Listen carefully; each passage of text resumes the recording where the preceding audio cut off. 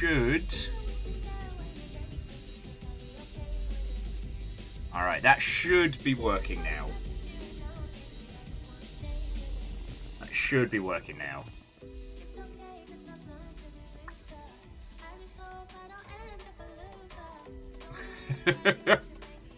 Bacon with a cheeky second first.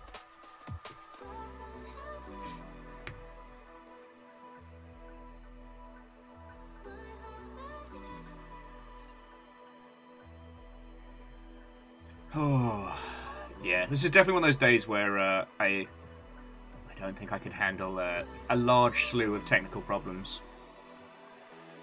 Anyway, Kakazi, Watto and welcome. Lance, it wasn't you, but thank you all the same. And I can do this.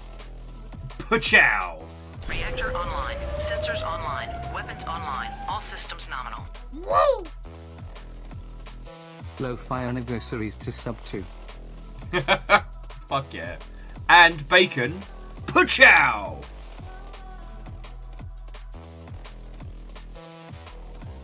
Thank you. Jesus. Will, playing The an indie casting game spell. that no one else he knows of has played it yet. How often does that happen? Not nearly enough, and it makes me feel fucking good. Because this is true, like, dyed-in-the-wool indie. It's the only project I can find by A Little More Games. It is called Geodepths, and it's kind of like a... I don't know. It is a crafting manufacturing game with a teeny tiny mystery storyline going through it. So it's not a horror. It's not jump scares or, you know, being in a gigantic river of blood. It's a microcosm of things like, you know, Infinifactory, or Satisfactory and stuff like that. But with this, like, teeny tiny person in the world driving your little drill around experience. Reactor online. Sensors online. Weapons online. All systems nominal. Another man strolls by. Thanks for staying awesome for us. Oh, getting it. Thank you. It is... Again, it is definitely the other way around. Like, if I wasn't able to do this and hang out with you lot, I would definitely be in a much worse space. So thank you, alright? Like, and 28 months of subs is fucking massive.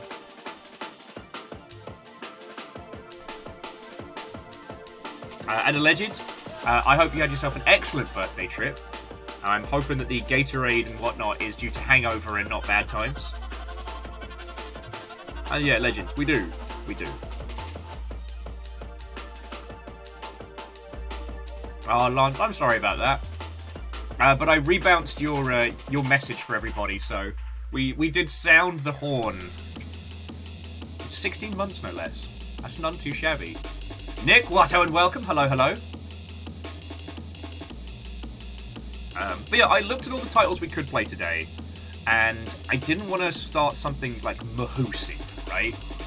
And this popped up on my feed earlier in the week, and I just loved... I loved what this is about. It is a small, compact, diegetic UI setup where you drive a tiny drill through monstrous chunks of underground caverns, and along the way deciphering a little mystery. And I really like that idea. I don't know, I've had Iron Lung on the brain a lot, because, you know, it's no shocking secret I love diegetic UI in games. But I just, even though most of us understand Iron Lung or know where it's going, its overall vibes are still so fucking intense that I don't know, I haven't had the mental fortitude for underwater horror Lake of Blood. And I saw this and I was like, oh shit. Like, it's a small indie team. Like, it's got a real tight focus. It is being made by one person. Matt Littlemore, and if that rings a bell for anybody. Like, this is a fascinating little game.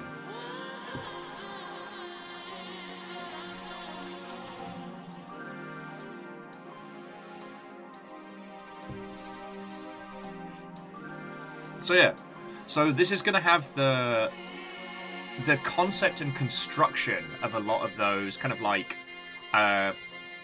craft and survive horror titles, but without the horror. And I'm kind of down for that. And Numbers, Watto, and welcome. Hello, hello. So, heckin' yo. I have decided to be fiscally irresponsible today, and we are getting bugs. So that's what I got to look forward to as well. Modicade, Watto, and welcome. Rock and Stone. I mean, it's a little more pebble and gravel in this one. But yeah, as I said, I haven't seen anybody who's streamed this so far. None of our squad have played it, so it's nice to be breaking some new ground. You know, some days I get a little bit, hey! Well, I'm going to assume Jamulian is the man, the legend. Or just coincidental. Watto, and welcome, friend. How you doing?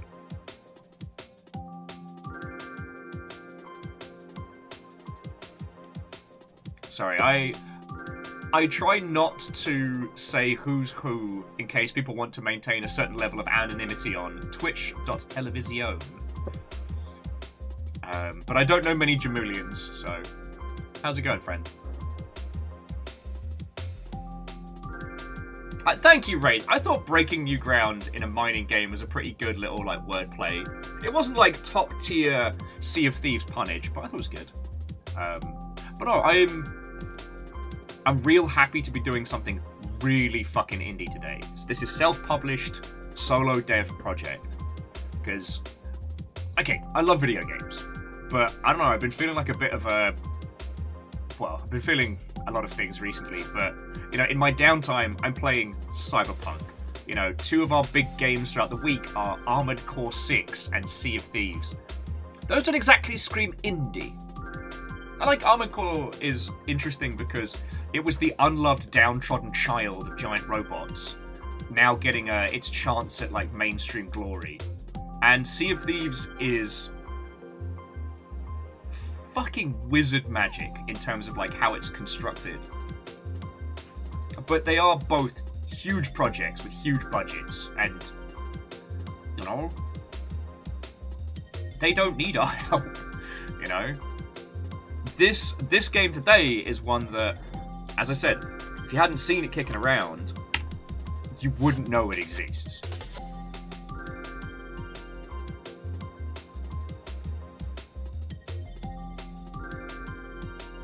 Now, thank you, Caffeine. So yeah, so that's what we're going to be jumping into today. I'm a real sucker for games with, as I said, with diegetic UI stuff, so like, fucking sign me up. As for the rest of today's plan, I don't know. I think I'm going to make another cup of coffee while we're doing this, and I am splurging on some burgers today. So you will get to see me thumb dicks into my mouth live on twitch.television. So enjoy that. How are you all doing?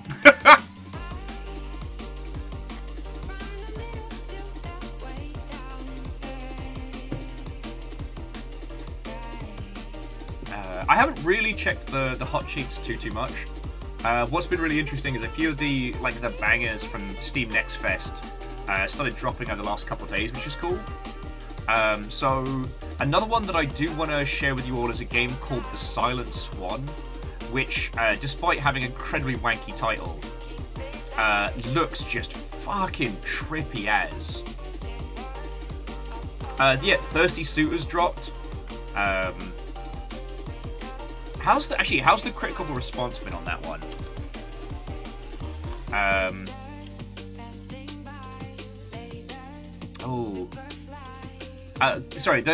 The reception for Thirsty Suitors has been good, but it's currently sitting at like 13 reviews on Steam, so I hope they're doing alright.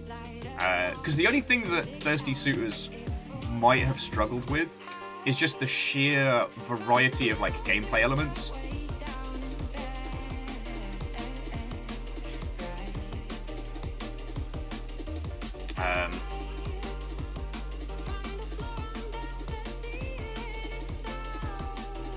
I think it's something that we'll have to have a go at next week then. God, it's just... Friends, there's never been a deluge of so many just fucking incredible games so quickly.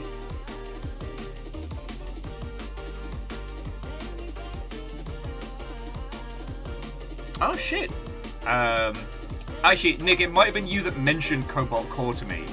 But yeah, that's dropping in a few days.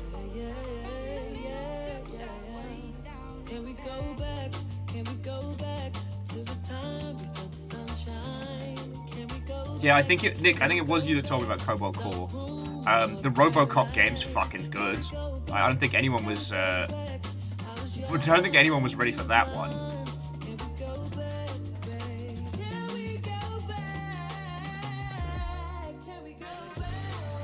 Like.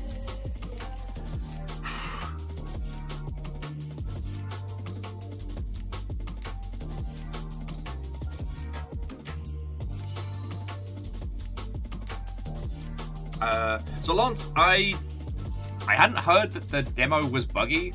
I heard that it blew people away, which amuses me greatly because, again, I think our squad was the only one that actually played the Terminator game they put out before, so good to feel a bit smug on that one.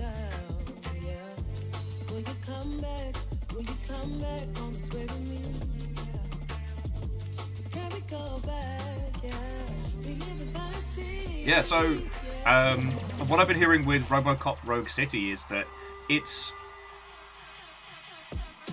simple, right? It doesn't overbloat. It doesn't have, you know, ridiculous levels of Ubisoft-style collectibles. It is what it says on the tin. You are RoboCop. You do not hide behind cover. You are cover. You stomp around. You stop crimes in in fucking Detroit. Oh.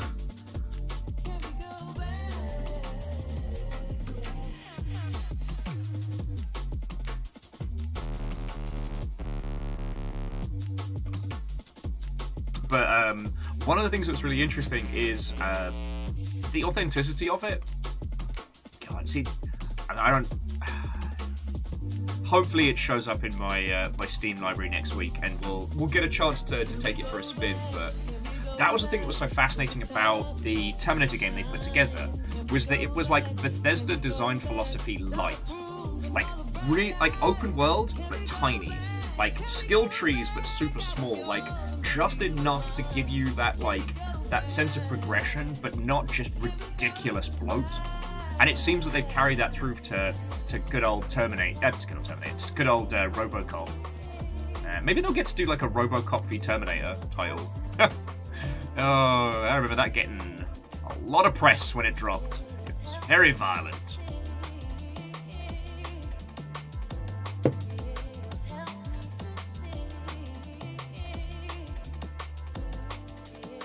Anyway, jumping about. There hasn't been too much else going on with game nonsense today, which is, it's a Saturday, right? Like, if something is fucked up video gamey wise, then you know it's bad.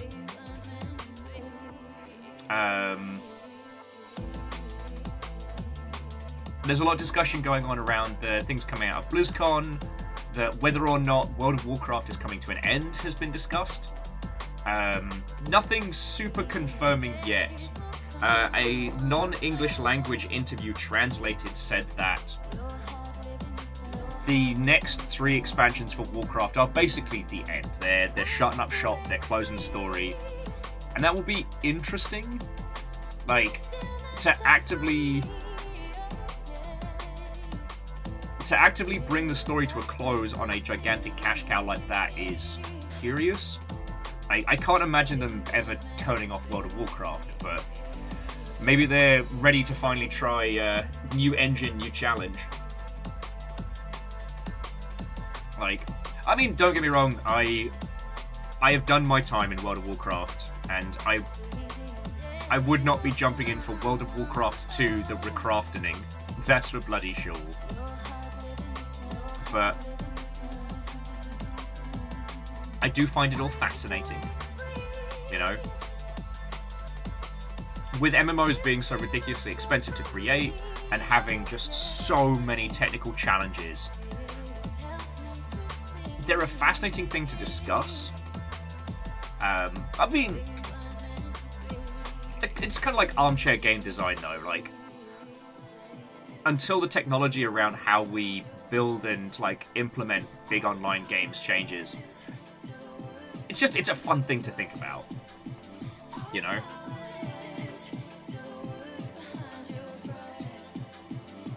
And Fearless, they could do World of StarCraft or something similar. Like, it's wholly possible that... Okay. Just to prefix this, anytime you think about What If X, a team has most likely either done a design doc on it or has, like, prototyped a vertical slice. Sometimes the business reasons for why these things don't go ahead are very strange or weird, or that sometimes they do make sense. There is probably either a vertical slice somewhere or a pitch doc for World of StarCraft. Whether or not we get to see that. You come lay down? You come lay down? Yeah. Her Royal Highness is deemed to bless us. So yeah, I don't want to phrase World of StarCraft as if we are the only people who have ever thought of that idea.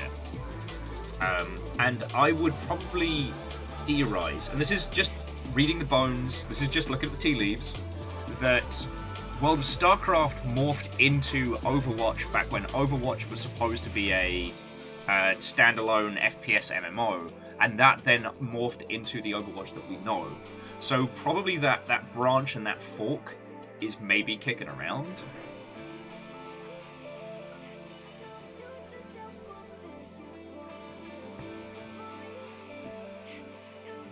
Oh yeah, no. Caffeine, they would definitely go for end of story, and they've also been able to turn like the classic content into a pretty profitable little side thing. You know, I don't know where they are with Warcraft Classic. I think they're coming towards Lich King, which feels wild to me.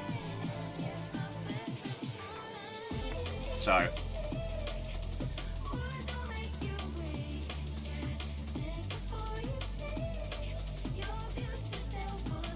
but it's an interesting thing to discuss.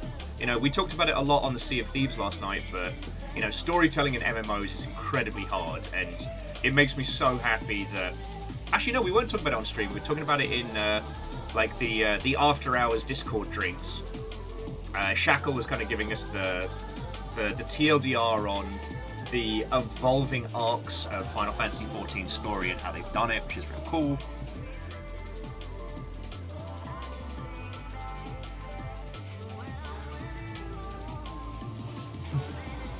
And they could do Lagmeister. They could do.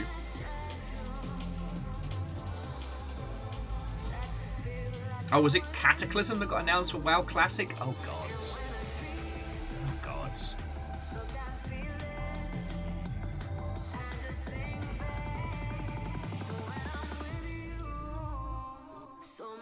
Yeah.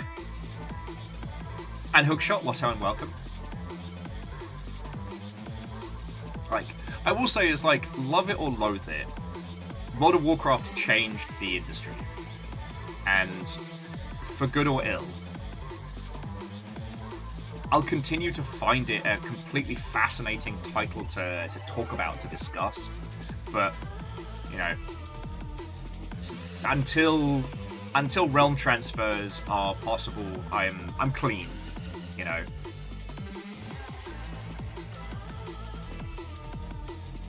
Lagmeister is saying they'll soon release WoW Classic. Fuck!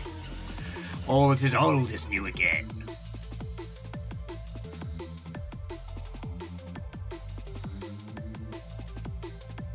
But no, as I said, I find all of this very fascinating. I'm still hoping that I'm still hoping to be able to spend some time with Book of Tales. I'm sorry, Book of Travels. Because it was made by the same team that did Shelter, and its whole idea is to create a experience that feels like a big world, but has a small amount of interactions. They called it a tiny MMO. Sorry, a tiny multiplayer online RPG. And I think it's currently just at the prologue phase. But it's also still sitting at early access, so I'm in two minds about it, you know.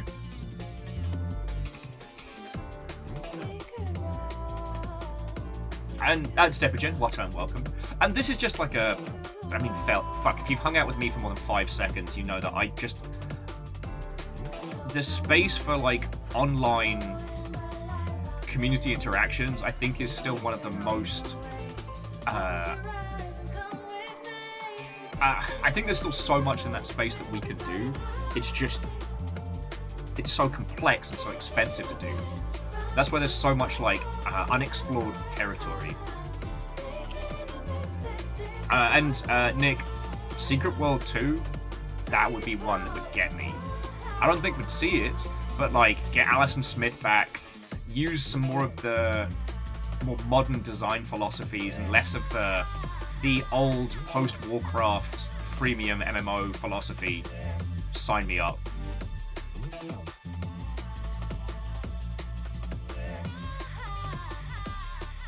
Oh yeah.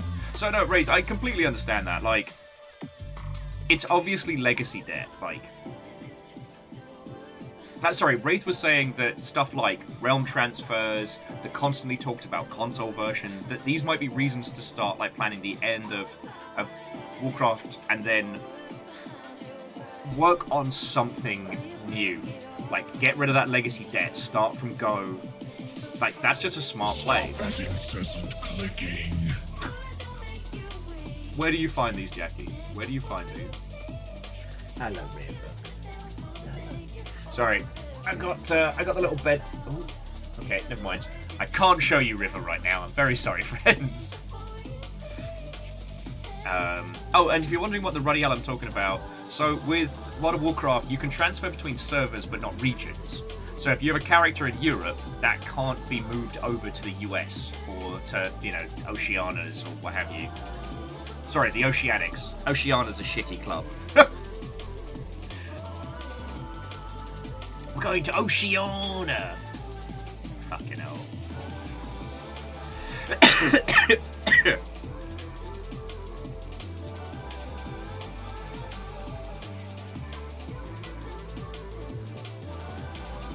But yeah, like, again, I'm not giving anybody an easy pass or anything like that, but when it comes to stuff like a breakaway success like Warcraft or Fortnite or things like that, because of the speed at which success takes hold, sometimes it can create this like solidification of legacy debt, tech debt that you don't see in other places, because you go from 0 to 1,000. Like, you as a team might have been planning to like slowly implement stuff and, you know, slowly work on some back-end things, and suddenly you are under siege and your team just has to plug holes, keep it stable and keep the users coming in, and then you realize 2 years later that the stuff you did when you were just like damming the wall and like building those fortifications as quick as you can, they have flaws that cannot be removed. I mean, in a weird way, I still respect Cataclysm. So if you didn't play World of Warcraft, so Cataclysm was a fascinating concept. Big mad dragon guy shows up, cracks the world in half, flips everybody the bird and says, "Come at me."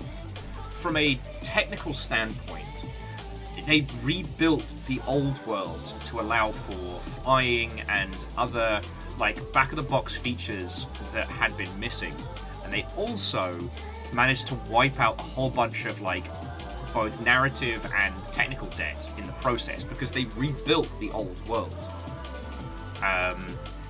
However, it didn't go down with players as well as other things had, because, like, intellectually people understand, like, hey, we've got to redo the foundation, otherwise it's going to fall over. But you're also asking people to pay for an expansion. You're asking them to spend money on something, and in their mind, like, the value proposition in previous ones was, oh, if I buy an expansion, I have this huge new map and this whole new world. Whereas you're trying to sell me what I already have, but with a coat of paint. Now, Quasi, when you say you're on the way to get poke, are we talking a Pokeball with rice and fish and what have you, or get poked? Because I think the definition is important. Nexus, this is not Deep Rock Galactic. This is a game you have not seen. Yeah, and Phyllis, that's a very good point. The removal of that early experience definitely led to the hunger for classic. And it's something we were... Okay, so we were talking with Shackle and Peeps at Late Night Drunken Discord, and Shackle was talking about how people will follow a content creator, YouTuber, streamer, what have you, through especially the big story arc beats of Final Fantasy XIV, because it's very hard to get the chance to re-experience that again. And it was a fascinating conversation about player behavior and what drives us. Now, one of the interesting things about World of Warcraft is that at some point throughout your experience, you go from being a player of the thematics to a player of the systems. And that is always fascinating. When you first start, I mean, and this is true for a lot of MMOs, but when you first start it, you have naught but your character and the world as it's presented to you. You don't have a shit ton of moves. You don't have to worry about stats and number go up. You know, rotations and what the meta is and how your cool bar, how your hotbar should be set up, or your cool bar if you're rad like I am. Like, you don't have to worry about that shit. It's just you and the world. Grinding, talking to characters, experiencing quests, going on adventures, fucking living that best life. It's great, right? But at some point, that balance tips. The mechanics take hold. You don't see the world in just thematics anymore. You see it in mechanics as well. And what that, in my experience, leads to is people attempting to recapture that spirit, that flavor, by going back around and starting new characters. That's where a lot of the alt experience comes from in World of Warcraft. And even if people don't play through those characters entirely, they like knowing they can. Cataclysm took that away. Like, it took away an experience that people hungered for. So, like, before Cataclysm, and admittedly, we weren't quite in the same level of, like, you know, streaming and YouTuber-y nonsense pre-Cataclysm, but there were some people. But if you played through, you know, if you played through Classic and Burning Crusade, what a fucking journey that was. Whew, great times, great times. But what you could do at that point is start a new character, maybe a character on the other side of the faction wall. You could also watch somebody's experience going through that. Cataclysm took that old thing, threw it away, and they tried to present them with something better, but they removed something that players held very dear. I think that's kind of fascinating.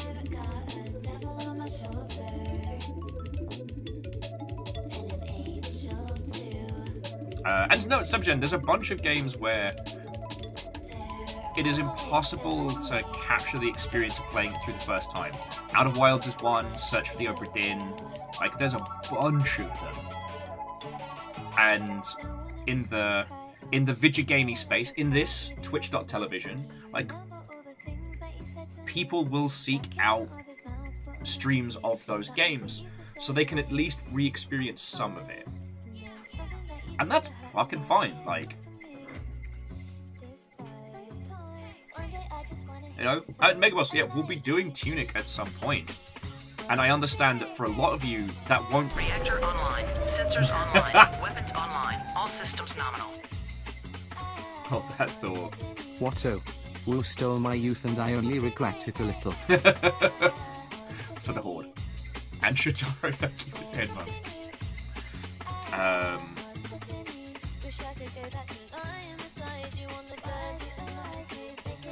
Yeah, so Fearless, I felt very similar. After Wrath was definitely when my momentum dropped off, because if you didn't play the old Warcraft games, like the story of Arthas becoming the Lich King, still one of the great stories in video games. And when you start playing World of Warcraft, you're in this post-Arthas world.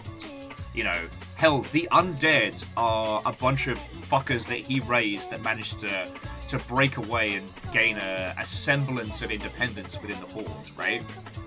And so Wrath the Lich King was the conclusion of Warcraft 3's story.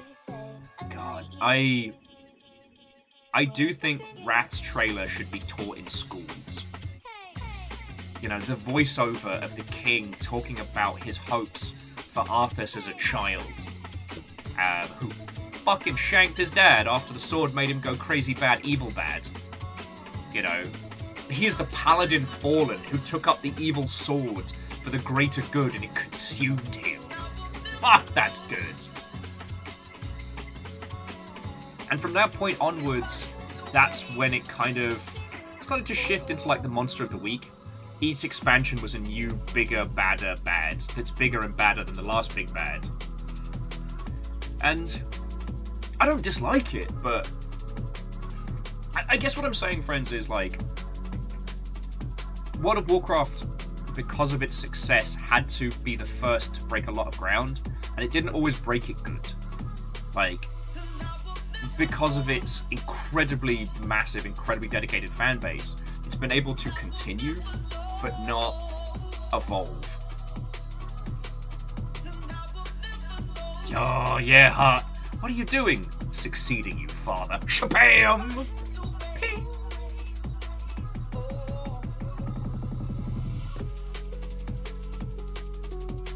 Oh, yeah, no, and Wraith, Dan Olsen's description of the Horde City was so on point. Again, if you haven't seen it, Dan Olsen, Folding Ideas, did a great video on returning to World of Warcraft Classic, and it's definitely worth a watch.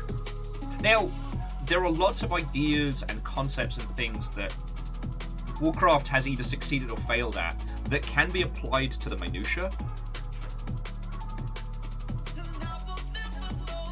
So, it's definitely worth researching, you know.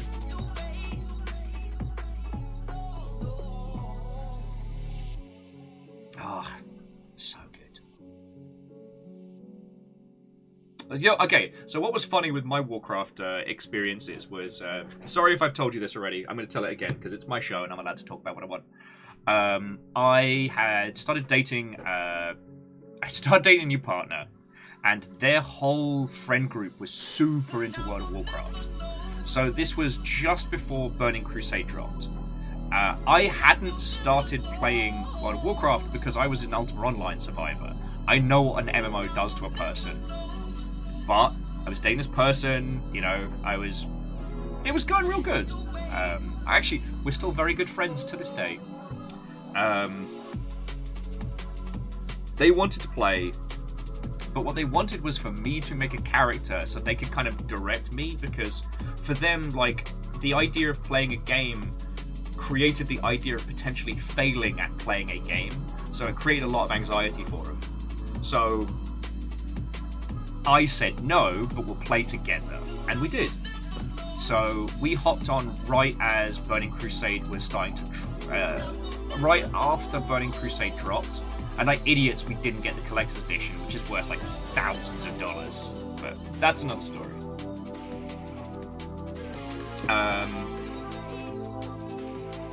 And we got to kind of experience it all from go. But what was fascinating was that they had never played Warcraft 3. They didn't know, you know, Beyond the Dark Portal. And I did, and it was so fascinating. Like, because it was a new experience for me, but I also got to be like this guide, this Sherpa. It's great fun. I know. I don't regret my time in that game. I made friends that, you know, have persevered to this day, and I've got stories to tell. And I think that's what's important. Every MMO eventually dies or you leave it. You know, it doesn't matter how good it is, eventually you will be done. And that's okay. So long as you come away with great stories and, you know, great times, you've won, you know? I mean, that's a whole nother kettle of monkeys right there, but yeah. Wraith was saying that Cataclysm's coming to Classic, and that's where I think the line should be drawn. Because it's like...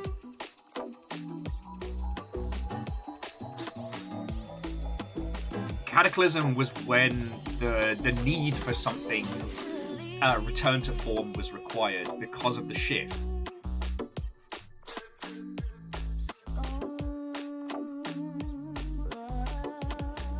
So, I don't know.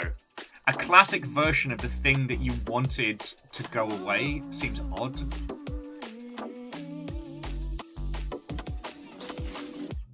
Yeah, and Fearless, getting to actually go to the Dark Portal and seeing it in its gigantic size, holy shit, I still remember how I felt. Same as like finding the Lost Vikings in a little fucking tunnel. Ah, good times, good times.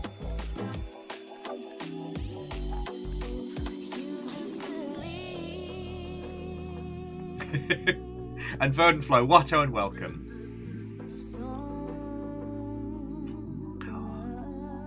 But as I said, like, over the years, MMOs have consumed me. Ultima Online was the one I lost my life to during my teens. So I managed to avoid EverQuest. Like, I played it, but I saw its tendrils and I went, no! Because, like, when I say I played Ultima Online, I mean I played it standard, and I played a homebrew RP server where you had to make a written application for your character to join, and it was amazing! So, EQ was easy to avoid because it wasn't as good as a proper dyed-in-the-wool RP server. I putzed around with a couple of other things, little stint in Dark Age of Camelot, etc. Then World of Warcraft consumed my life. I still have my Horde wallet. And then rolled into EVE Online after that because I needed something that was so drastically different from Warcraft.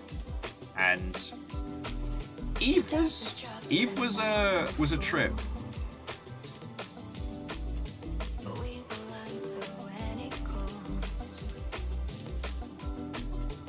Yeah, Legend, you can't get much further than EVE.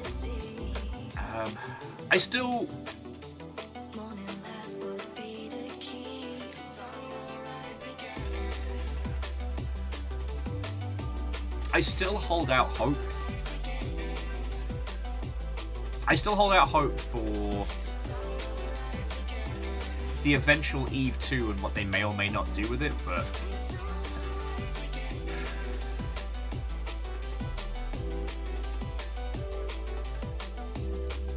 I don't know. Sorry, I apologies, I drifted off into my little head. EVE 2 has been an industry rumor for as long as I've been around in the industry, and I often wonder, like, I think CCP may have painted themselves into a corner.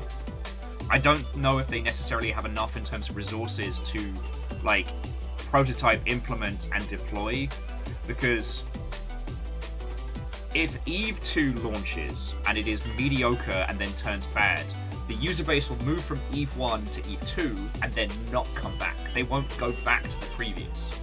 So they need to create something that won't undermine EVE Online, because that's currently what keeps them afloat. Yeah. Now, I had a theory for a while.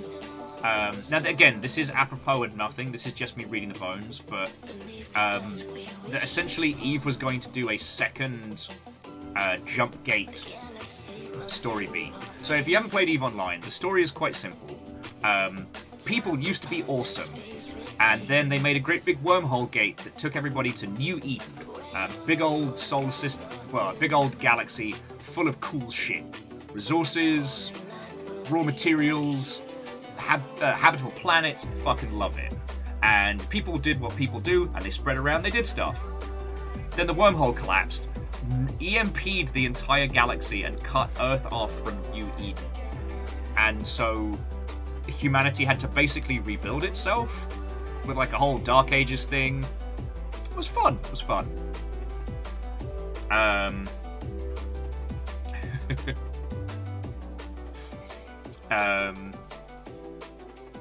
And that's the general plot point. It was implied in some of the cinematics and story beats that there was going to be another wormhole leading to another place. But I don't know if they followed through to that, or if that was the big bad from beyond the galaxy that showed up, or what have you. But there was a theory for a while that going from Eve 1 to Eve 2 would involve transferring your account, like actively flying through the wormhole to fresh new grounds. But I will say, everybody talks about, like, you know, Eve being like Excel in space. I found it to be a slow and methodical LARP in the weirdest way. More like a LARP light, but you know, the fact that you're always putting your gear on the line, you're always putting your character on the line. The risk and reward for like late game kit, I found that fascinating. Like, I still remember when we tried to move our operations from one area to another, accidentally taking the wrong jump, getting hit by gate campers and losing everything to rebuild.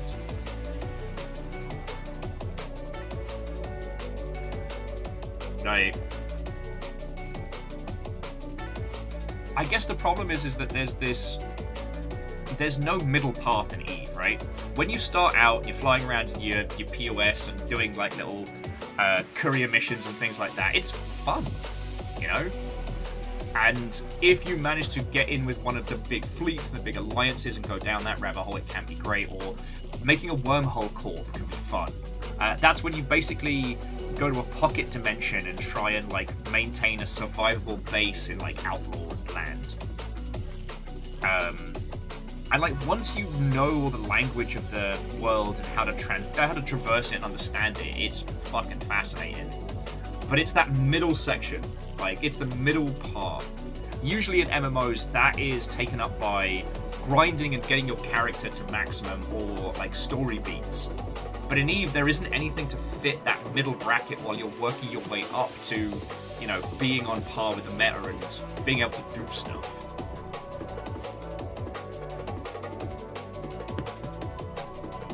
Well, so Reed, you're correct. You should never move your whole setup at once. But we didn't know that. God, it created one of the best stories. Create one of the best stories. But, and that's the thing that I mean is like, when you're early on in Eve and you get popped for doing stupid things and you're learning all the weird mistakes, it creates some great stories.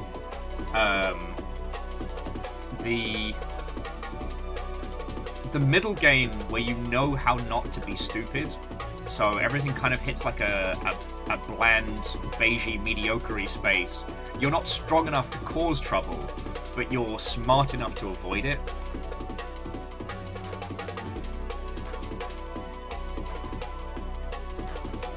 I don't know, sorry, I guess I'm just talking about Eve now. I won't go back, but I'm glad that I played it.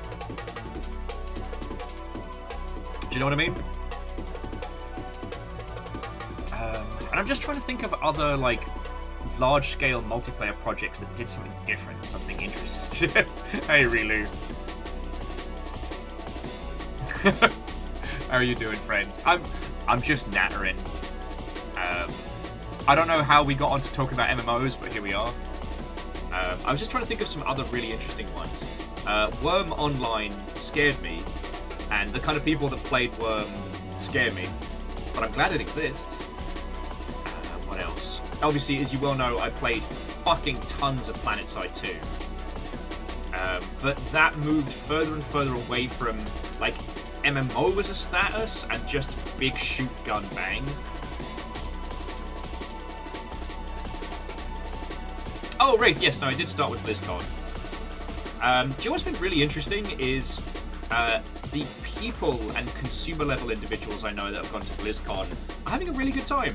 All the industry folks are saying that it is a fucking dead wasteland, and that is interesting. I need to get some more data on it, but it's just kind of wild.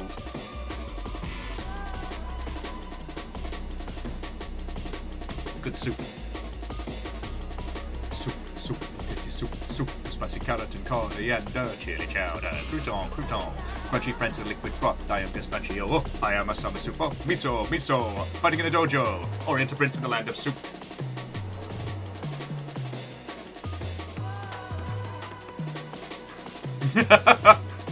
Rilu, just give the postie a good tip come Christmas. They'll understand.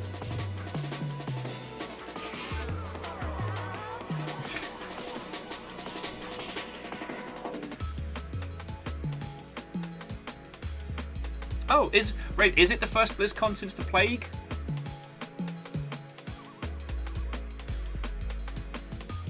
Oh, Shitaru, Hellgate London. God. The attempted 3 styles of gameplay in one game, but with a 2-tier payment system that was very confusing. Ah, good times. Who remembers APB? That whole mess nearly destroyed the entire British games industry. Definitely ruined the Scottish gaming scene. The Scottish games industry scene for a while.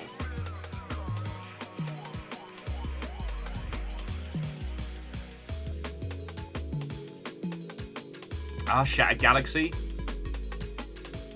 Fucking yo.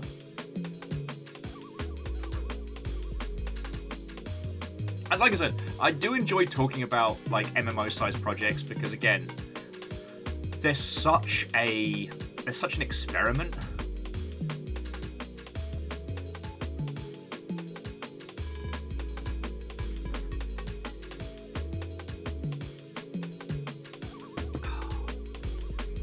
Anyway, so to those of you who just joined us, Watto and welcome. I have a mostly untouched, fresh as fuck indie game to show you all called Geodepths. It is a non-horror, like, diegetic UI mining game where you drive a mining drill through hidden caverns. It's got a real kind of like craft and survive vibe, but without any kind of like ooga booga booga. Although there is a mystery afoot. Oh no, sorry. Wraith was saying that a hard sneeze could kill the Scottish games industry. It's all the support it gets. Yeah, and Wraith, I did see the Scottish Game Awards kicking around. Like they got coverage, so like fingers crossed. Right, I guess just like Scotland's got to be a tricky one because it's got that same like. I guess you've got like Edinburgh, and Edinburgh is insanely expensive to live in, so you don't want to run a studio there. And the other places are much harder to attract international talent.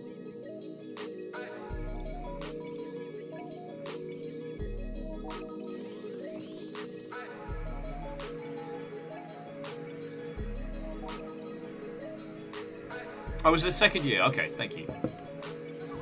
Anyway, so whilst we're nattering about this, let's get the game started. Because I don't know how much faffermancy it's going to take to get up to speed. But I hope you're all ready for a spot of nice lo-fi rocks to smash beats to.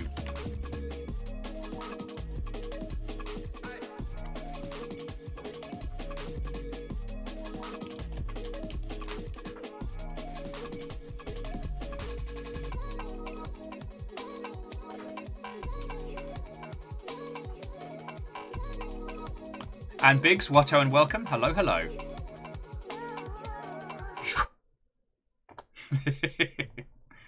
Alright, let's get this fucking game started.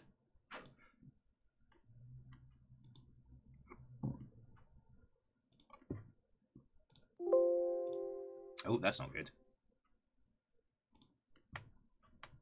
Are we okay? Alright, I think we're okay.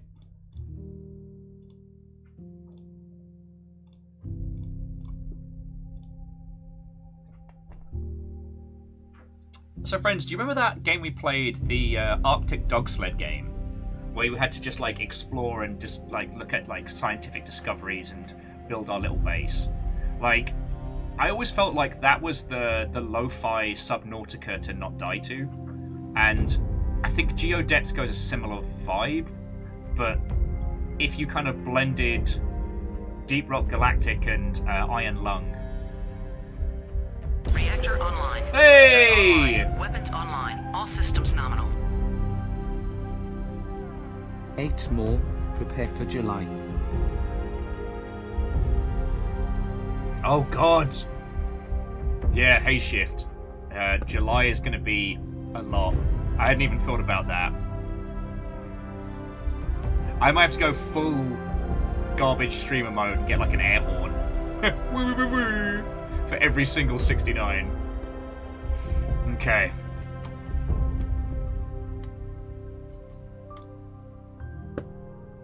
So yeah, so this is Geodepths. Let's just get fucking started. But yeah, one of the things that's been really hard ever since I started working in video games is losing the ability to go, why isn't this multiplayer? Because you know why it's not multiplayer. It's frustrating. Beep boop.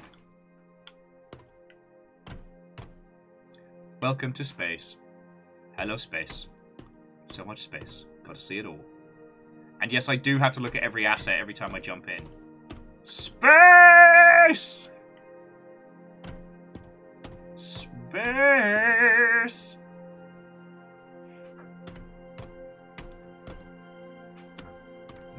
Spreadsheet numbers. Because with titles like this... no, Biggsby, get into the rocks!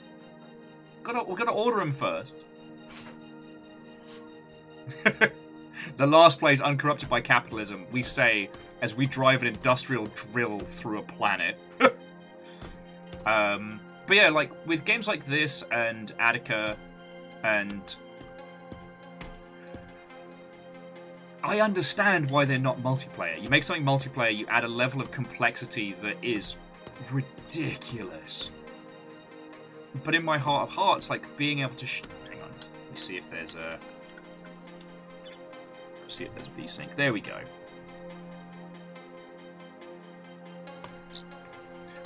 Being able to add more people into an experience sometimes I think is really, really fun. Oh, Shitaru, it's funny. It's fine. Planets just look that way, you know? Don't even worry about it. Alright, so what have we got? The Hades Delver Drill. Can drill through rock deep underground in order to mine ore and find caves. Upgrades and tools are available on Research and Discovery. PDA. Press Y via PDA. Oh, here we go. Mission Briefing. Welcome to your PDA. That stands for Public Displays of Affection. Use this to remind yourself of tasks, and you keep track of anything interesting you find. Mission tasks. 1. Survey the natural resources found beneath Manticore 4. The Manticore, he isn't even in this song! Upgrade your drill, build your base, explore miscellaneous caves, investigate the strange signal deep below.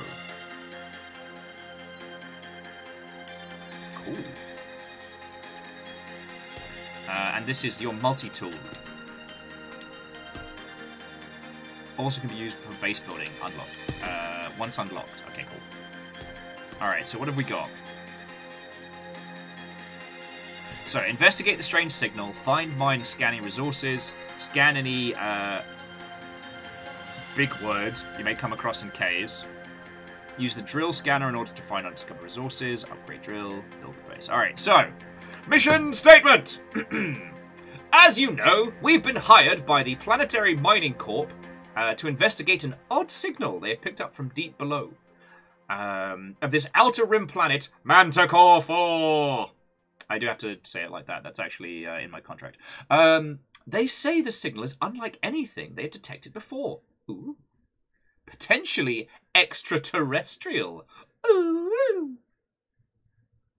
Although terrestrial comes from terra as a word, right? Like that's the etymology of that word. Something's only extraterrestrial if you're talking to them from off the planet, right? Right? I have to think about that one. Anyway, you've been tasked to do routine subterranean survey whilst you're down there. Small base has already been set up. In a suitable cave close to the surface, and the Hades Delver drill can be found docked there. Once you're ready, go jump in the teleporter in the next room. It's been primed and targeted to take you to your base.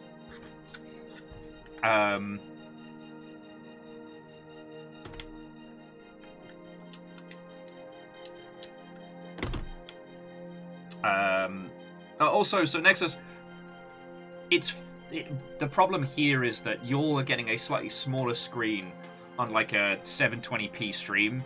It's not too bad to read here, although staring it while flipping around does give me a wee bit of a headache. But we'll be fine, we'll be fine. Yeah, it's extra manticoreal. There we go.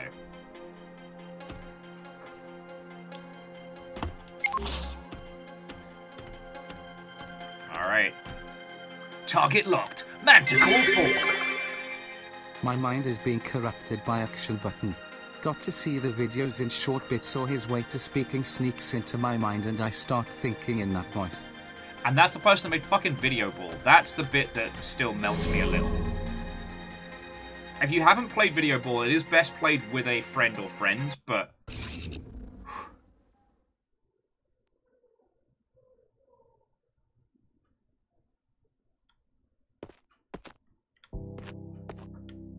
Alright. Ooh. Drinkable glowy stuff. There's no way this is a bad idea. And Sepagen, yeah, thank you for the 200, friend. Okay, so let's explore our little operation. So, drill storage.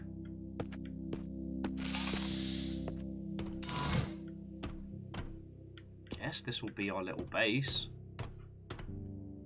Backup generator. Okay, so we can't construct anything just yet, so I guess we gotta go on out and drill for. One thing I do want to highlight, friends, is the ever so subtle detail lining on all of the assets here. I don't know if this comes across, so I'm going to bring this on in. So, at first, it looks like a untextured low poly, right? The idea that you put your assets in the game, you don't texture them, they are just that color by the engine, and then you use like lighting and shading to make it seem more vibrant. But here, like, they have the mesh. It's not cell shading. It's the mesh. I'm gonna need to get more coffee. All right, because I am not doing okay. But what's really cool, and this works very well because this is not a horror game, right? But as we go into this area that is not lit, all the assets still have that slightly lit up edging on the models. There's a technical term for... Is it vertex colors? I'm definitely going to need to make more coffee. Edge detection seems right. But regardless, what it does is when you're in the dark here, you're not completely devoid of context. Like, we can still see all the little details on whatever this processing machine is, but it still conveys to us, the user, that we're in the dark. And you notice that the line work is less pronounced the brighter it is, but it's still there. Like there's our little lines. There's our little lines doing little line stuff. Anyway, let's give this a little. Let's give our little ship a drive. All right, so docking terminal. All right, let's undock our drill. Okay. Systems online. Weapons online. All systems nominal. And this is our setup. Alright, so we are here. Drive left and right.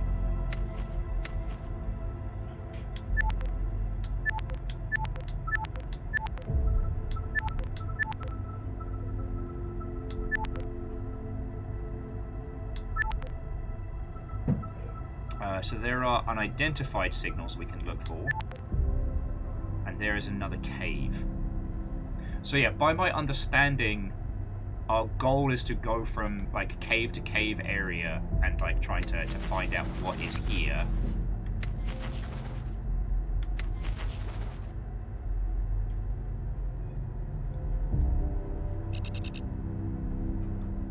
Trying to push some of these buttons.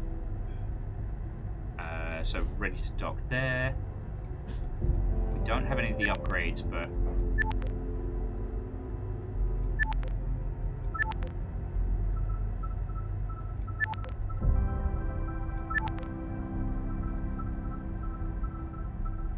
yeah, Jamulian, you're right. It's an edge detection shader. Thank you. Apologies for being just brain dead today.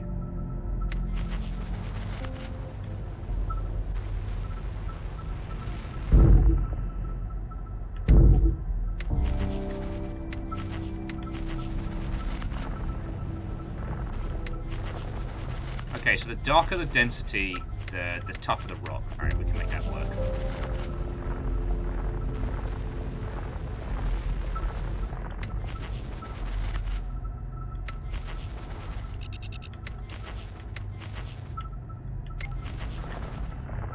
Oh, here we go. So, unidentified 5. Get ready to mine. Start. Okay.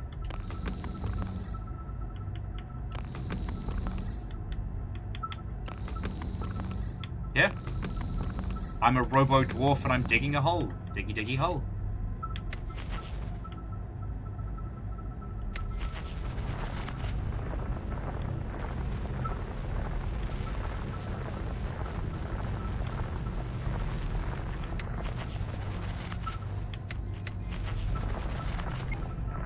Okay, so cave unknown. Ready to undock.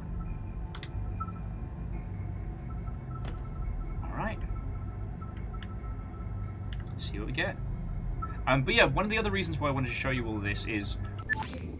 Okay, use multi-tool to scan things. Alright, cool. When you think about what we're actually seeing here and how much is being rendered, this is really fucking clever.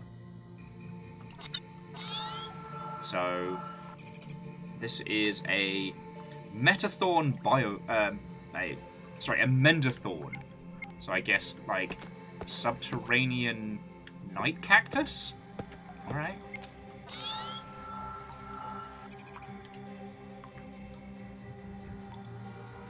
Oh yeah, no, Jamulian, I fucking love shit like this because, yeah, it cuts down on the art budget. It's all untextured, at least so far as I can tell. And it gives it this real depth, which I feckin' love. But what's great about it is, if we put our thing away, we can still see in the dark. This isn't meant to be a horror, so it still means that we can navigate and get that sense of, like, the shape and scale of these caverns. Oh, there's no storage and drill.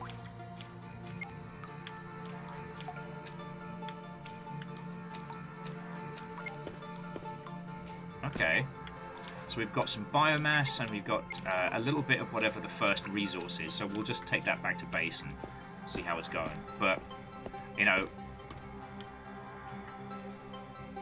know me, I am a huge proponent of economy of art. And, yeah, apparently this was a full-on solo dev project, and you can kind of make sense at this point, right?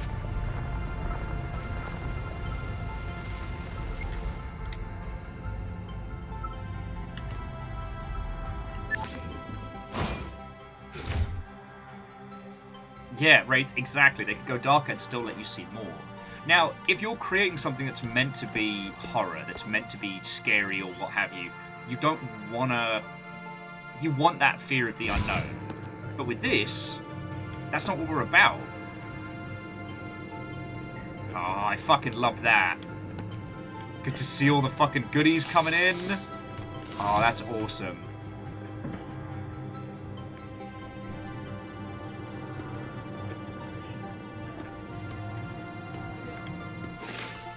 Okay, so for now, we don't have any systems online.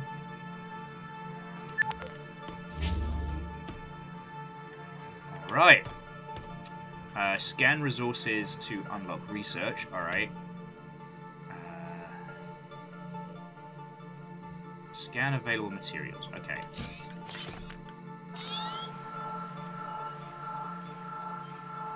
This is fucking cool. So Dustin, they actually released a full version of Motherlode on Steam that has some fascinating little like story beats. All right, so this is Hemitate. We're gonna call this one He-Man. So He-Man unlocks refinery recipes. Lovely.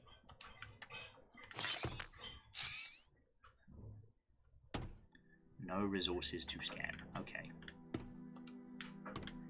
So we haven't yet unlocked anything that we can really use there.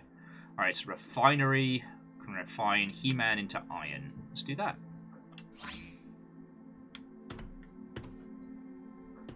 Oh, I fucking love this little conveyor belt setup. Thank you. By the power of burgers, I am healed! So... I understand this is probably not what all of you signed up for when tuning into the stream today, but yes, I will be thumbing dicks into my gob.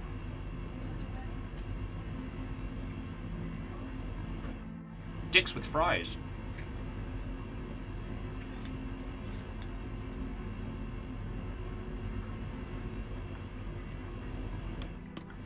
No, Phyllis, it's pronounced He-Man. It's definitely pronounced He-Man. I don't want to be all geologist all up on you, but it's definitely He-Man.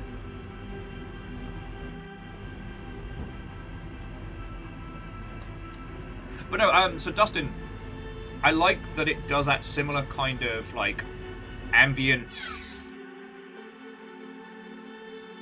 It uses the diegetic UI to create a very simple overworld. But because we're all boxed into our little drill, we can't just look out the window and see it, so it's technically correct.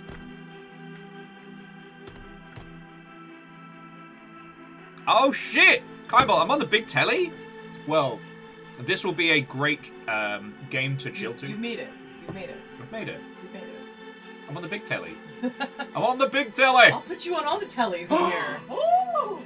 Okay, so far I think the biggest telly I've been on is the one at GameWorks, but maybe we'll start like a little contest, like who can... I got put on a dive bar TV, like, once. That was pretty cool. My friend was like, hey, That's rad. I put you on the TV, and I was like, I don't know why, but okay. Also, you might love this game, because it's very space, but it's not in space. It is not horror, it's mystery. You drive a cute little drill around. God, this looks like every space station in a video game ever. Yeah, it's great. This is our little... This reminds me of the one game that we play. What's the game with the space stuff? Oh, Polaris. What?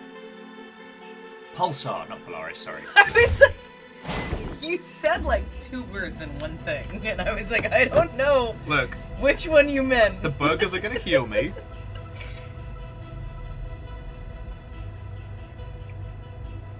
Twizzlight's gonna put you on the projector. Oh shit. That might be the winner of the projector. biggest will contest.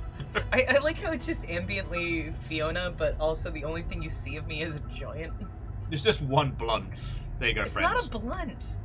A blunt is very different, Will. This, joint. Blunt is rolled with a different type of paper. Look, alright. Just You need to learn from... take it up with Jay and Silent Bloody Bob, alright? They taught me the wrong terms. No, you just didn't know. Take it up with Jay. Jason Mewes, explain yourself. Wait, it's just my Mewes thing. doesn't need to explain anything. No, he doesn't. He's a treasure. What are you saying? Oh, Dustin also says, hey, Fiona! Alright, fine! Apparently a blunt is traditionally rolled with cigar paper. Alright. Yeah, it's like, well, I think it's banana leaf. Well, that's what cigar paper is. Okay. Oh, but before you go, let me just quickly show you that this is the control of your, like, space drill. So you got this cool little chair. And you literally just drive it like this. So you've got your little scanner showing you all the places you can go. Hold on. Don't laugh at me. I'm not laughing at you, I'm laughing with you, I promise. I need to look something up.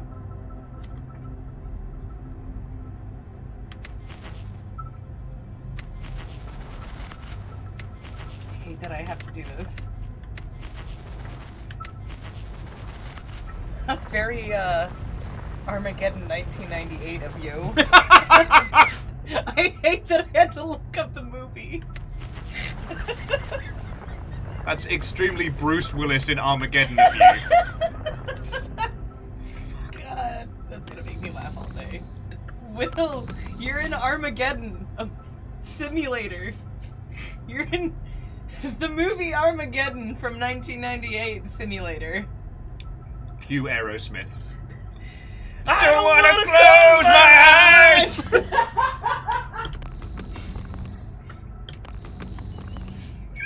So bad. This is what you all signed up for today. And I don't want to miss a thing! Man, that was pre-Lord of the Rings. Why would you hurt me like that? Fuck!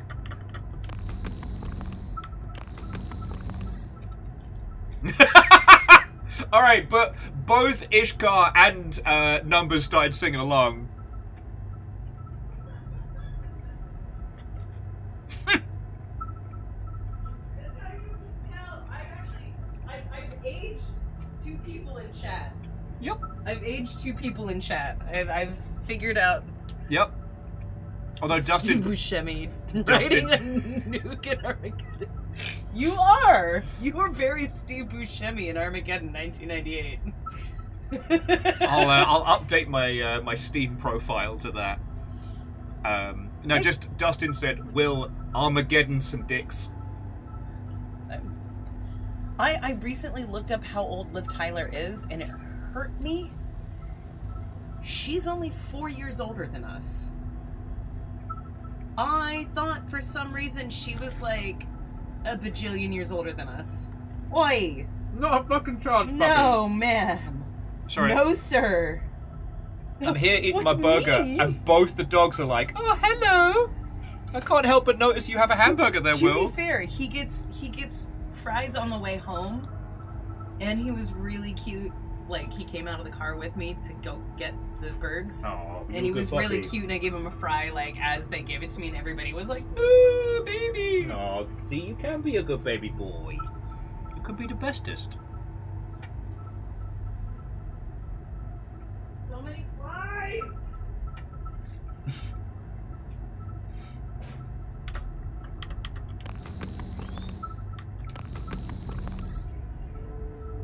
I'm stuffing my face. Hoffer says it's more like the Core 2003 simulator. Oh, man! That was the other one that came up. Yeah. God. That film was unequivocally terrible, but it was part of 2 for Tuesday. So, 2 for Tuesday was the precursor to Orange Wednesdays, where you could get dead cheap movie tickets on a Tuesday. And we used this to watch terrible films and not have to deal with going to class. Angela, Swatto, and welcome. Wait, what? And you are correct. Dicks are being eaten live on stream. Nim, nim, nim, nim, nim, nim, nim.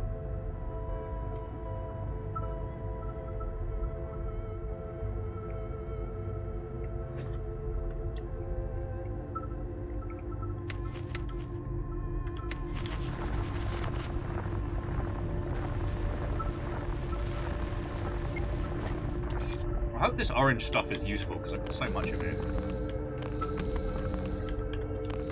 And yeah, what Mr. Twitch doesn't know can't hurt him. Vernflow, yeah. Once I take a little break in a sec, I'll email you some fries.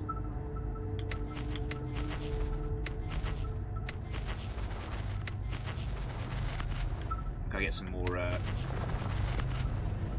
not entirely sure yet what like the biomass and good stuff's for.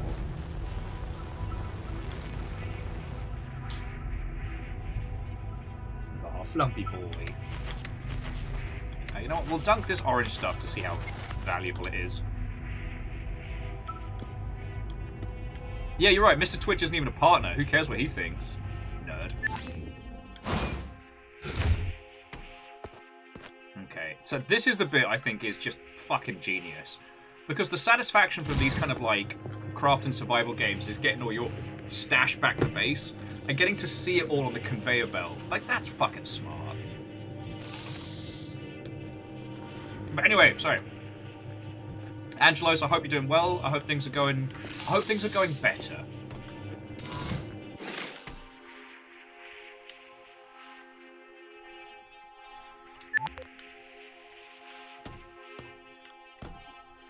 Okay.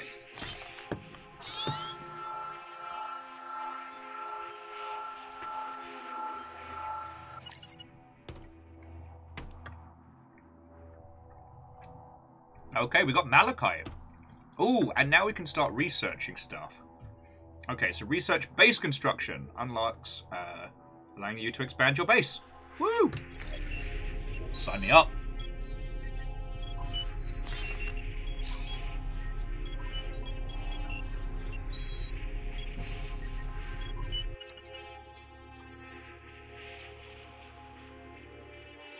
Biggs, I didn't even know that was a thing. The alien from LA. Sign me up.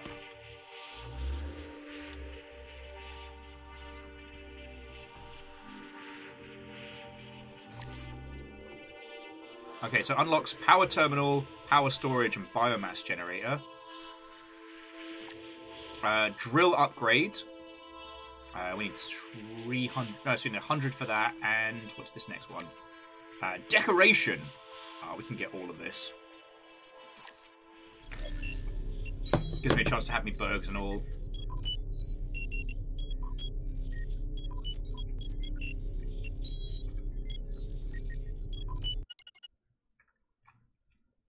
And Angelos, I'm real happy to hear that. I'm real happy to hear that. Like, I've been keeping up with the stuff and things as best I can, but things have been very ridiculous over here as well, so.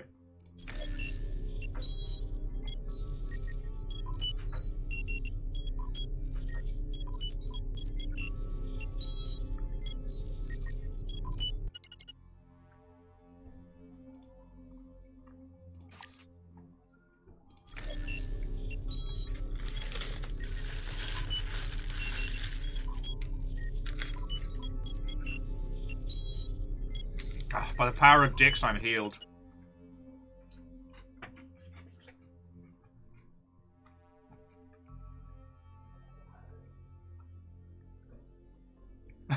No thoughts, only shipping. The truest video game experience.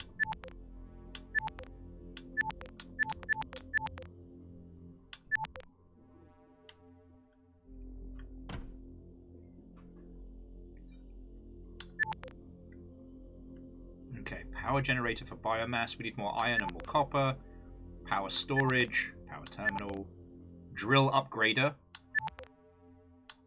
Research we've already got. And refinery we already have.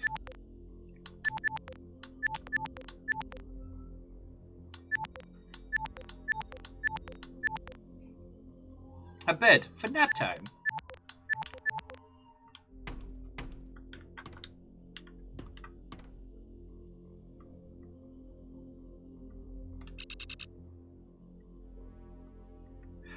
Okay, so we can only refine one of these at a time based on power requirements. Alright, I'm learning, sorry.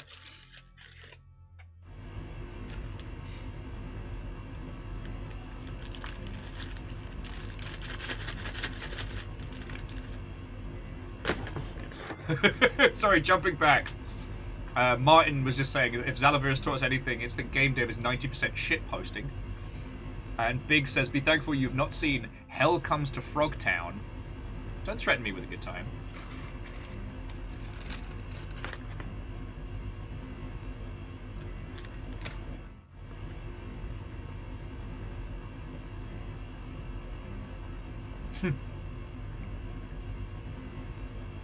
Yep, no thoughts, only ship.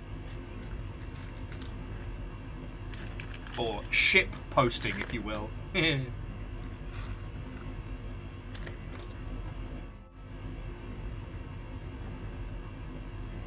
Wraith, I'm hoping the same thing.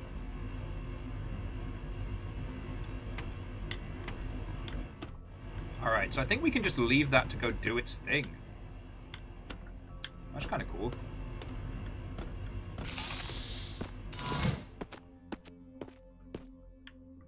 Something tells me as we get further and further in this, like, we'll be looking to do more of that, like, in terms of automation.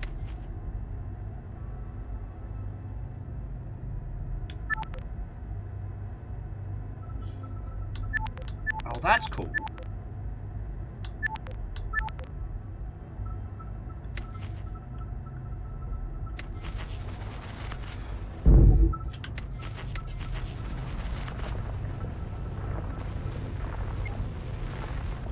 So now we've got the ability to actually just search for what, look for what we're... Oh, my fucking life. Search for specific ore types in the ilk.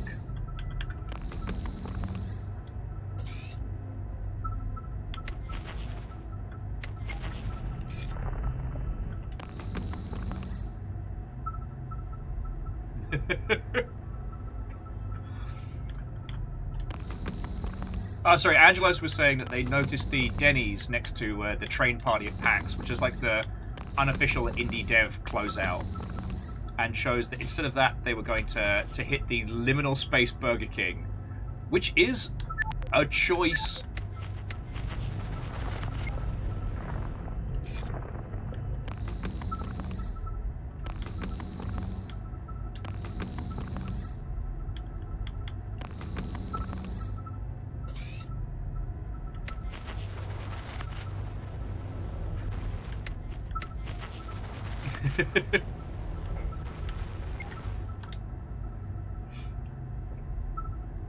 Oh, excuse me.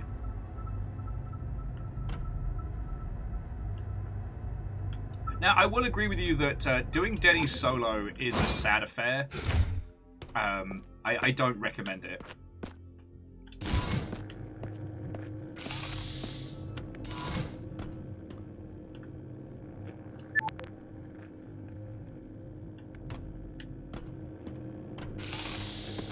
There's my horde coming on in.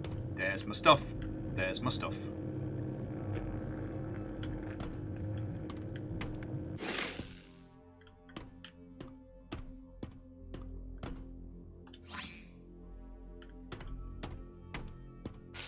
And yeah, Denny's, sorry, Cheesecake Factory is also a haunting...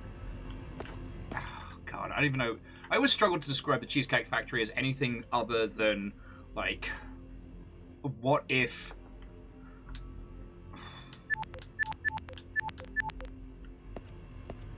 God. Oh, okay, that's fascinating. So we can't build in this area out here, but we build onto the rest of our structure there. Okay.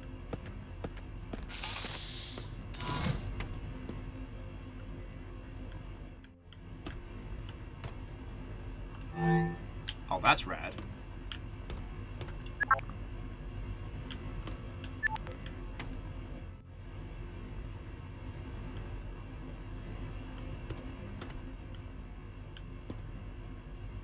Sorry. Yeah, solo Denny's is...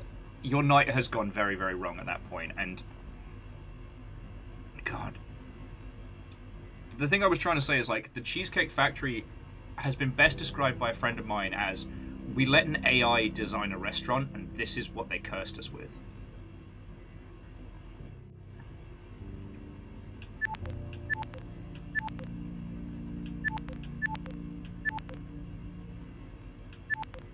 Okay, so let's get the drill upgrader going. Here we go. So drill navigation speed. Storage. Alright, we're gonna need a lot of that. Okay.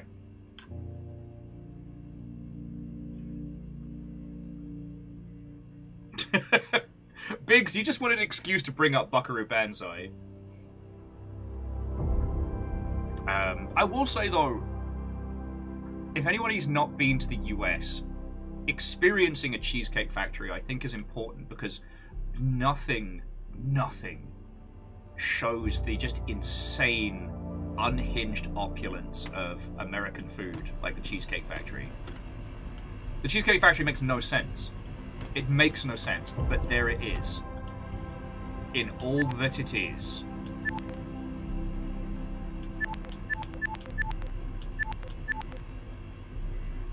Oh, storage terminal.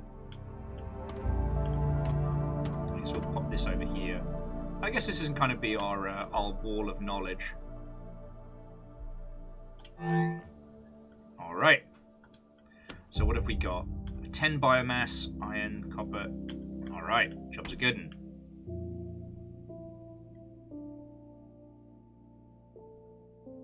No, and so, Angelos, it's not just the food, the Cheesecake Factory, its entire ridiculousness. It has not earned its, like insane, like, Art Deco on speed and decor. It is not deserving of its design, but there it is. You know, like a marble theatre turned into a McDonald's. It makes no sense, and yet.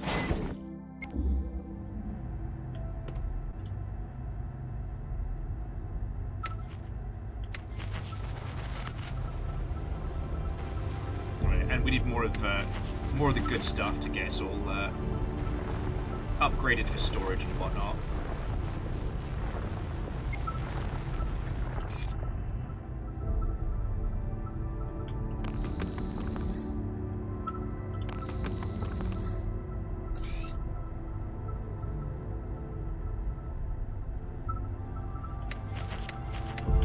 Pajoom!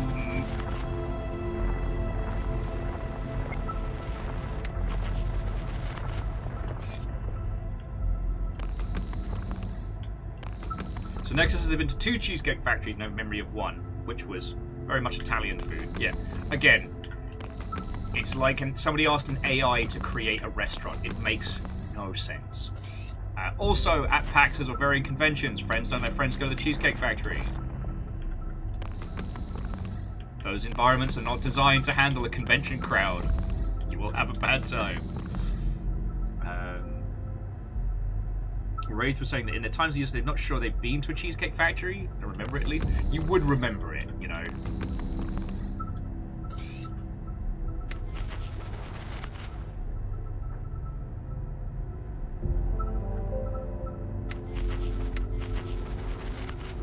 Can we...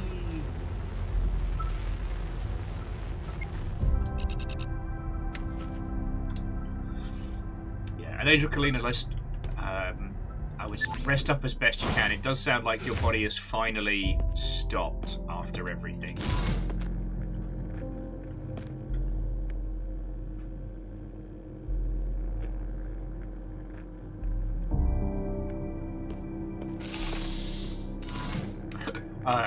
Yeah, Evil Geek. Well, get you more friends. Get you more friends.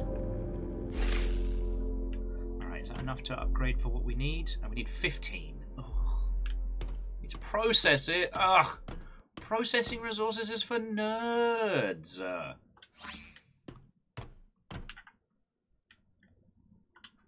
well, what we can do...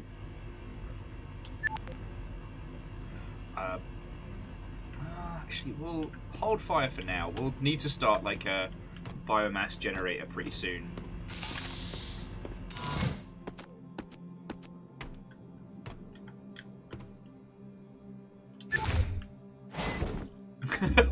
Oh shit! Am I the nerd? Oh my god, friends, the nerds were coming from inside the house!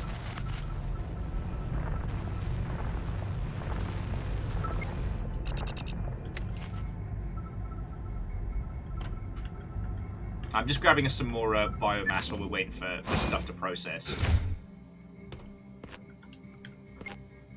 Chow. Chow.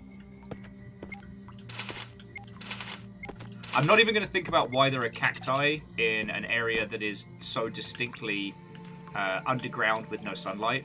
I'm just not going to think about it. I don't have to worry about it.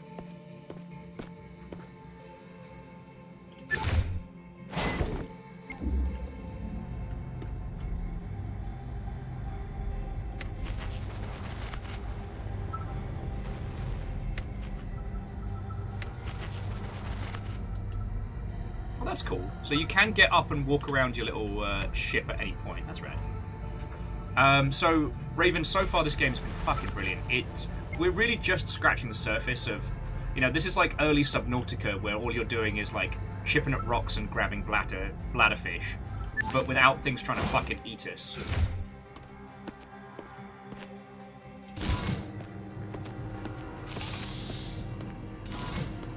Alright, how are we doing for processed? God, it's still going. But we can now get the that storage capacity. Trying drill shape. Interesting. Max toughness. Oh, we need more copper for that one. So, alright. So Raven, this is very much its own flavour. It feels similar to Pulsar: The Lost Colony.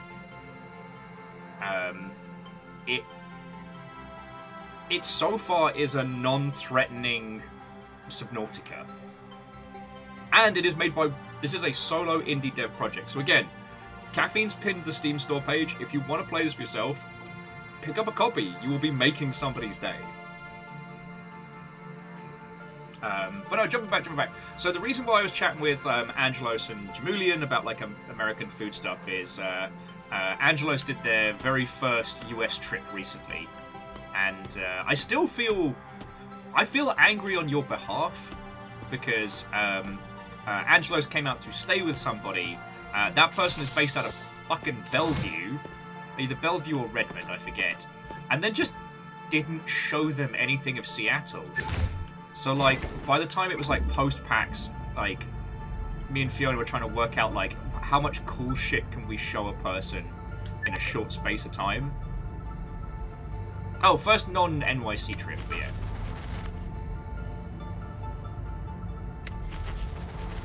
Alright, there's the Malachite. We've got enough He-Man. We are going to need some more Malachite. We've got more storage as well, so that's good.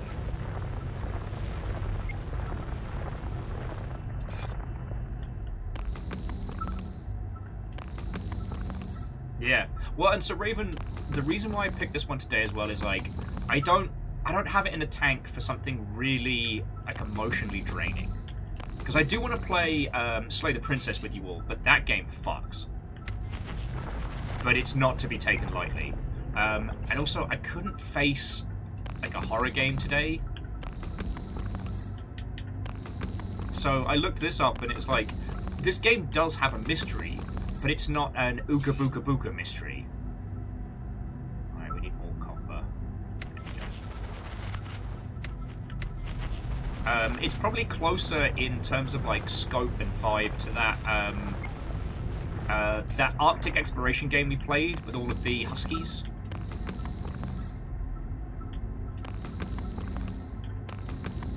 Ishgar, I hope it's an Outer Wilds kind of mystery, but right now we don't know. Like, we're just playing as a little numpty who's been hired to drill their way through this, the alien planet of Manticore 4.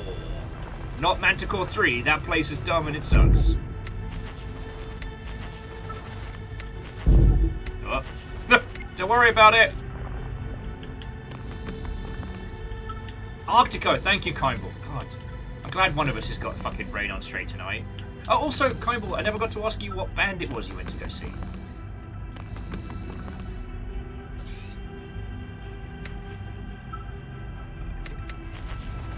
A little bit more copper.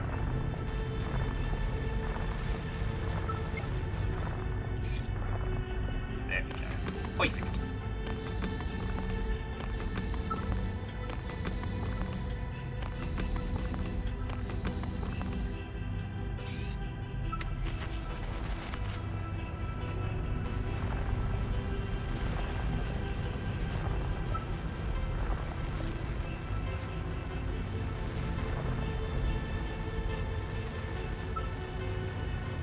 DX Man, you're not wrong. It does sound like a bit from Science Mystery Theater. A Mystery Science Theater. You know what? Fuck it. Sentence structure, that's also for nerds. Doesn't seem like we've got anything in the way of...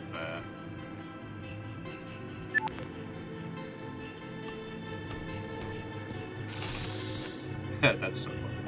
Doesn't seem like we've got anything in the way of limited storage capacity. Yeah, the base storage doesn't seem to say like, oh, you're gonna need this.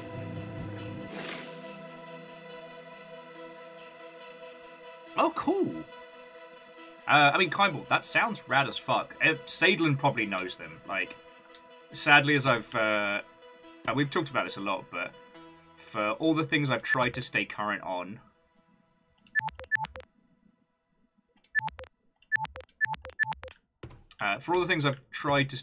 unfortunately, music's definitely taken a backseat.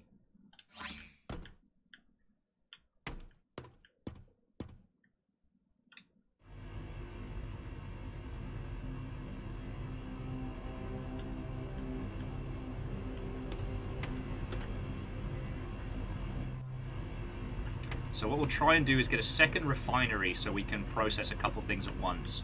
And maybe get that biogenerator going as well.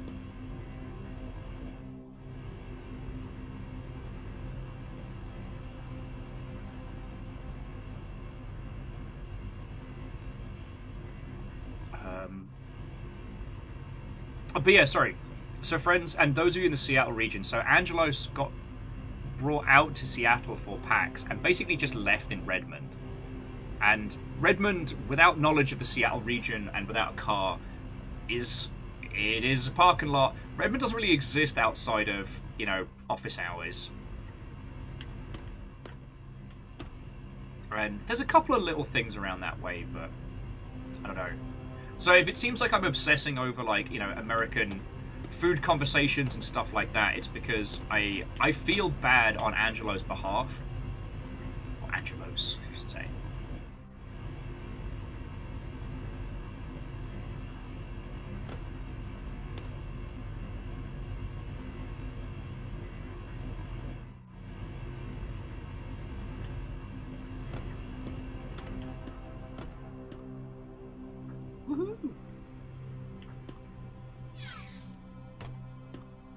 Alrighty, now we've processed the He-Man into iron and jobs are good.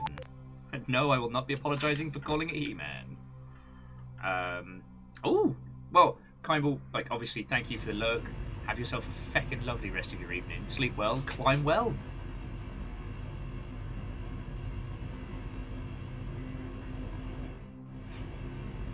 Just Angelos was adding they were incredibly jet-lagged there in Redmond, so I couldn't really do anything. That's fair. But, I don't know, jet lag can be solved with the right crew, you know, and a lot of Red Bull.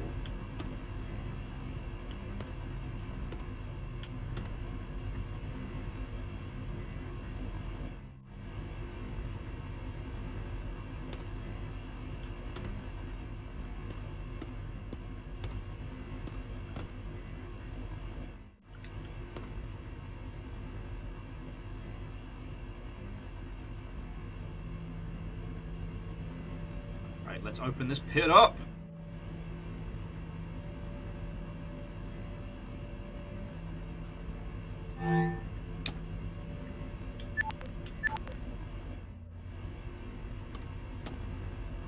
So we can get a second refinery going. That should be pretty useful. I think we'll have enough.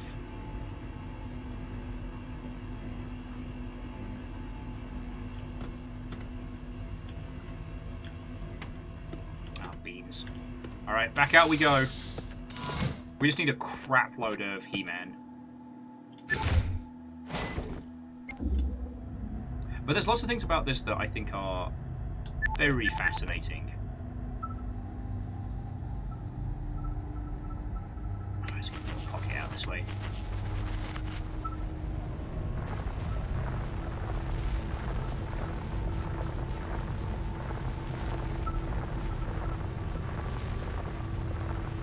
Like, the economy of it all, the smooth pace.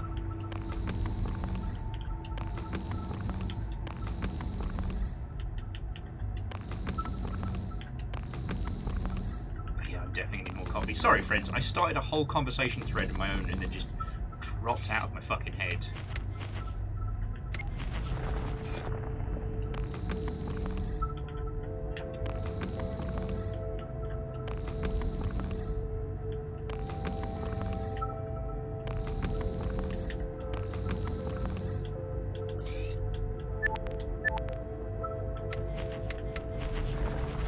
It is interesting to play a title like this that isn't horror or looking to do horror. Because like the mining aspect of Deep Rock Galactic is just, you know, it's one facet of a wonderfully ridiculous experience, right?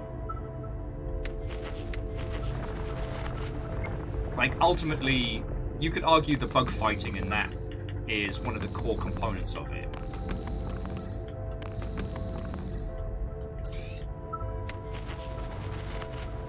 You know, you mine so you can get better kit, so you can fight more bugs, so you can go deeper in. So I'm very glad we don't have to worry about a tunnel structure here. Hey, Will, how did you manage to create a gigantic cave-in on an alien moon? Ah, details. What's it, Dustin? This is why I'm trying not to compare it to Deep Rock Galactic too much, because yes, it's first person, and yes, it's about mining, but aside from the chunky art style, it has no other similarities. You know, you're alone on an alien world, and yet it doesn't feel, like, upsetting or oppressive. It's just, it is what it is, right? Oh yeah, we're definitely going to need a... Where's the power terminal? Alright, the fuck am I putting you? Excuse me! Excuse me, where's my power terminal? There we go. On the wall of numbers! Alright, so... Produced, consumed, demanded. We currently use 20, and we make 20. Alright, so refine all of that.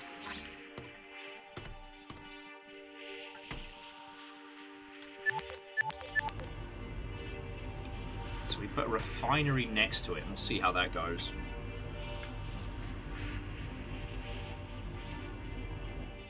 You know what, Wraith? What is even the point of going to an alien moon if you aren't making trouble? And see, the other thing, Dustin, is you mentioned Motherlode earlier, which is a great game. If you weren't around during the Flash era of nonsense, Motherlode's a very simple title. You're a little vehicle, you drill down, the further down you go, the better the ore, but the more complex the... Okay.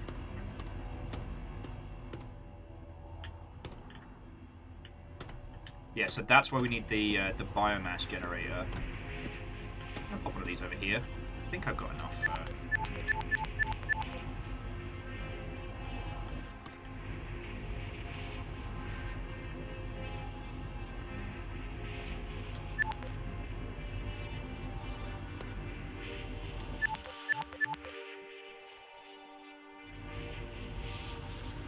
The hell is a power terminal? Oh, alright, same thing as that.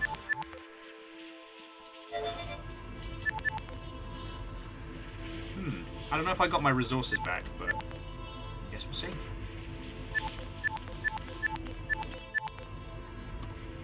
Alright, so the power storage area allows us to stash what we're not using. Alright.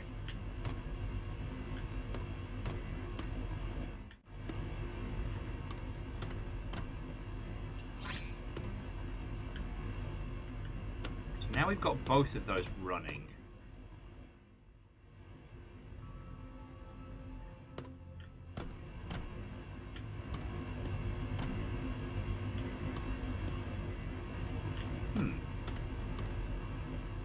Interesting. Oh, hey, and Angel Kalina, if you'll manage to get some sleep with this cozy mining expedition going on in the background, then I'm fucking happy for you, yo. But we definitely need more resources.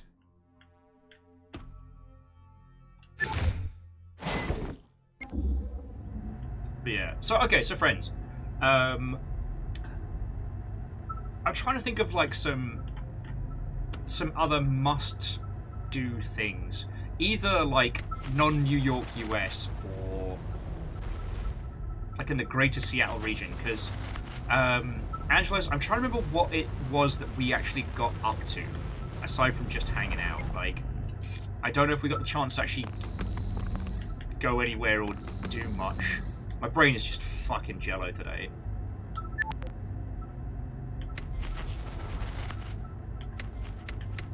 We only hung out. That. So Vernflow, we didn't do the bridge troll, but that is always a good excuse to just go out to that little part of town. The bridge trolls are take it or leave it, but gets you out on interesting journeys. I am also with Dustin on not the gum wall. Gum wall is just... God, it is a special flavor of no thank you, Satan. There is none of the Malachi up this way. I'm gonna need some more in a second. Angelos did, however, go and see the gum wall themselves, so they know horror.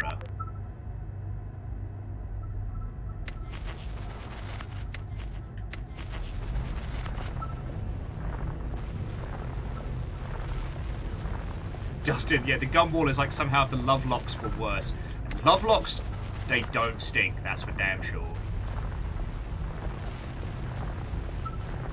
They make a weird kind of sense, you know?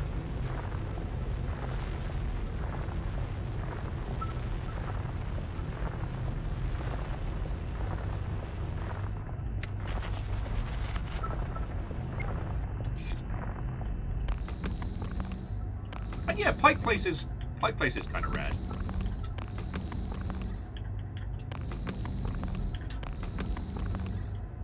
And I'm pretty sure, like, Angelos, you did check out the weird little, like, Gold Rush building across from the pier, because that's always fun.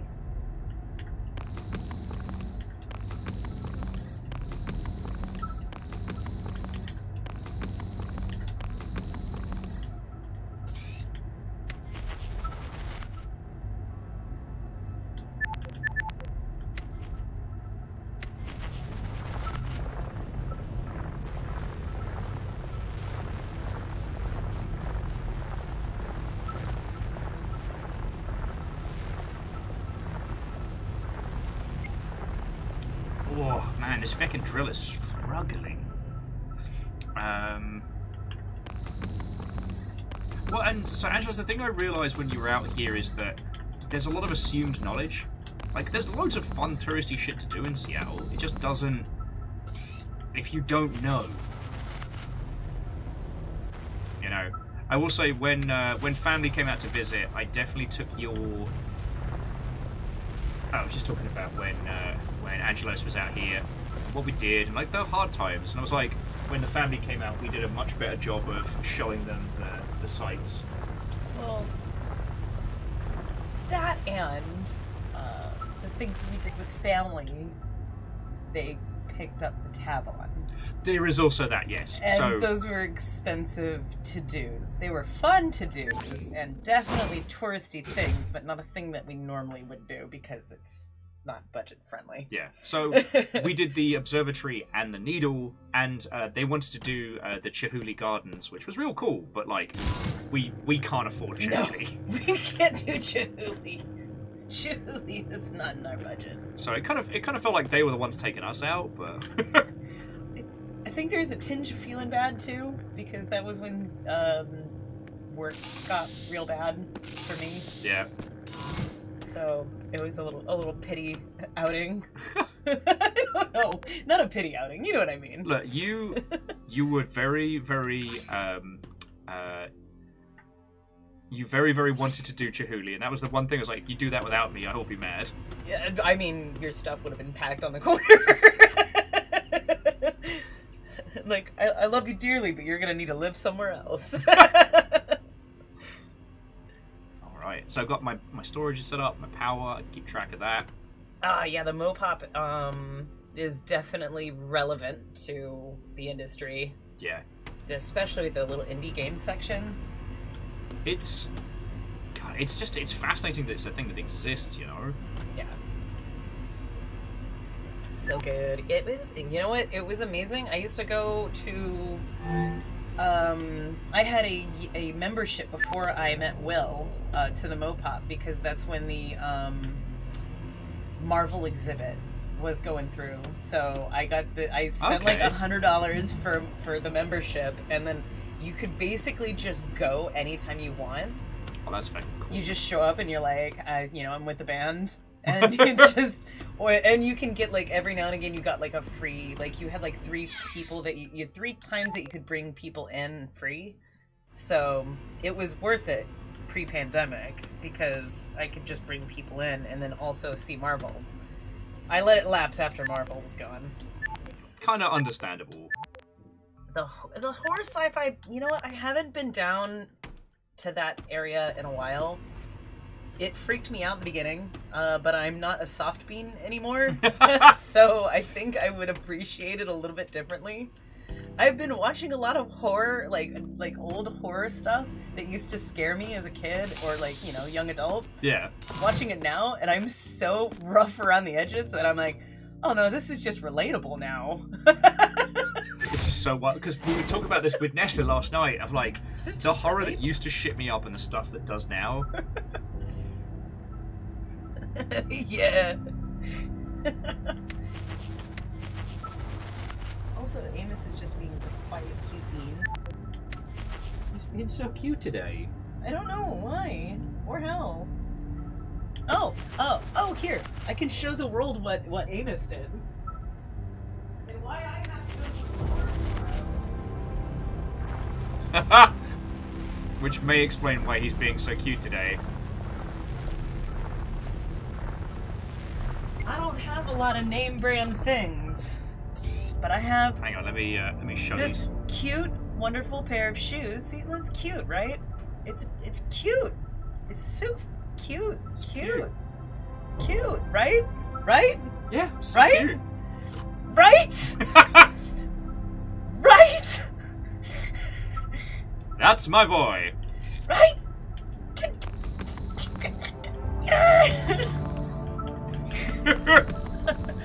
Oh no. Oh yes. Yeah. I mean. That was when he started on in the wee hours. Yeah. Don't. Don't. It's not happy with me at the happy moment. with you right now. Yeah. It just gave up last night.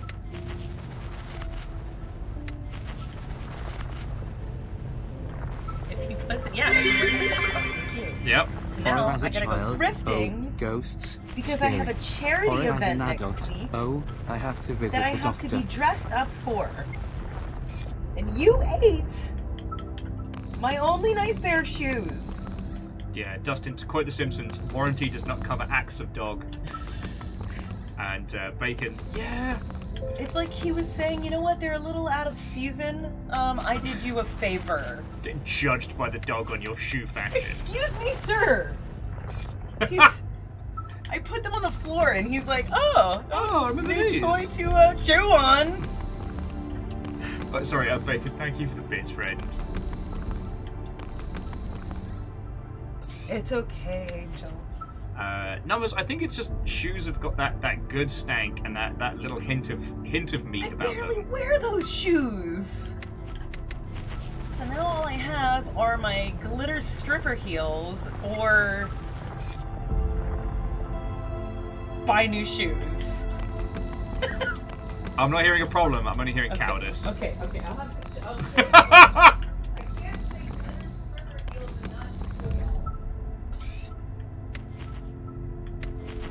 I can't say glitter stripper heels and not. Not quite stripper heels. No, they're the highest that I own.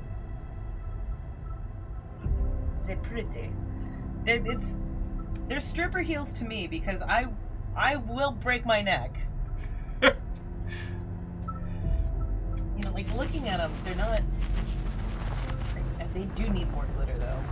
They The glitter's coming off. do need more glitter. I've had them for like 6 years. Who knows what size is prison? What?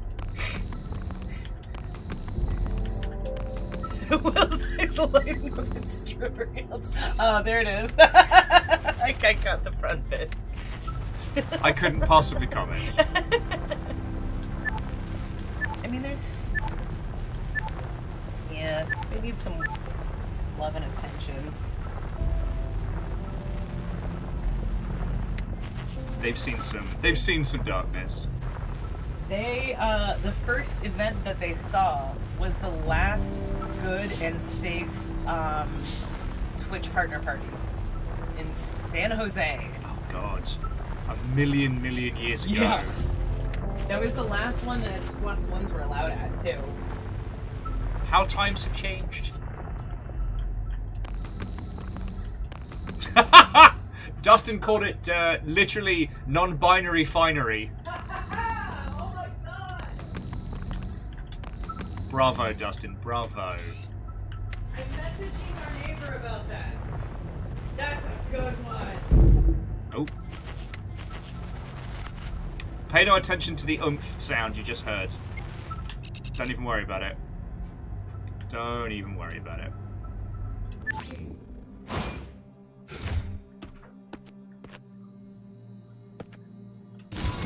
That's a Stephanie Sterling classic. Okay.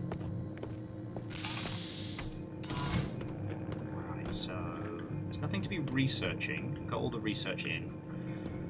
Okay, so we want... God, you probably want drill strength and storage.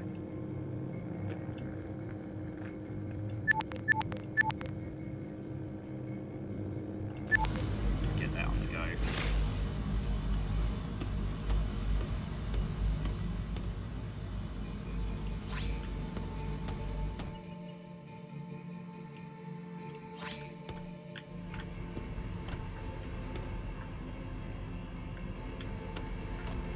Okay, the other Stephanie Sterling banger is the NB to Envy.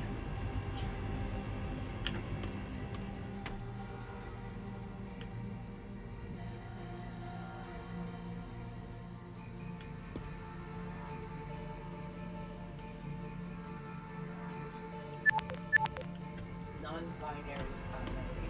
I can't. The NB to Envy, non-binary finery. Let's go!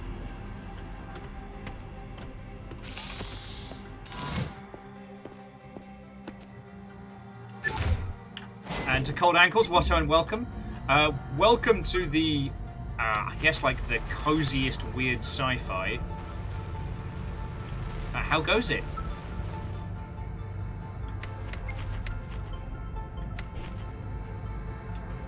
I'm just gonna go grab some more biomass because we don't... We may need some later.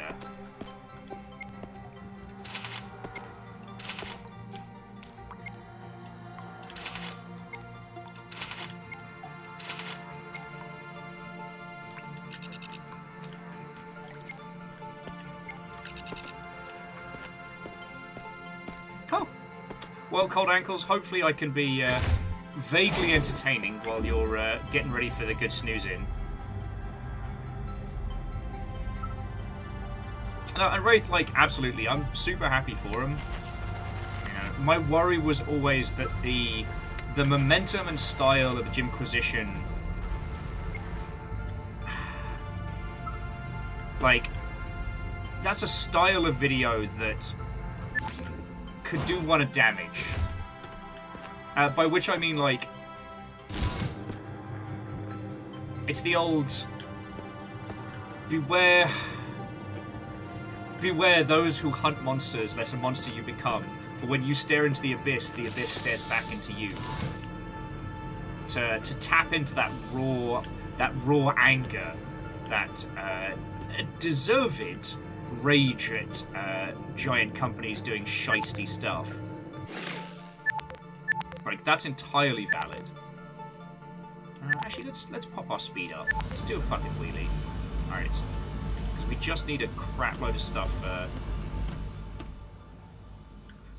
Not enough power. Alright.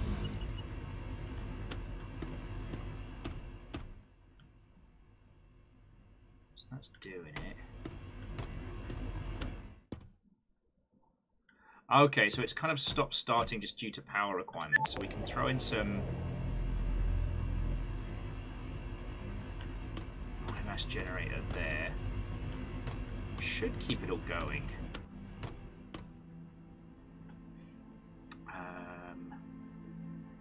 Okay.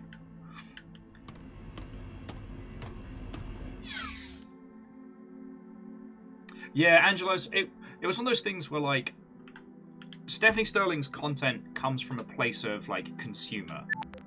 And I understand it, I support it. We just need crap loads of iron, okay. I understand it, I support it, but sometimes, as a game creator, it can be very hard to... It can be very hard to hear.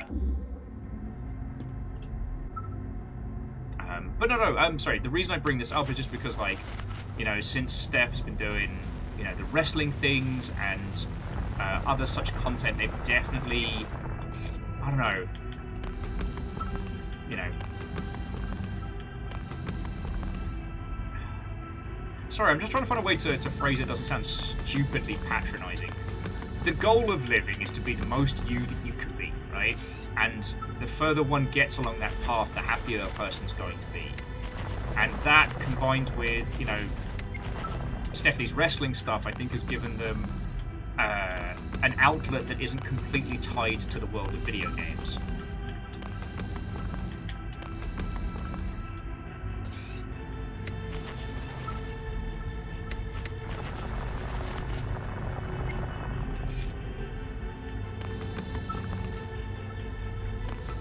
Yes, he says this reminds him of a planet terraforming game that was making the rounds a while back.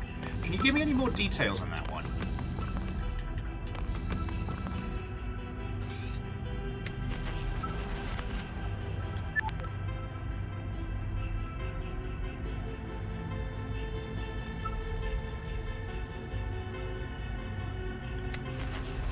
I'm just going to go grab that malachite now, because we've only got 3 slots.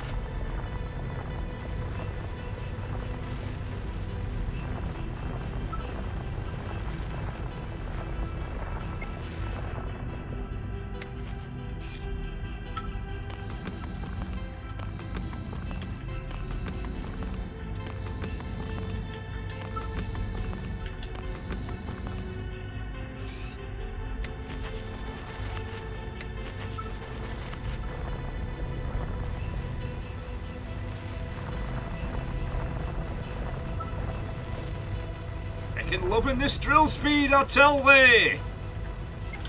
Sorry, I'm just reading what Angelos and Wraith were saying, that, you know, with some of the Stephanie's stuff, you know, capitalism is the villain. Big Studio X is bad, but it can border onto some of the stuff that can be very harmful for people that work in the space. And again, it's like, Stephanie's absolutely coming at it from a consumer standpoint. I respect that, you know? So you refine that, and, well, once that gets filtered into the conveyor belt, we can get it going.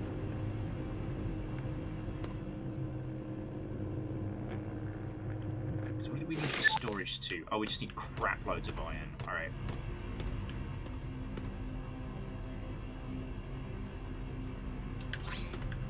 Okay.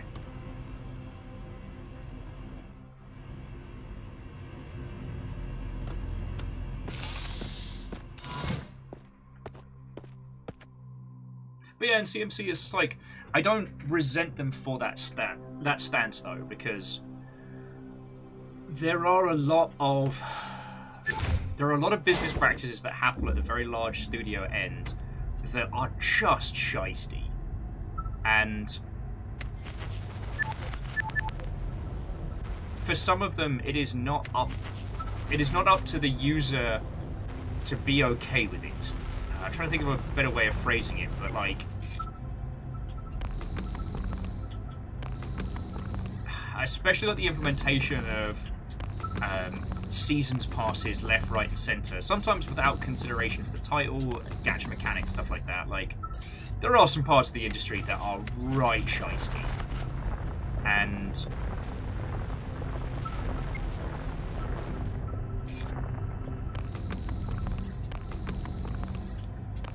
the manner in which it gets highlighted, I think, is very important. Sometimes, from dev side, we can become snowblind. So, I'm going to pick an example. I don't know if Stephanie Sterling has talked about this, but on the shit that grinds Will's gears into a fine powdery paste was Far Cry 6, I think the most recent one, that had a disabled Dachshund. And that disabled Dachshund had a special, like, limited edition skin if you pre-ordered the game. And you know what? I'm still mad about that. Like, I cannot see a situation in which incentivizing a full game purchase through marketing assets containing a disabled dog can be anything other than just fucking heinous.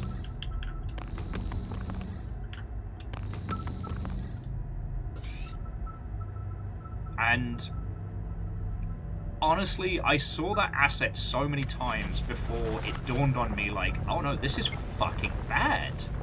Because, you know, I've become so numb to, you know, constant pre-order culture and things like that. I mean, hell, the fact that in an age of digital distribution, we have aggressive pre-orders, like, drives me up the bloody wall.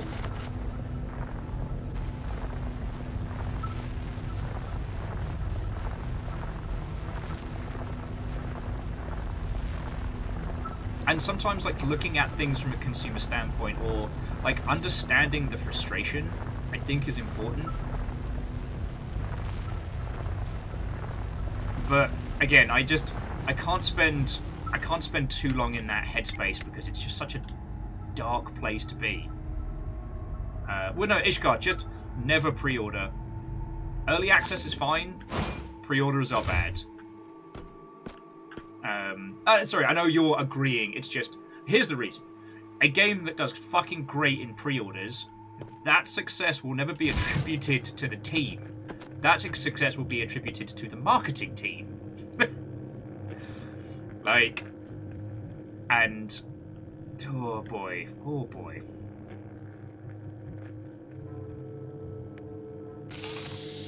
No, Yeti, absolutely. We're all about tangents here. I'm all fucking here. Like, the game Yeti was talking about was called Planet Crafter. Red Dead Planet, unlock various bases, building options. That sounds lovely. Oh, yeah, no. Okay. Don't pre-order Pacific Drive. Buy it the second it comes out and leave a positive review.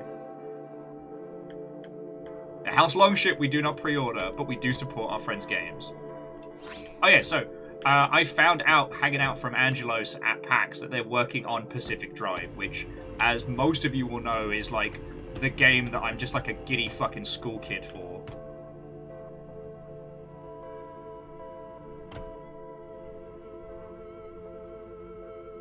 Yeah, give me that good upgrade.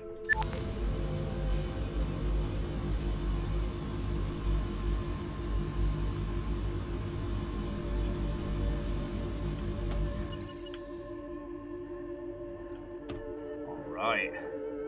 Okay, so we need more research before we can upgrade any further.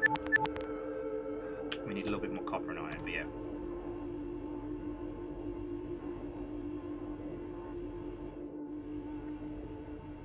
You know what, Wraith? That's also a very good point, that we have seen games that are being judged purely based on their pre-order numbers. But if the pre-order numbers are bad, the marketing team doesn't get booted.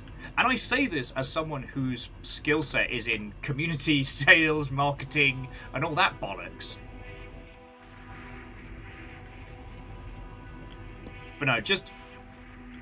Well, and it's like, Angelo, even if it's a game for friends, buying it the day it comes out increases the spike in visibility on places like Steam and things like that. Like...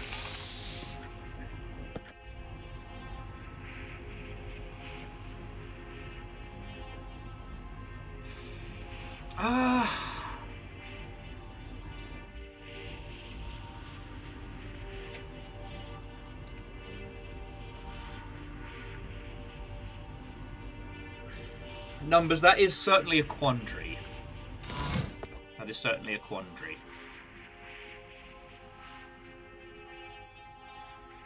Oh, actually, whilst we're chatting, let me put Pacific Drive in Friends Games. because I've not done that in a while. And even before I knew Angelos was working on it, I've been fucking excited for that game.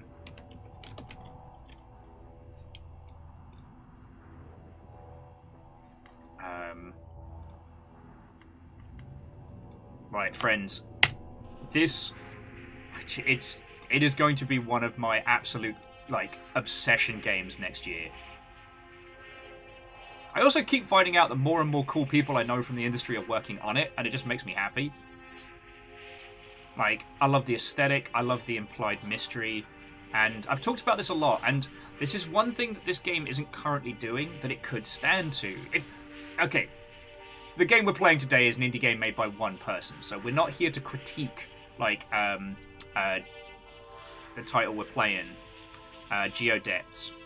But if I was going to, I would say that the actual drill itself isn't,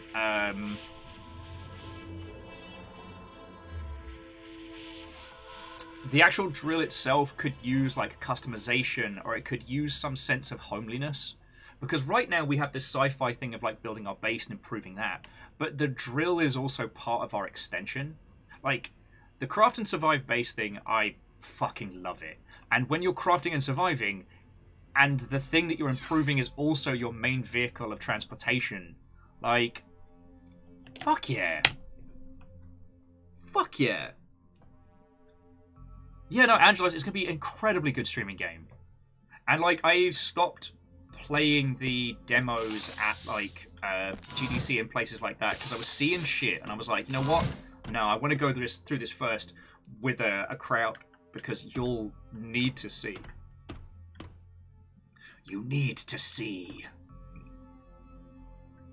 Alright, so what do we need? Buttloads of copper. Oh, maybe some power storage as well.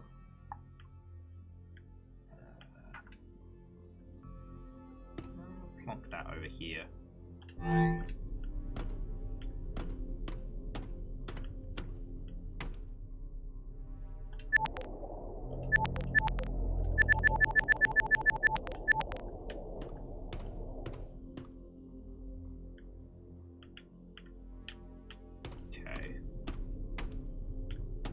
So in theory, that will just store what we need power-wise for later. Okay. Oh yeah, well, and Angelos, I will absolutely let everybody know when we are playing that.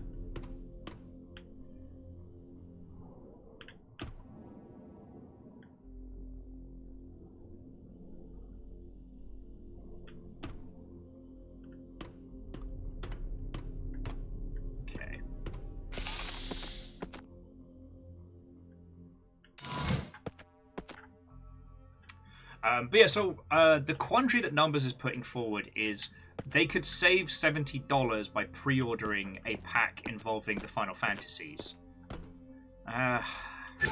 Like, considering we live in shitty times, I would waive the don't pre-order to help with fiscal stability. Anyway, let's go check out this new little check out this new little cave.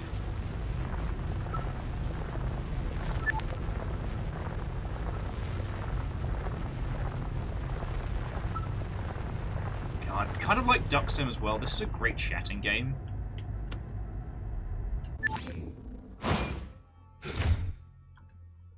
But yeah, the only thing that I would say if they sequelize this is give us a way to visually change and improve our little drill. There's a great... Okay, great's a strong name. There's another craft and survival game, which is like steampunk drills on an island with repeated volcanic eruptions, where your base is literally the train drills that you put together. It's really fucking good. I don't want to say it's great, because it was something that scratched a lot of itches in my brain, and... What the fuck is that? What the fuck is that? I'm very glad this game's not horror. I've got to admit, it's kind of cool, though. It's like underground dead trees.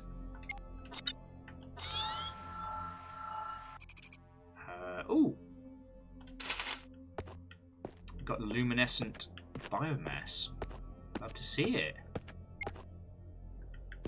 I guess we... Oh, what's over there? Oh, somebody's been here before.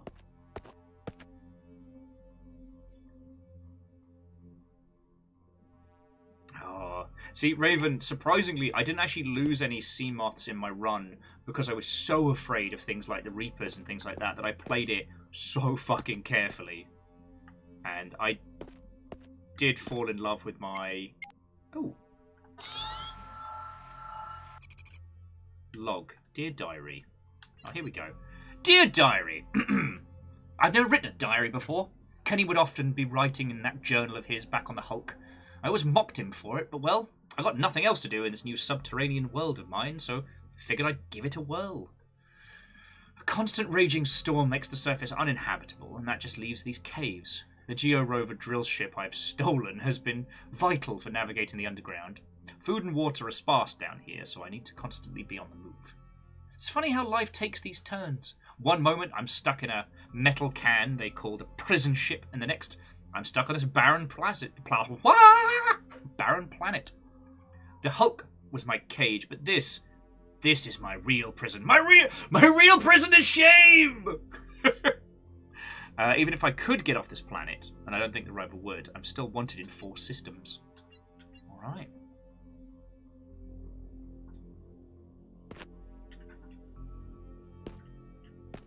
Okay. So we're not the first people to trundle through this this space. Interesting. And if you two heard the Red Dwarf theme song start playing when you said Space Hulk, then that's not just you.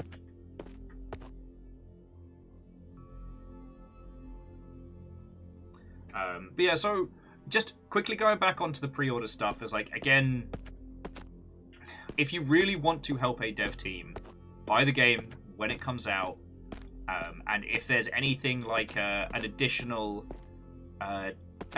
digital element, like a Golden Hat Pants DLC to help the team, like, pick those up. But if it's a larger production of a larger studio, just know that if you pre-order it, the kudos doesn't go to the people who make the game. It goes to the marketing team. And the reason why we still have these aggressive pre-order campaigns is because they work. You know, you basically get, I don't want to say hoodwinked, but you get enticed into buying early with promises of things to come. But again, there is no guarantee you will see those things. As it's now been very well documented, sometimes teams will promise, like, you know, the moon and back, and will deliver you a cold, half-eaten hamburger. You know, what Numbers is talking about is if they pick up the bundle pre-ordered, they get an existing title and the future title. And it's like, that is a smart play. But the pre-order bonus could be anything. It could even be a boat. God, yeah. But most of the time, let's be bloody honest, it's an early level 1 in-game item that you look at once and then never use again.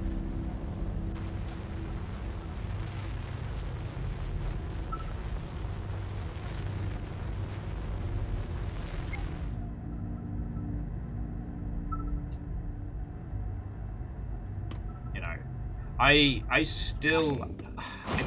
The other one that absolutely grinds my gears into a fine powder is the season pass. You know, when being sold DLC content before it has been made as a block. Like... Yeah, I mean, so Sturdy Kiwi, that is another important thing, is like, morals are great when you can afford them.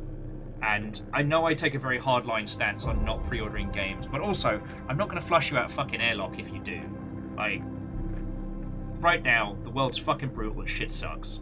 And if picking up something early saves you money in the long run, like, I'm not going to drag you over the coals.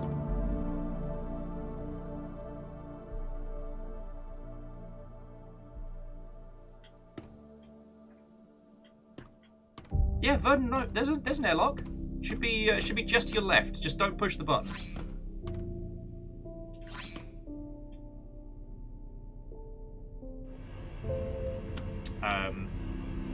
And yeah, $40 is still $40. $40 is still a lot of money for everybody.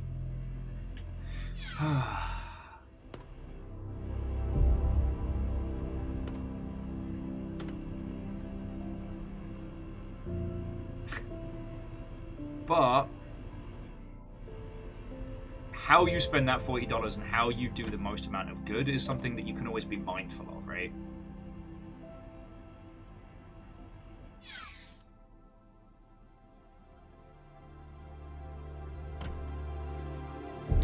Okay, we don't quite have enough to boost the... And we just need a buttload more iron. Okay. Back out we go.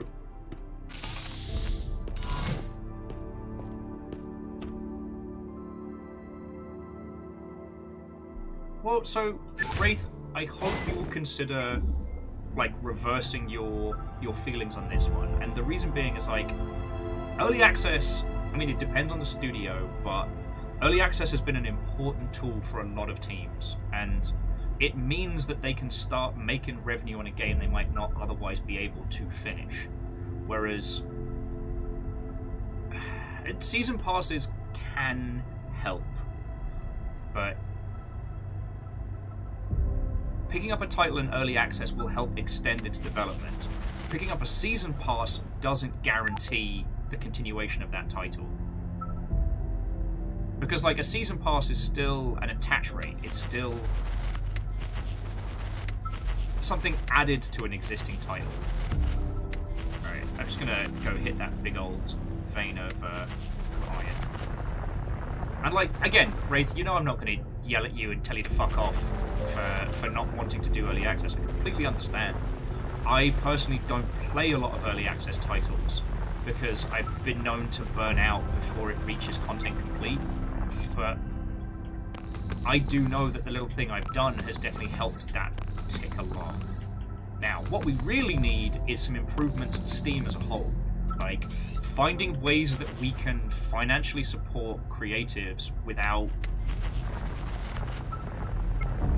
incentivizing shitey behavior is something we could really do for.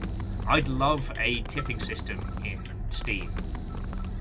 I would love a tipping system in Steam. I have a feeling that the reason we don't have it is more to do with money laundering than anything else. But it would be wonderful to see.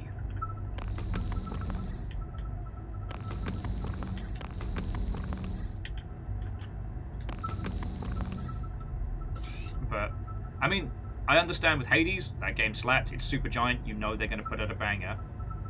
But it's worth... Well, okay, there's two things on that point I'd like to extrapolate on. So one is, like, Hades was a smart dev cycle, and without that, like, early access period, it might not have been as good as it ended up being. You know, everybody got a better title overall. And it was fiscally supported for a good old chunk of that development. But the other one is, and this is also why I always advise against pre-orders, is that we have seen teams just get fucked over. So I think for a lot of us, the last big one that went sideways was Redfall. Like, Redfall, Arcane, absolute fucking legends in their craft, you know? Considering that while not all their games have sold great, they should have been like an absolute banger. And it turned out that there was actually behind the scenes fuckery.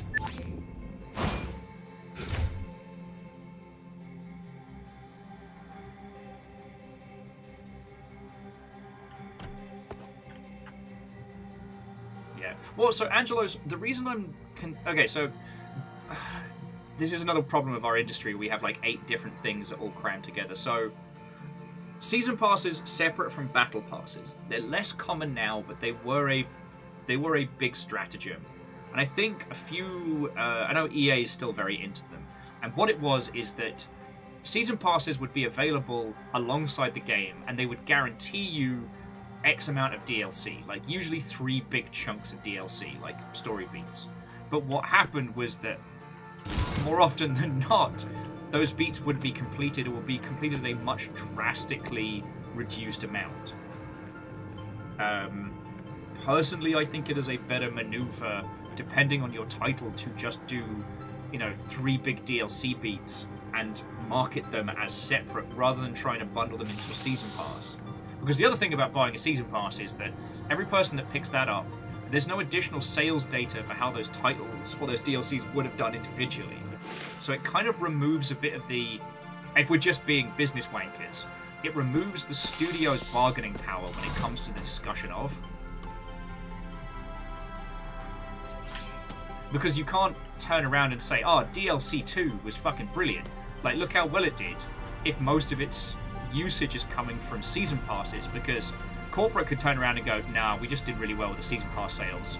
The DLC was take it or leave it. People bought the package overall.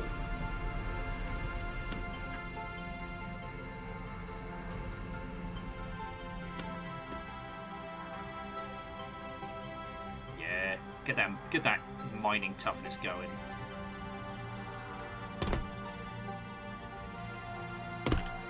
That's a good point. Is there anything else here we haven't built yet?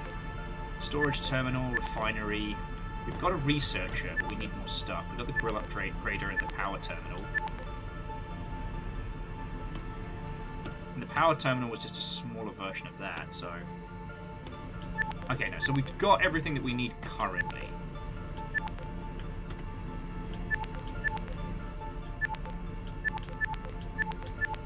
Alright, well then, let's get us a little coffee table over here.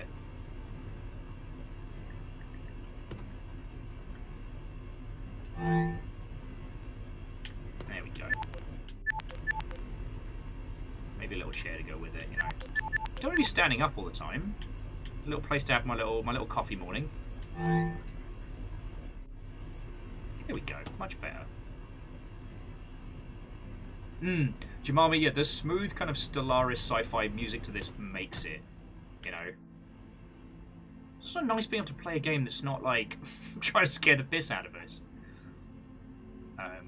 But also, again, I know I can also be quite an idealist when it comes to the business side of things, because, as you know, Angelos and Jamami will know very well, Jamulian will understand very well, is that when you've been exposed to AAA business practices from the inside, it makes you feel gross and bad. It makes you feel gross bad.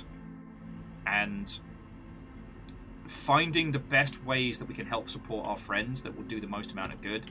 I don't know if that's how I make up for being a part of the machine in the past, you know what I mean? Oh, and Megaboss, go get some sleep, friend.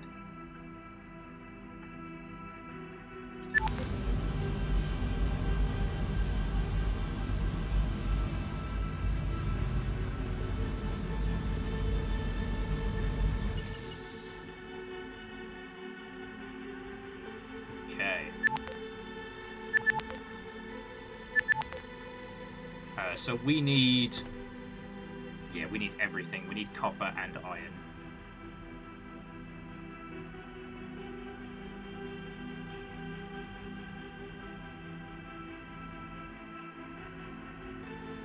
Oh no, and Angelos, like I've been saying, is like, I've been going through some fucking shit the last couple weeks, and one of my coping mechanisms has just been, you know, drowning myself in Cyberpunk. You know, sometimes I'm never going to resent people for playing AAA titles, right? Like, sometimes that's what you need.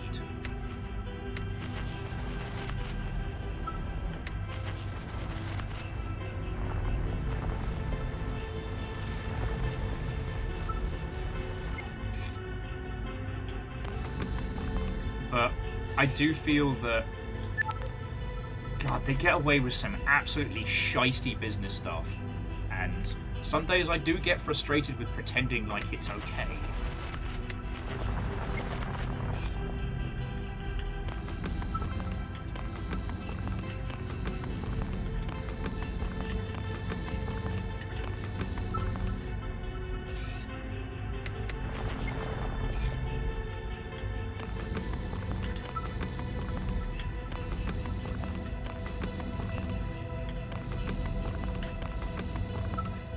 See, I know we've talked about this a lot, but I'd like to chat on it a little bit more if it's alright with your lovely selves.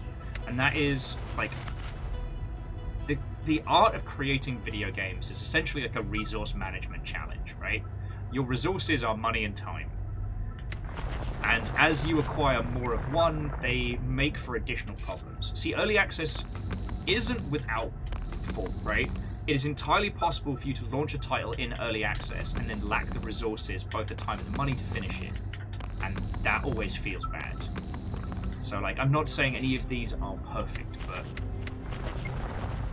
the manner in which your game generates revenue, if it needs to, is an important part of the discussion. It's not always as creative, but how you do it might be the difference between having enough time and money to finish the game how you want, or having to do shiesty stuff.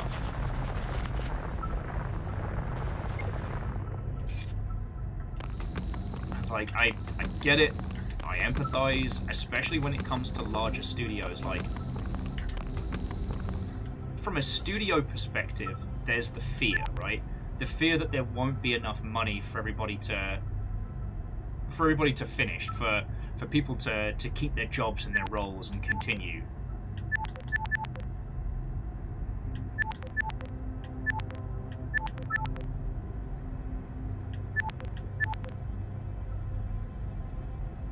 And yeah, Hookshot, you're right. It's very rare for someone to have just enough money to make their dream game. Now that shouldn't be the case, but unfortunately, you know, the realities of it all.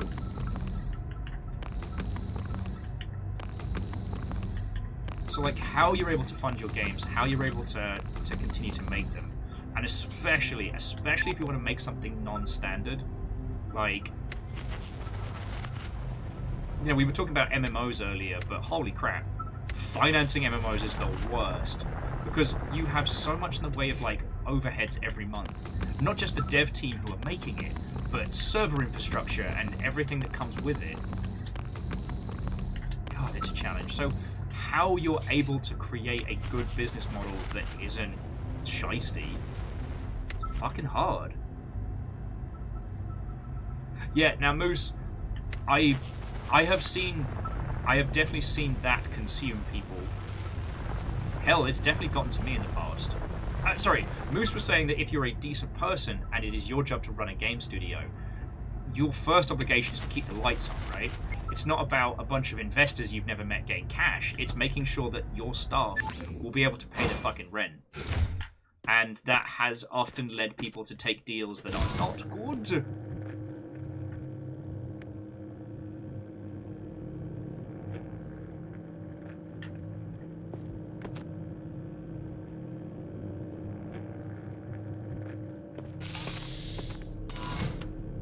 Alright, let's get these doing their fucking jobs.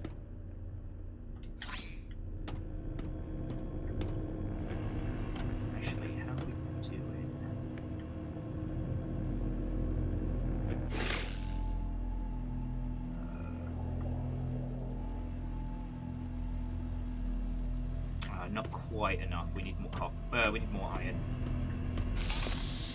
But yeah, so trying to find ways to finance your games is fucking hard. Like, I am never against teams that say, hey, we have this $25 DLC. This is just a thing you can purchase if you want to support the team. I love shit like that.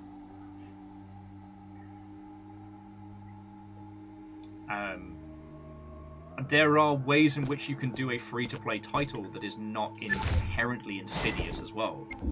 And sometimes that is the right play. Look at Unfortunate Spacemen. Tried to launch that as a $20 title and it stalled. Relaunched as free-to-play, fucking brilliant.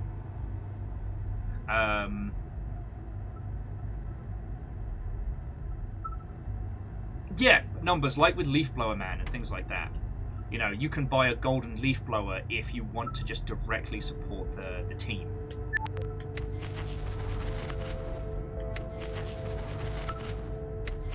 Actually, I'm kind of curious to what that down arrow is, so I'm going to go explore. Mainly because it's also covered in He-Man.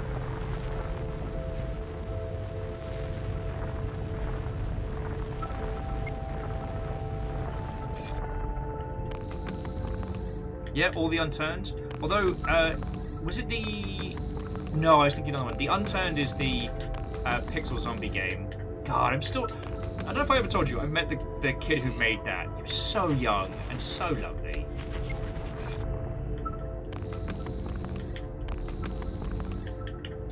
Hopefully, success doesn't destroy him. Oh, sorry, and jumping back, Angelos was saying that it's what they found interesting about shifting to being freelance, you know, moving away from like big AAA titles, being freelance, working with indies, who just try and get enough to make their dream game.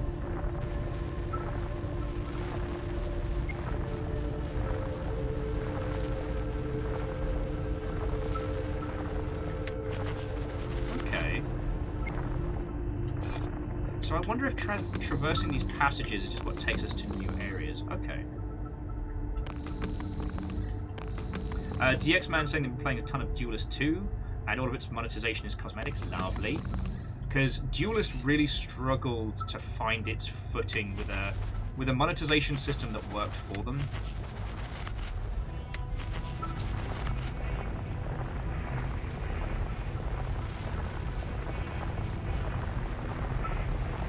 Oh yeah, no, Ishgar, Leaf Blower Man's very fudgeable token for sale was just fucking brilliant.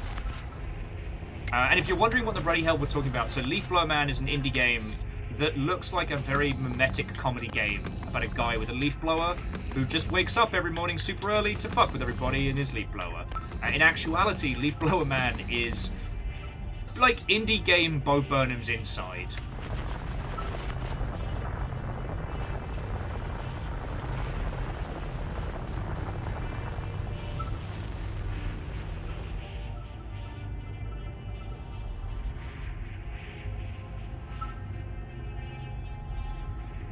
Oh yeah, no, and Wraith, the Supergiant methodology is very, very smart, and definitely is something I would like to see more successful teams emulate. The thing that's important is like, alright, Bastion was a surprise hit in a very, very unique time in gaming. And I'm so happy it's a thing that exists, right? Oh yeah, we've got to... Oh, okay, we have to wait until the drill storage is unloaded before we can head back out. Alright.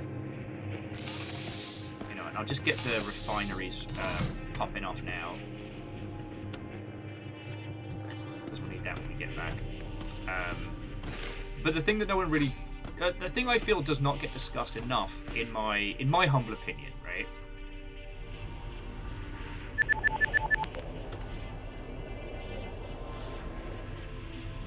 See it. Is that what Supergiant did that was so revolutionary was they didn't hire 50 people. So Bastion comes out, right? It is a success. It does really, really well and allows the team to make Transistor. Also, what do we need? Was it still just crap loads of iron? You know what? Fuck it. Let's head towards an unidentified signal. Let's go explore.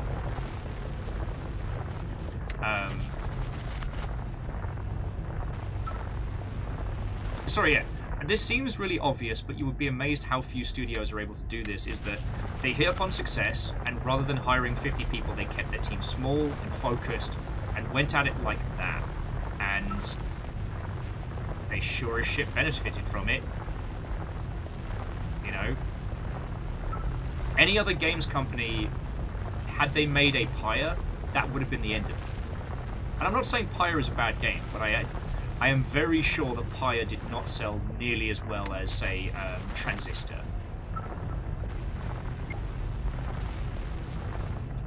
Ooh. New rocks. Hookshot, also another one, a good example is Team Cherry. Despite all their success, Team Cherry have maintained a similar studio size. And I think that's really fucking smart.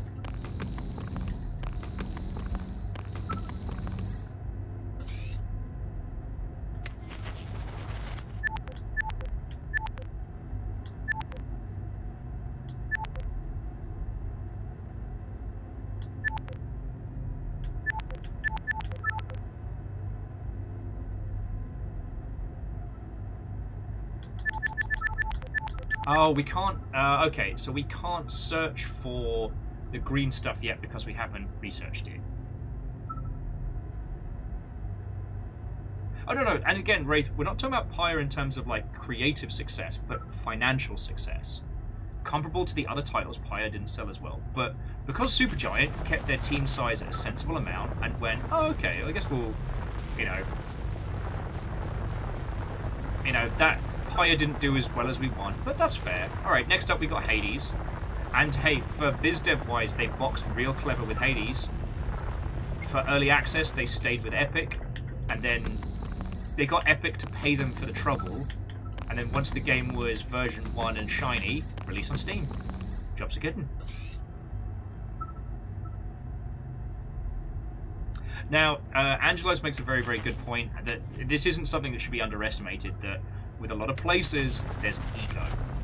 And there are a lot of white guys out there with a chip on their shoulder who is, as soon as they taste like a little snifter of success, you know, just a little hint of that, I could be important, I could be a player, you know, all of that indie sensibility goes out the window and they suddenly start hiring people like there's no tomorrow.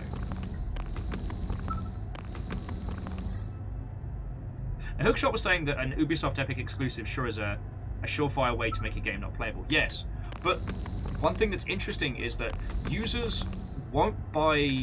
some users won't buy games on the Epic Store out of principle or out of just convenience. But if your game then comes out on Steam, those same users will be like, all right, let's hang out. All right, we can do this. Also, let's visit one of these caves we haven't seen yet. Like, users are entirely fine with playing a game that was an Epic exclusive when it releases on Steam, which is kind of fun. It means that, like, taking the deal doesn't close you off.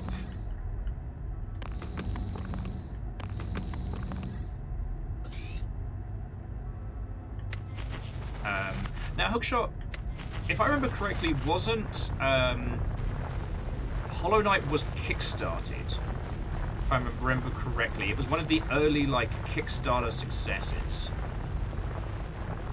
And then it ended up being a good, successful game as well, right? Oh, yeah, so it was a Kickstarter one, okay.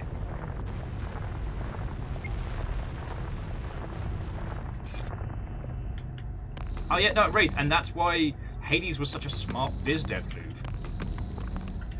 Now, whether or not those kind of deals exist, or whether or not those are things that we could benefit from, I don't know. I don't know the availability of it, right? But what I can say is, if... I'm not asking for anyone to, you know, throw their morals out the window, because, you know, I have called Tim Sweeney a rampant ballbag many, many times. Alright, back up to base. And I stand by that. Tim Sweeney's a ballbag.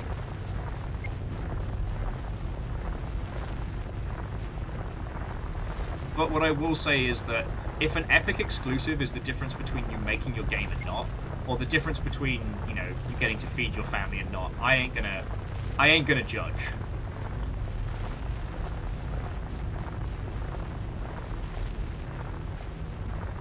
Fucking Sweeney. Sorry.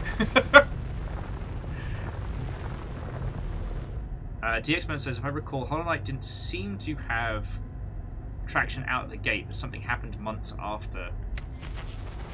And so DXman, I don't know. I'd have to go back and look at it, because when Hollow Knight dropped was as I was in the process of leaving New Zealand and moving back to the UK, and, you know, it was talked about very favourable in, like, the Oceanic game scene, but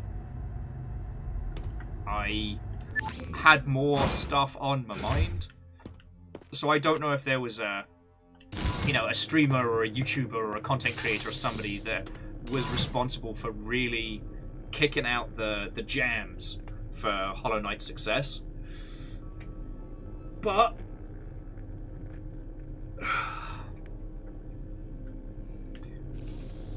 It is definitely... There was definitely a post-release spike in interest. Oh, and again, yeah, Hookshot, I'm there with you. As a consumer, I do not enjoy console exclusives. As a biz dev person, I completely understand them. And yo, the smart play, like the really smart play, is if you can get a fucking console exclusive for a limited time, that is choice. There are multiple games that Stadia funded, and those games outlived Stadia. So you can think like, oh man, who'd want to work with like Stadia? Google clearly doesn't know what it's doing. They're clearly fucking around. But nah, if they're going to pay for your stuff, just fucking let them, you know?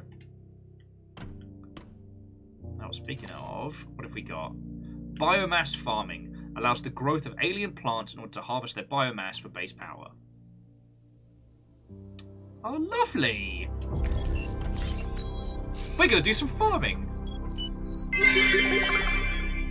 By the order of the Oratrice Mechanique d'Analyse Cardinale, it is perfectly legal to say Usi.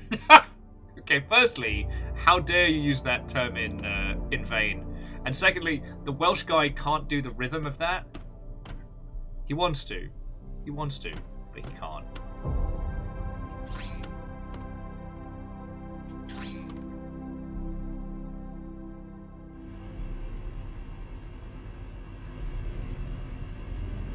Kakazi says, does anyone have an educated guess on how long Alan Wake will be an Epic exclusive on PC? A year is the standard. And with AAA being scary at the moment, like, Remedy taking that deal's not stupid.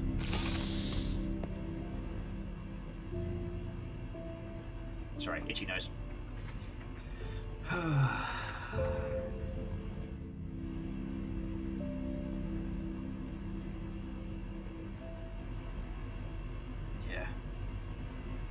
Sorry, friends. I know it must seem like I'm flitting around in terms of, like...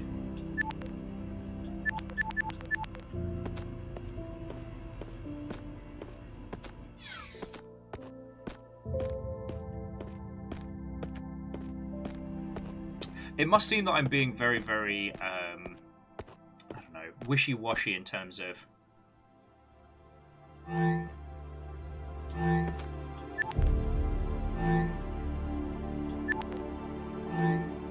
how I'm discussing these varying monetization models and stuff like that. It's just knowing the realities of biz dev stuff is hard, because sometimes I want to be angry, I want to rage out, I want to be able to do what Stephanie Sterling does sometimes when I'm upset and I'm disappointed with things I want to love. But once you know what's behind the scenes, and if you've got any shred of empathy in you, you've got to be like, ah, beans. You know, I'm trying to think of some good examples here. You know, I know titles that should have sold better and just didn't, and because of that, like, the teams working on them have had to do like work for hire projects and stuff like that, and that's fine. Like that fucking happens. You know, it's okay to be super angry at huge, gigantic publishers who have the money to weather this storm and are still firing people anyway. Oh, okay. Oh, I get it now. Sorry, so we grow plants outside, feed the biomass, and that's how we'll be handling our reactors.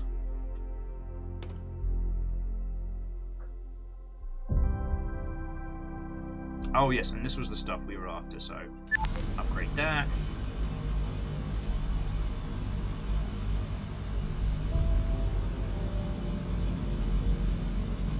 Oh yeah, and MDH, GOG is relatively successful.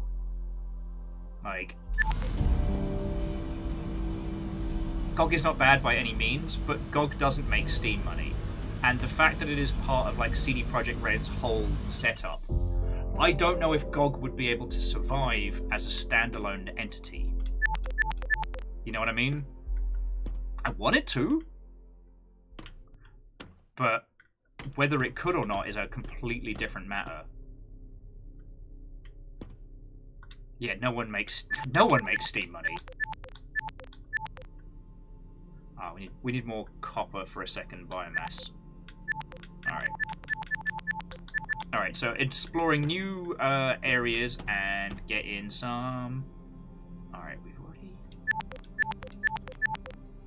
Oh, interesting. We can't smelt the green stuff yet. Interesting.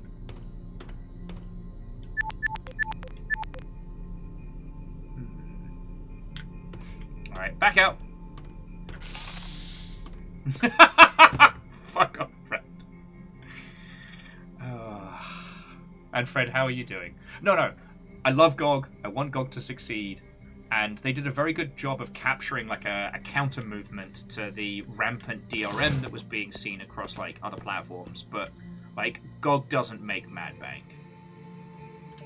I wish it did, but it doesn't. And the fucked up thing is like Steam infuriates me something fierce. So much. So much. But... Okay, so we found everything unidentified. Cave unvisited this way. Right. Steam drives me up the bloody wall sometimes. However, out of anyone that could have been the PC game monopoly, they're probably the best we could have hoped for. Like, God, can you imagine if fucking EA had claimed it? Blech. Fucking Ubisoft.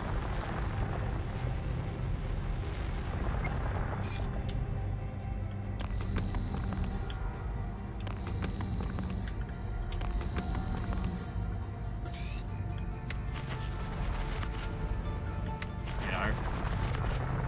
Valve is the best evil we could have hoped for. And ironically, due to their, like, frankly insane, like, working environment, has probably stopped a situation of, like, one rampant businessman. But the thing is, like, Steam is also still a for-profit operation. It's not, like, an altruistic co-op. Kind of cool if it was, but that's not a story.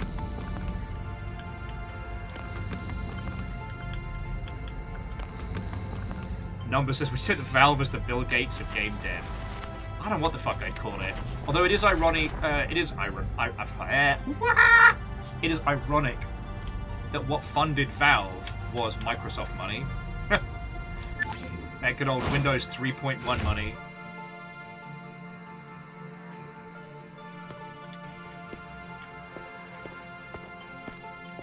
All right. So now that we can. What the fuck is that?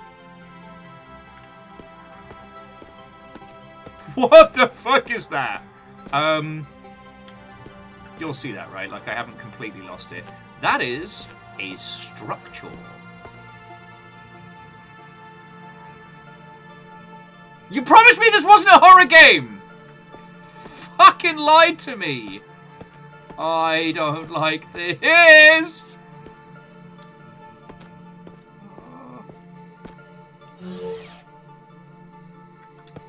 Promise me this wasn't a horror game.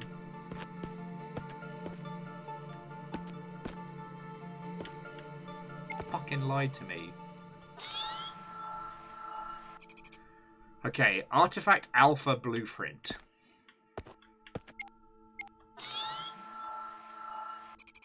Alien Glyphs.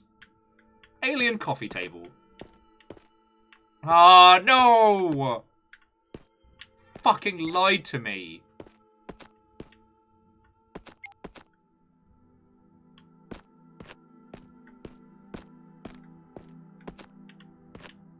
Fuck out of here.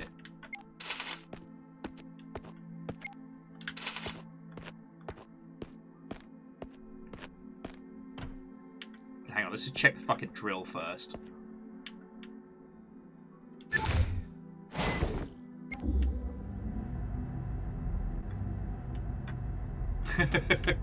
No, so MDH, I have decided that we will do Voices of the Void as a stream when it does a big old like proper Steam release, because DJ is already covering all the incremental updates, so yeah.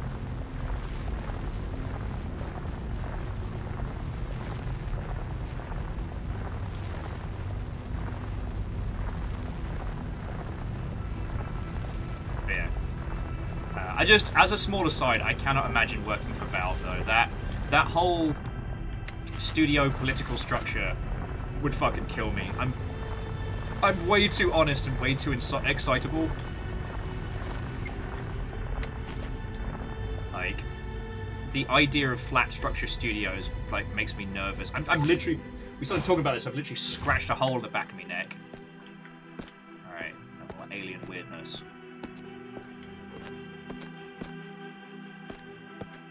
Okay, this is less alien weird, but more like abandoned facility. All right, this is cool. Don't fucking spook me. Spoopy, no spoopy. Spoopy, no spoopy.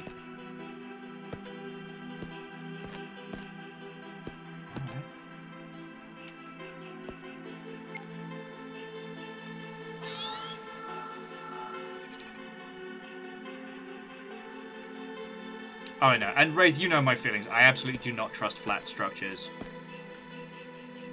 Because a flat structure isn't everybody is equal and on the same level. It is, like, welcome to high school, fucko. What if your entire professional career was dictated by mean girls? The philosophy, not the movie. Why does it feel like I'm missing something here?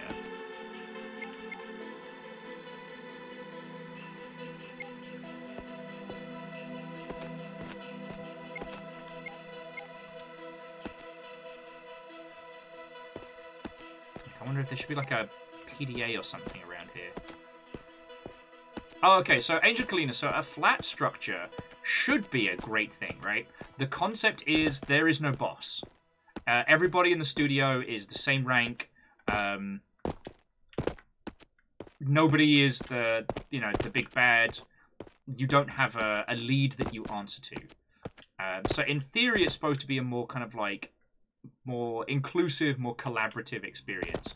In actuality, it swaps the traditional structure of, your boss's boss, for like consent by committee, consent by group opinion, and with no one to say what is and what isn't. It's very much about how much you are liked in the studio. The rank no longer matters. It's all about like basically social capital. The more of it you have, the more that you can do.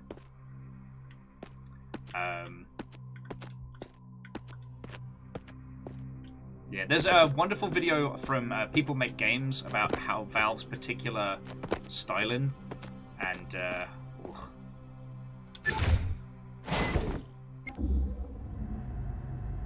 no, cold ankles, DX-Men, absolutely. The buck has to stop somewhere. Sometimes you need someone to say, all right, do that, get it done. Actually, let's just head back to base. Because it seems like each of these areas contains a little bit more. Ooh, I'll take that.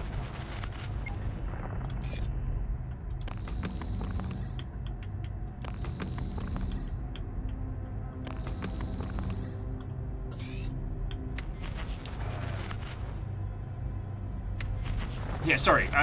Just picking up that thread again. Yeah, sometimes you need somebody to be the grown-up in the room. Sometimes you need someone who can be there to say, no, we're doing this. And with love and respect to all of you programmers, sometimes you'll need someone to tell you to stop and actually release the game. We have seen from Valve's output of creative titles that, they have been producing less and less new stuff as they've continued and spent more and more time focused on like existing products.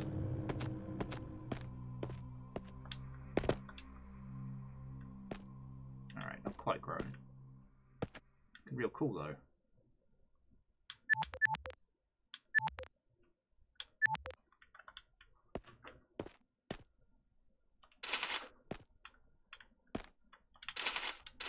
That's cool.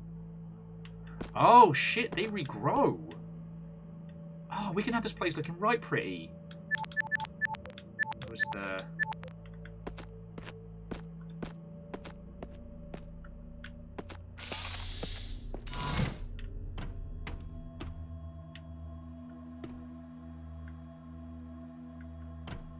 Okay.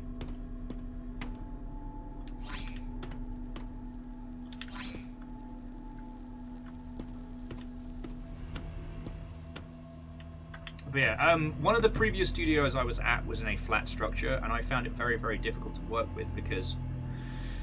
Now, I'm not excusing myself because I was going through some shit, but one thing that I really struggled with was in a flat structure, everybody kind of needs to wear all the hats, and there are a lot of hats that people never ever want to put on, and promotion and marketing is a weird one because everybody wants to think that they are the Hideo Kojima of their operation, but when you actually need people to step in front of the camera or do interviews or talk about stuff, people get real gun shy real fast, which is fine. But God, it can create so much like interdepartmental bitterness trying to get shit done. And especially working in a studio in New Zealand, it's so hard to get people to promote themselves.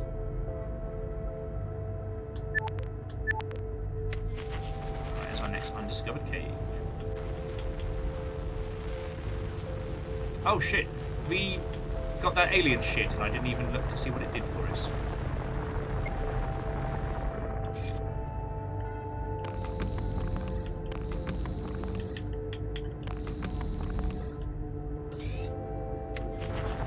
Oh, so MDH, in a flat structure, it varies from studio to studio, but Valve's pay structure is decided by committee. So what your yearly bonus is, what your adjusted salary is, and things like that is decided by a committee of your peers. Also, the same thing that happens when it comes to deciding, like, when people have disciplinary action or hiring and firing. Like, it is bad. Because you have to create a situation where you're showing demonstrable value to co-workers. And that is some funky alien shit. Cool.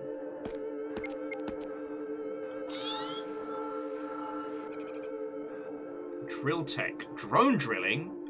Fuck yeah. Let's get some funnels up in this shit.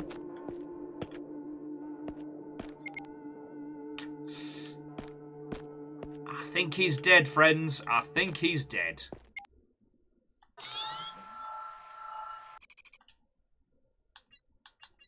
Oh, okay, so this was some of the other things we got. Alien artifacts. With this alien ruins, I found schematics for a cubic artifact. I should be able to build a fabricator back at home to make one of these. I'm sure there's no bad way to build an alien artifact. Then the alien glyphs. I should remain vigilant and research for additional glyphs and hope they offer some value to insight. And then, here we go. Sorry! Too busy! I'm stuck down here. My ship is damaged beyond repair and I'm running out of emergency supplies. Oh, I don't even recall how I got down here. Last thing I remember was plummeting down at the godforsaken planet. After all, my ship's instruments went to haywire. Oh, tell thee. Next thing I know, I'm waking up in this cave. This was meant to be a simple rim scouting mission. Just one more, I told them. Just one more before I come home. Oh, I'm sorry. Sorry. I'm sorry for the fucking bullshit I'm always talking. I don't think we can get past there. No, and we can't, we can't blitz that stuff yet. Alright. We'll head back to base and see what we can research and unload. Sorry, where was I? But yeah, so these days, whenever working with a studio, I will try and actively avoid ones that list... Oh, strange signal. Oh, we've got to go that way anyway. Oh, no, we need fucking... Yeah, we need iron for days. I will avoid studios that advertise a flat structure. I will also avoid any studio that does unlimited PTO. That's another big old red flag for me now.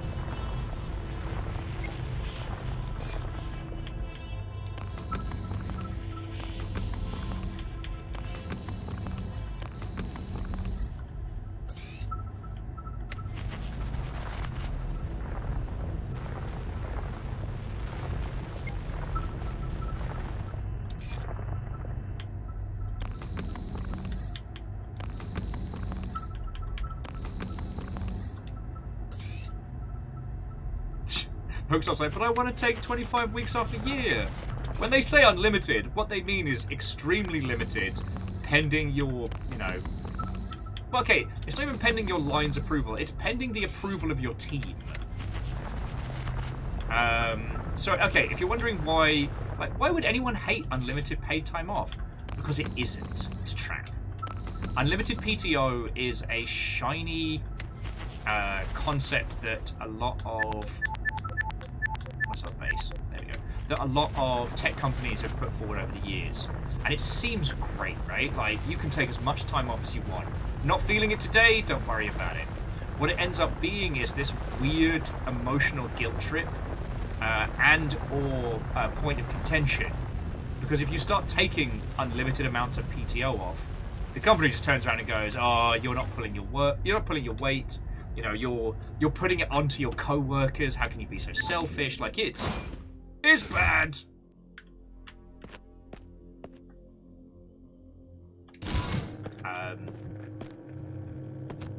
In-house lunches are kind of a take it or leave it. They can be bad times bears. Not guaranteed, but they can be.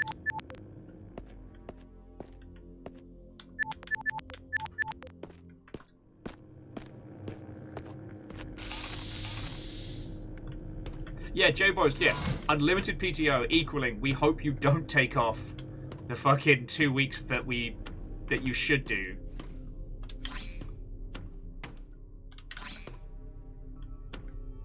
Yeah.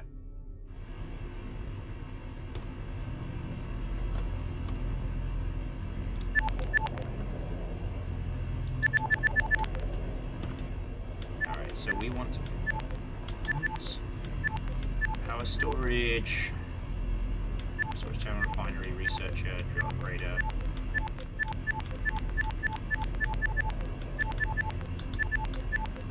I guess, do we need to research being able to build one of these?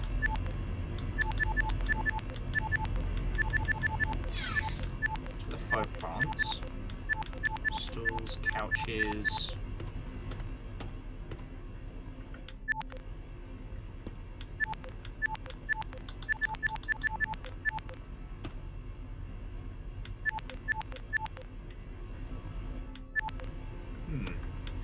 I wasn't going completely crazy. It did say something along the lines of, like, I should be able to research this back at base.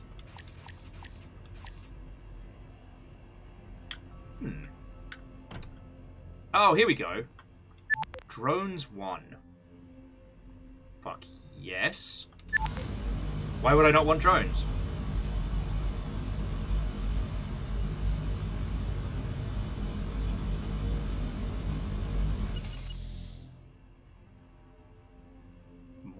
Drones.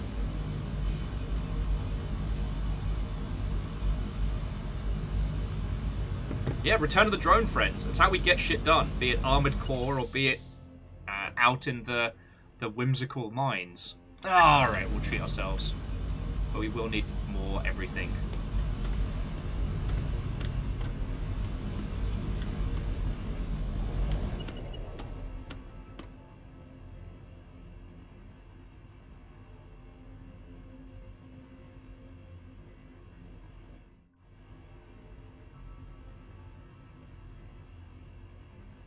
Ah, interesting, Nexus. That is very interesting. Although a lot of that...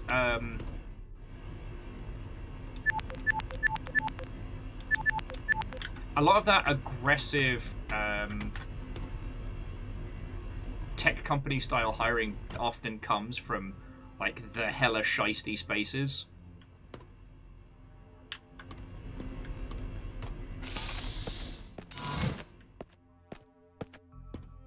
And a lot of the time, what they will try and do is hoover up students before they graduate.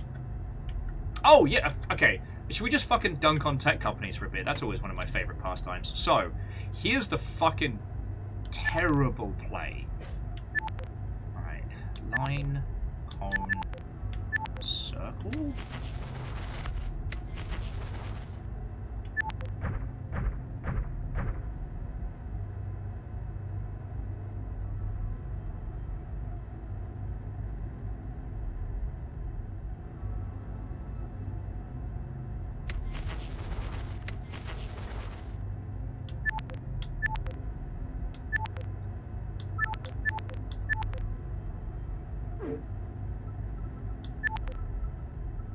Oh, that's curious.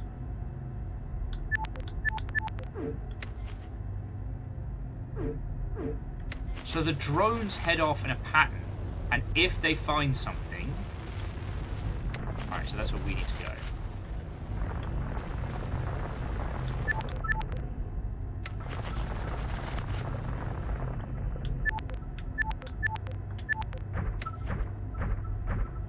And if the drones manage to find something, they bring it back.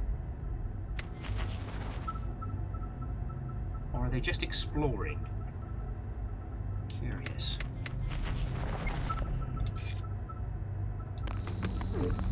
Sorry. DXman says they're coming mostly from the world of non-gaming, so like house IT software, etc. Okay. Sorry, friends, I realized I said let's shit on tech companies and I didn't start. So, here's a play that I saw that is hella exploitative. So here's the move. You go to universities, especially like computer science or the equivalent, and you find these young, excitable students, and before they've graduated, you offer them a job, right? So you basically nitpick like the best and the brightest that these places have to offer, and you swoop on in there and you pick them up. I mean, great, right? Like, why hit something like uni if you're not going to work in these spaces? But here's where they get you. See, you've just stopped doing your qualification, and you've left to go do this thing full-time for a tech company. You're now at a massive disadvantage, because aside from that company, you've got nothing. You didn't finish a course. You didn't get your qualification. You quit to go do the thing. So...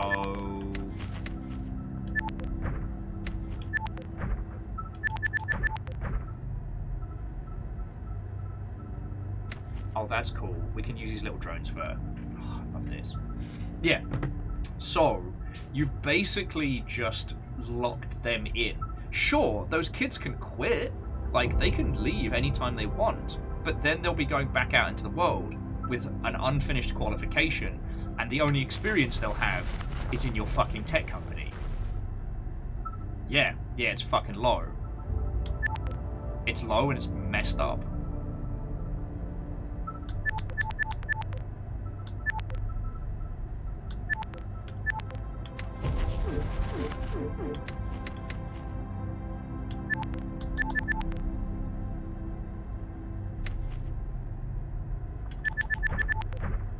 Right. Oh, back in the chair.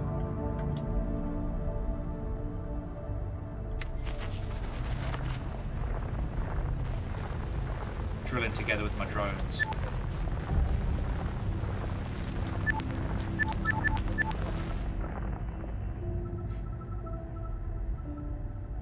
So yeah, Jan, they would have been there, done that, and not got the certificate, because there was an individual I worked with, incredibly clever bloke, you know, genuinely nice person, and he got the offer, right? Like the come work for us, come do the thing, come be part of the thing, and he took it. And when things started to go bad, and when he started to basically realise that beans, I've done been hoodwinked. There wasn't fuck all he could do. What was he going to do? Just quit?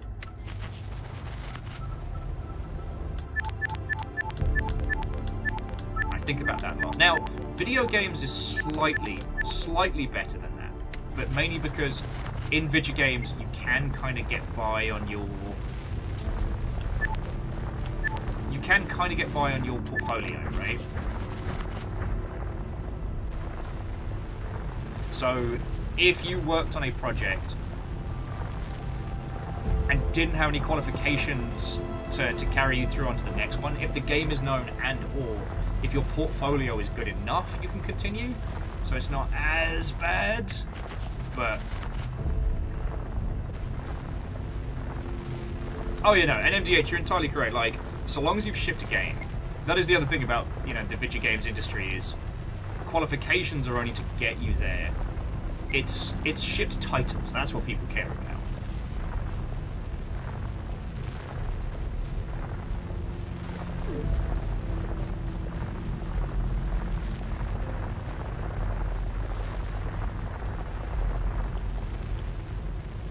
God, we have stripped mined this fucking place. Now, let's see what happens if we dock without all the drones back. Do they just make their way on?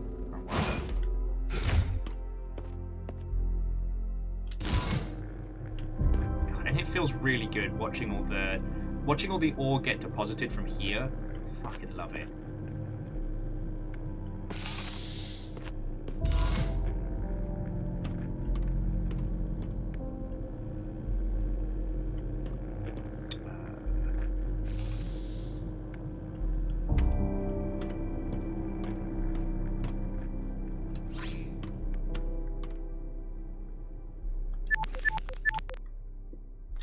That we haven't worked out how to be able to mine the green goofy goober yet, but we'll see how it goes.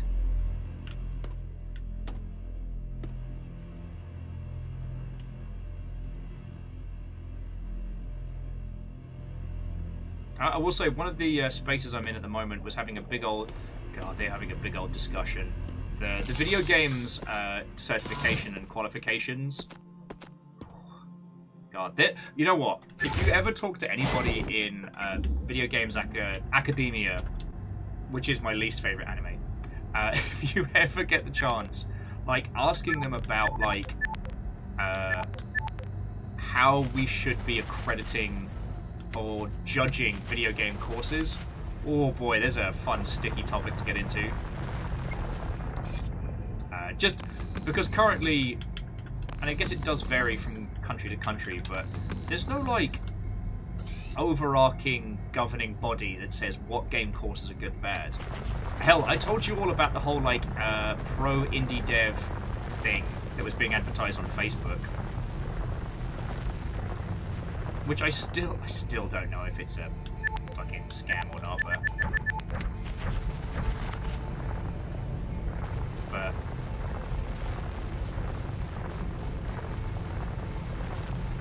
so MDH, it appears to be a course on how to be a successful indie developer. I have done a whole bunch of research into it, and I'm still not sure if it's I'm still not sure if it's legit or a scam. It is paid.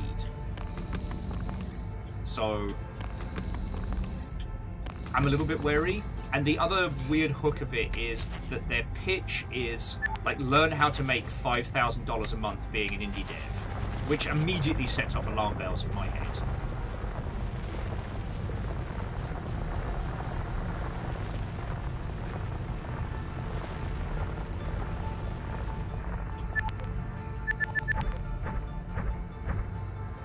Well, see, MDH, it definitely sounds like a scam, but Zalavir's been involved, Starlight Skies, Ryan Clark, like a bunch of industry friendos I know are at least credited on the main page of it. So it definitely makes me wonder.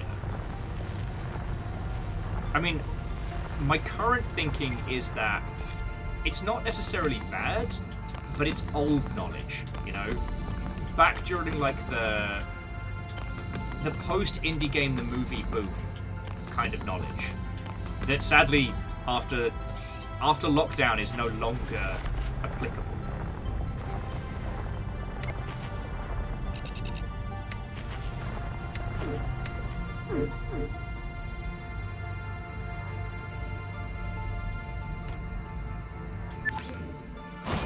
Please don't be spooky. Please don't be spooky. Oh, cute flowers. And things that might be lethal. Sure, I'm glad our employers sent us in here with safety equipment, right? Right? Aw, Puffstem. Hey, Puffstem. Well, he's dead. What have we got? Oh, PDA. Let's give that a little... Alright, let's give that a read. So we read sorry. Stuck. I'm stuck in this blasted cave. I don't even know how I got here. I barely know who I am anymore. The fairies are my friends. They tell me to hang on. A shadowy man showed up again today. I had to close my eyes until he left. Everything goes away when I close my eyes. That person is fine. Alright, Twizlight. You want my third favourite. Twizlight, have you seen the Fancy Barbatus? Because that's definitely a contender. Sorry, Twizlight redeemed the Show Me a Gundam! God, I gotta ask Chorby how we do alerts for that nonsense. Third favourite I built. So many.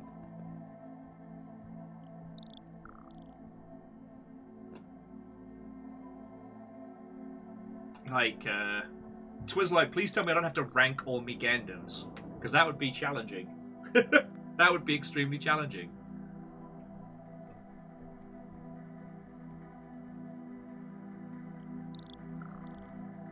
So there's Fancy Barbatus, Rock Lobster, I guess Babel's one of them. Well, no, Ishkar, it's pick my third favourite. That's a challenge. Yeah, it's a villainous is what it is. Twizlight says, not all of them, just the third one. The third most favourite. It's more fun that way. Why you like this? Okay.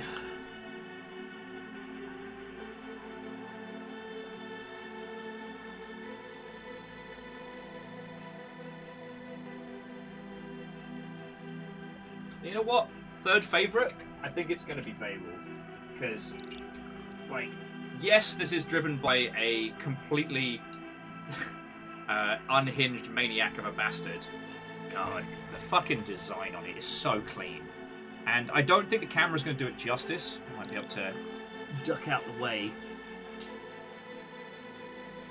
But the line work... Hang on. I think it worked last time. Turn the light down. There we go. Oh, it does not like it.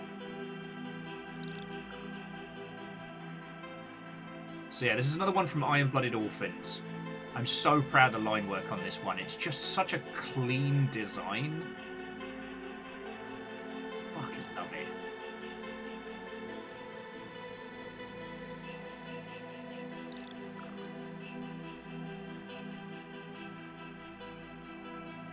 And it's got this kind of...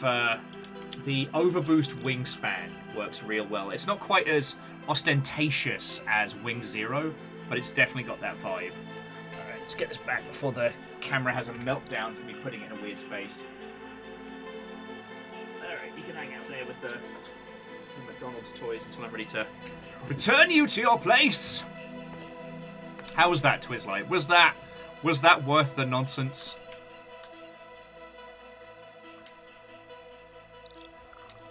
Let's explore this some more. Like, so yeah, so we're not the first team of people that have gone in here. This guy did not make it out. The fact that the shadowy creatures haven't jump scared us yet does worry me a little, but we're just not gonna worry about that. Fuck it. We might as well check out this other cave while we're here.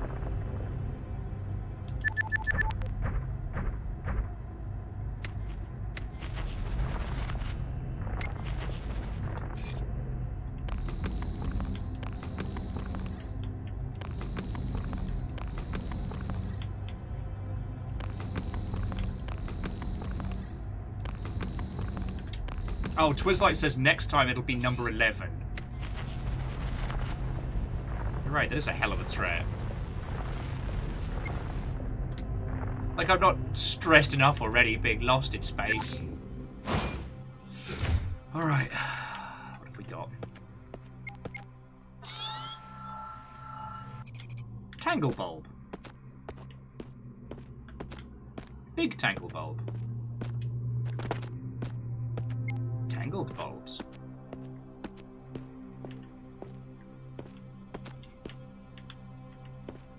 I will admit that if at any point the cast of Deep Rock Galactic came crashing through the sides screaming rock and stone, drunk off their head, I wouldn't be surprised.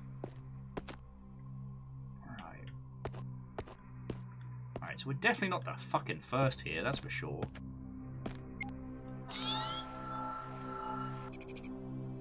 Drill Tech Autopilot. Fuck yes. No idea how that's going to work, but we'll fucking see what we can see. I don't think there's a way we can climb.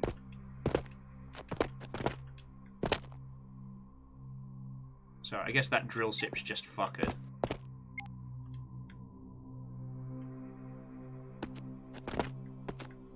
Okay. Oh, Jamulian, sleep well, mate. It was lovely chatting with you. Anytime you need to come by this way and vent, you know you are more than welcome. And yeah, I hope you've been enjoying the baggage train shaped Schadenfreude.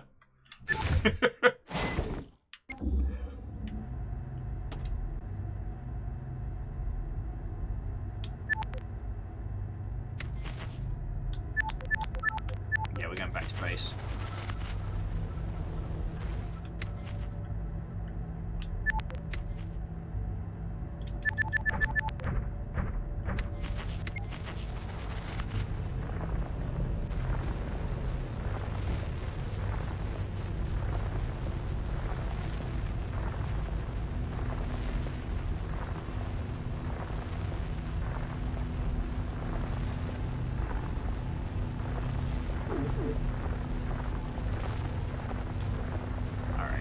Drill's not quite ready for us to start making, you know, great big superhighways. We could pick up some thermite while we're at it. Not some thermite, fucking hell, some He-Man.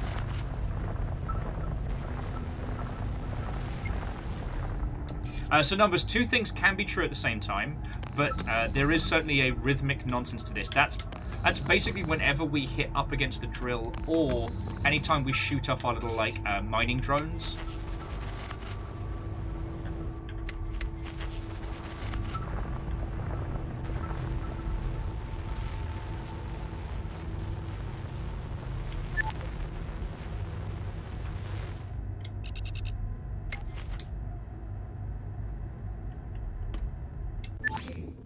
Yeah, the sound design for this is very, very good, and I don't know if it's just whatever engine this is made in has really, really good audio support, or if they've put in extra time, but it looks right good. It sounds right good.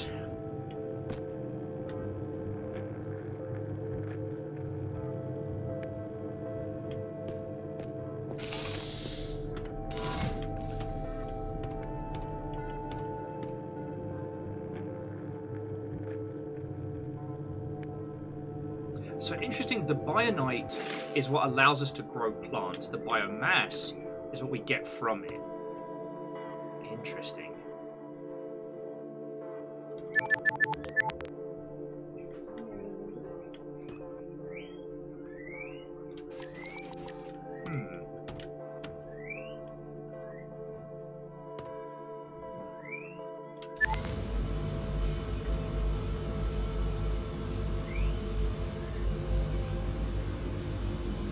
Oh yeah, no, Ishgard, the sound design in Deep Rock Galactic is ridiculous. I'm still impressed. And yeah, the guinea pigs are not impressed with my current work, and they are making their displeasure notable.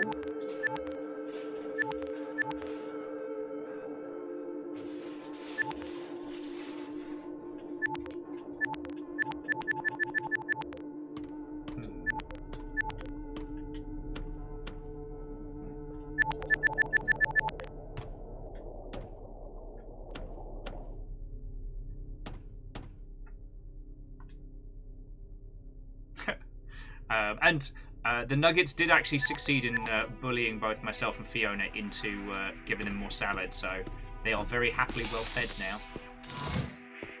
Alright, so I want to build a few more of these light bulbs, because it does seem like they... Yes, the biomite... Get a little puff stem going here, but... Yeah, so the biomite is how we construct more. And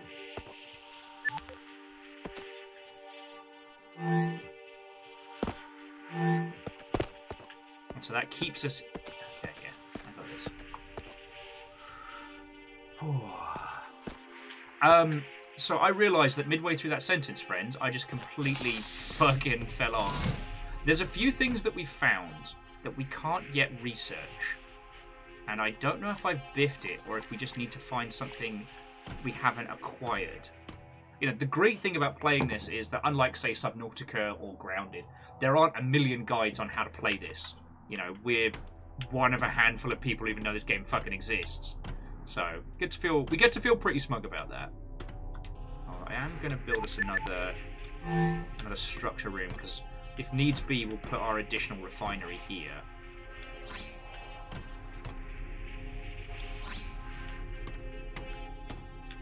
Because we can't find as much copper as I would like.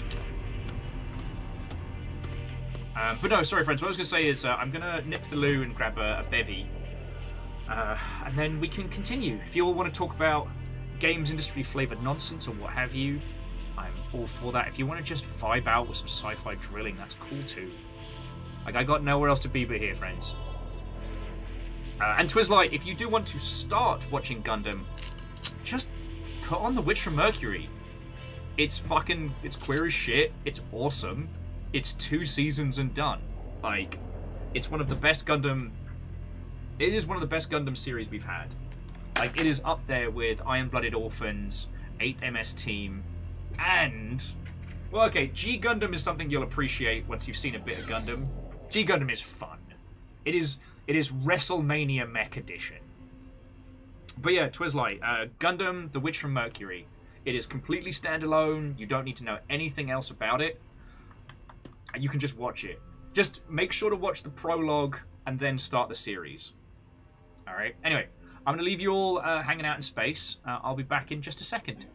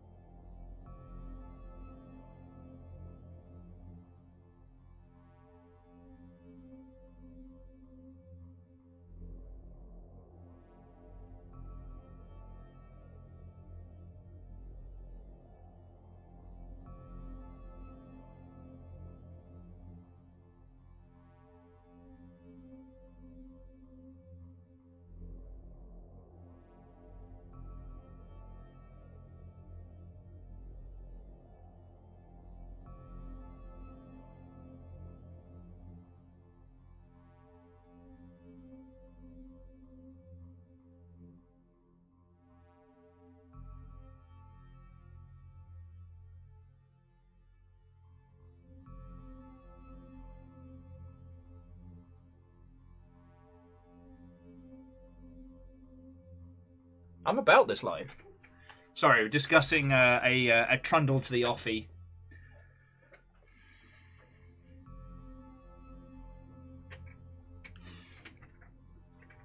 But no, so jumping back, Moz, what and welcome.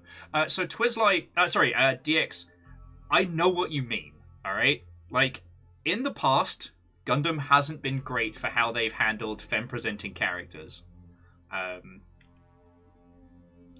And so when they announced that they were going to have a proper, like, female protagonist Gundam pilot, I kind of started being like, and then they announced that it was going to be set in a school, and I was like, no. This is going to be, like, 50-year-old blokes weird school fetish anime. But to my surprise, I think the surprise of a lot of like anime and Gundam fans, Witcher Mercury is awesome.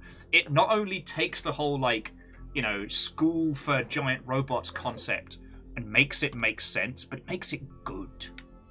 And by the end of it, like it's earned. Actually, let's see if we can get another biomass reactor. There we go. Gonna have the twins here.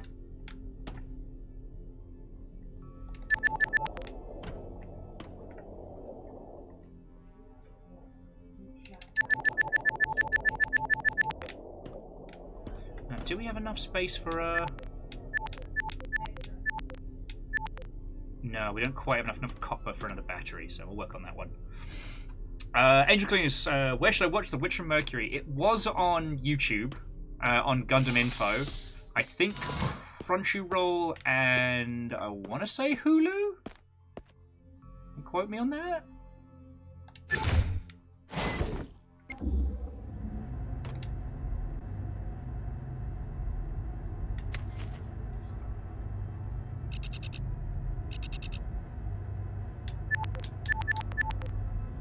Oh, fucking cool! So we can now just autopilot home. So we do need malachite.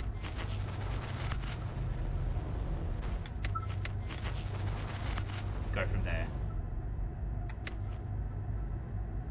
Oh, I mean, Ishgar, the neckbeards matter not to us. Like, these are the same people that say shit like, keep politics out of Gundam. Gundam, a show that has been violently wearing its political stance on its shirt since the show aired in the fucking 70s. Spoiler, war is bad.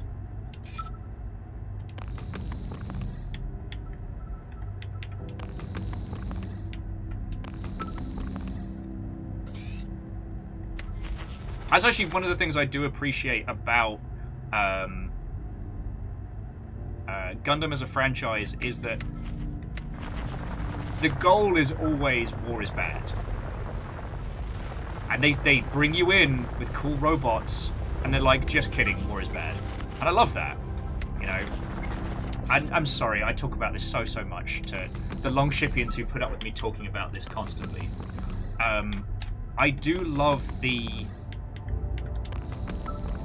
juxtaposition of Amuro and Char, because by the end of the Amuro and Char saga, both of them are vehemently anti-war, but the difference is that Amuro's struggling with almost a naive, like, all war is bad, all conflict is bad.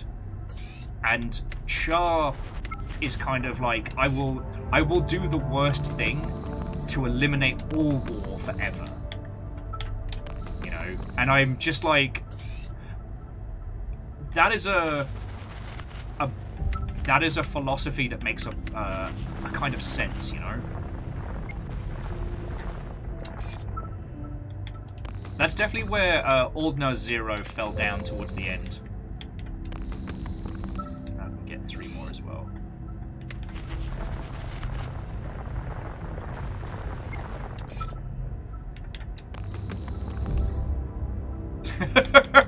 Alright, reset the clock. Numbers has found a way to reference Animorphs. I'm just kidding. No, it's Animorphs is brilliantly anti-war and has no qualms. Oh, I like this. Fuck yeah, autopilot, take me home.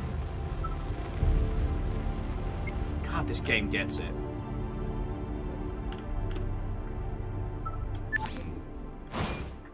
Did someone say Animorphs?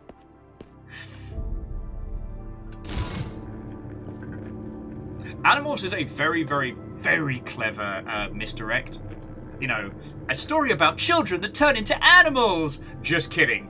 Fucking war crimes.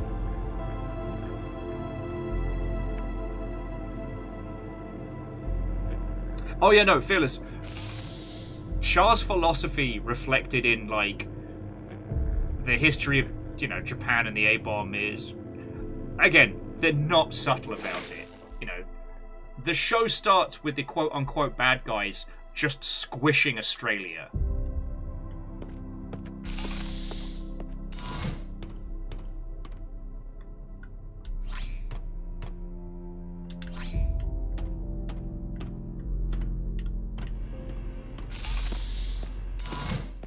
Like, they parallel park a colony right on Perth.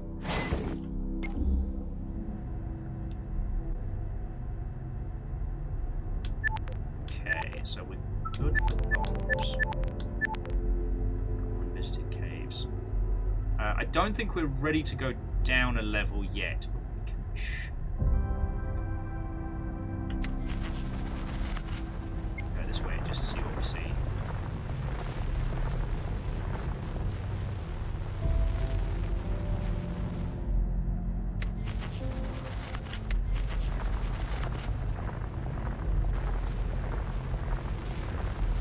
Oh yeah, no, and just so many lost limbs and deaths. Kids being forcibly trapped in animal forms and having horrible shit done to them, like, fucking kill. Twizzlight says, all this talk of war crimes, might be time for some RimWorld. And nothing bad happens in RimWorld the end.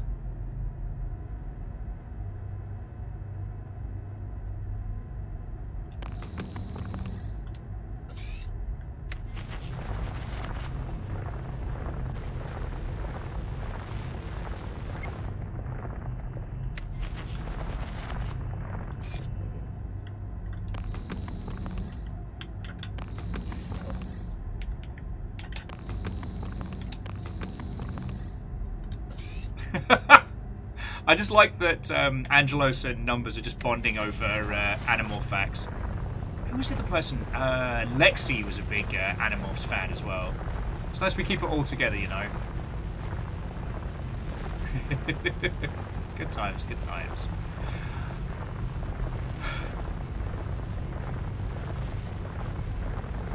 But sadly, my Animorphs knowledge is almost nil. That's why I'm there. I got them Gundams.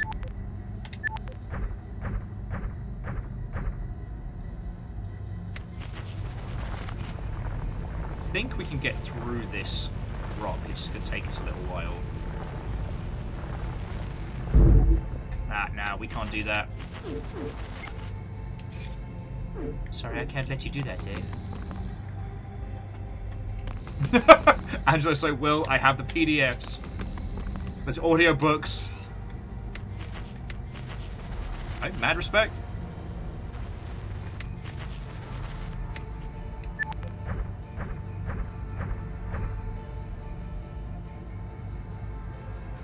God.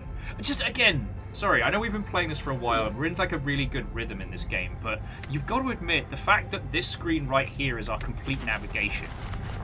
Like, it's so simple. But it really feels, you know, the rumble, the...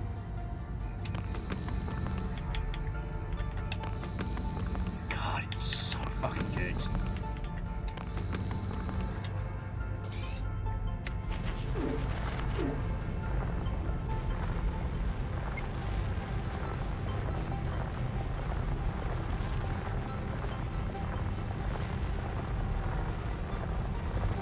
Oh yeah, Redwall, if we're talking about children's books that are fucking nonsense.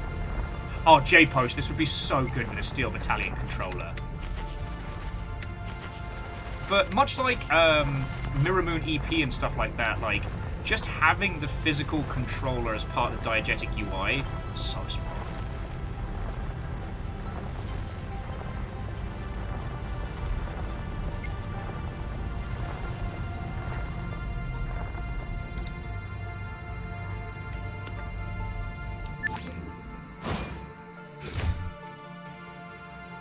Yeti was asking if anyone's read the Everworld series.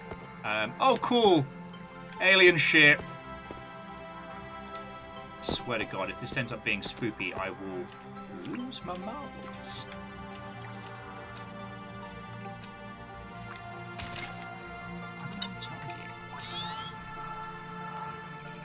Alien biomass farming. Oh, and what's this? What have we got here? Okay, Dr. M. Carter, 14. Today I stumbled upon a cave that led me to a breathtaking discovery, what I can only describe as alien ruins! Yeah, they do. The air is charged with an eerie energy, leaving me both exhilarated and apprehensive, and slightly constipated. The architecture and technology here are like nothing I've encountered before. I shall endeavour to explore deeper into deeper in search of more examples of this alien architecture. Ah, lovely. So actually, I got real fucking lucky. I think they were getting... I can't remember if they were getting chucked out. But I've managed to get my hands on a fuck ton of Redwall paperbacks. So I've got like a little stack of them next to me table.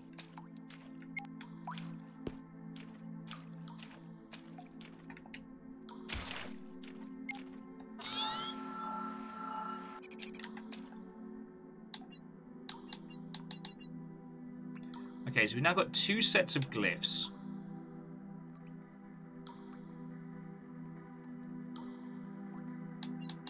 And we can't build a fabricator yet because we've not got the resources to do so. Okay, so we need to find whatever new kind of ore will let us do that. Oh, yeah.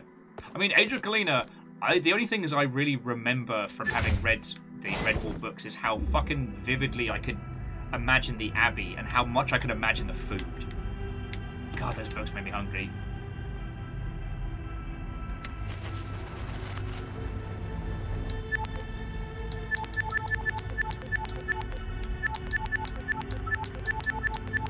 Okay, so we've visited all of the... We visited all the caves in this area we can. J-Post, there must be a Redwall cookbook. It would be a fucking crime if there isn't.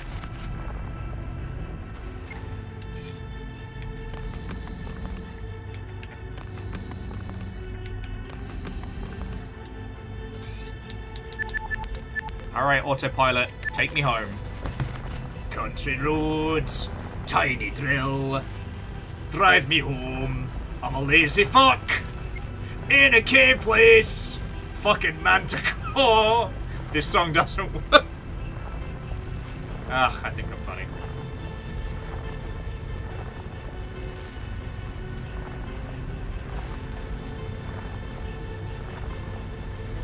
Yeah, that and what was the other one I read when I was a weird? I think the Belgaren series. The David Eddings, but not that David Eddings.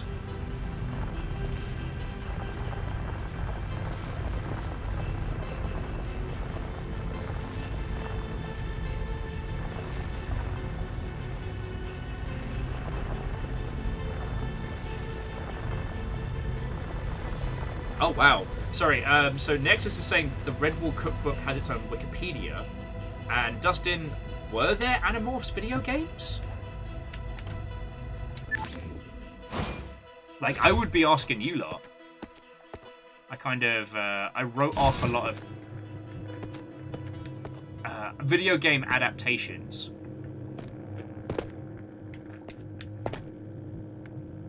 God. It is wild that we no longer see those, like, cash-in adaptations anymore. Part of me kind of misses it. They weren't good, but they were always interesting. Yeah, Angelos, my gut told me if there were Redwall video games, they weren't going to be good. They weren't going to be good. Alright. But once we've processed all of this, friends, we'll be heading to the new area via Kuaz. There isn't really much else for us to do here.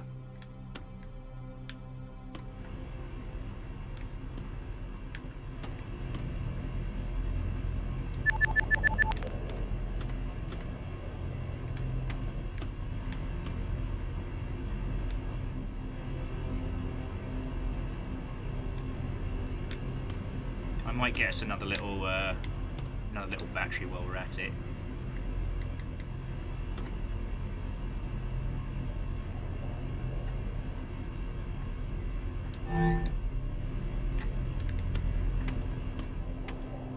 Okay. So we can store 100 and then refill it from there. Alright. Fearless makes a very, very good point, friends. There is one good Redwall game. It's called Tales of Iron. It's not technically a Redwall game, but we know. You know, wink, wink, nudge, nudge. We know.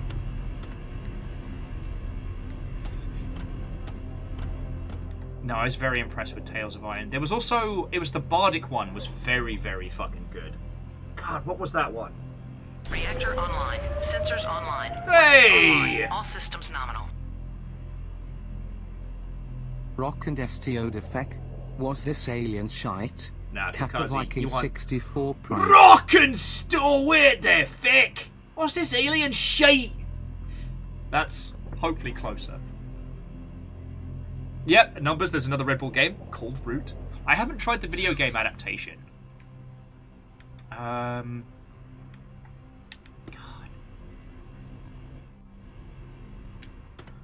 What was it? Oh, this is going to kill me now. So there was a game where you played a mouse bard who is like held captive by rats that was very good and very much felt like Redwall the video game.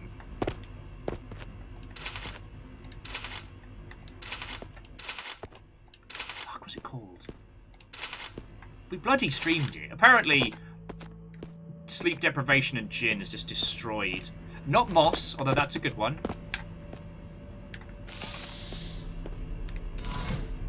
Alright. I think we processed everything. Alright, job's a good one.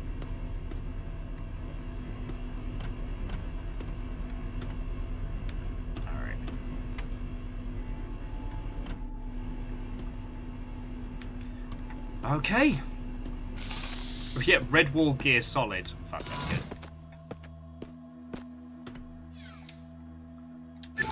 Alright. In the words of Jamiroquai, we're going deeper underground.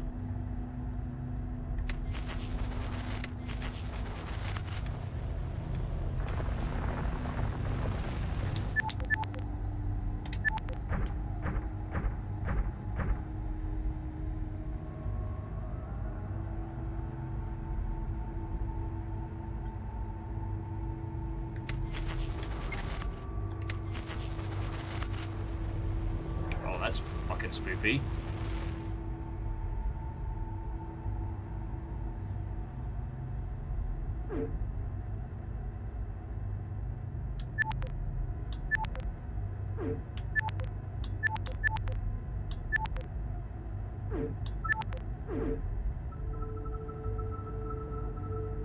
What the fuck?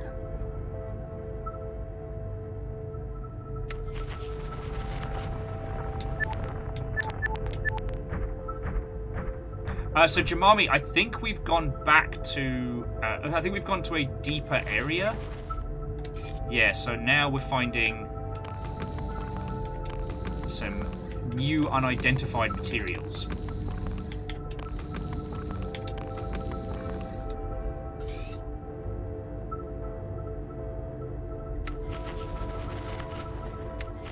We'll see if we can find some other new materials if possible. Ghost of a Tail! Ishkar, 5 internet points to your house. Ghost of a Tail, thank you. I was going to go loopy. That was exceptionally good. And for all intents and purposes, was Redwall. To my understanding, the Redwall IP has been in strange places. Like, there are games of it. They're just...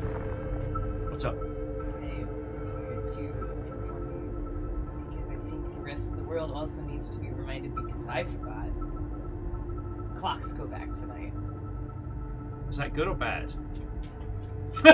Dies.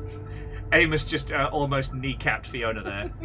So glad I was holding onto the door frame because I would have been down. So, daylight savings. North America, Yeah. not UK. It's what the Spice Girls told us about. When 2 becomes 1. Stop it. No. Get out. Get out. Thank you. I will be signing things at the end I'm of this stream. upset that no one saw my reaction. That's where I am. I think they felt it.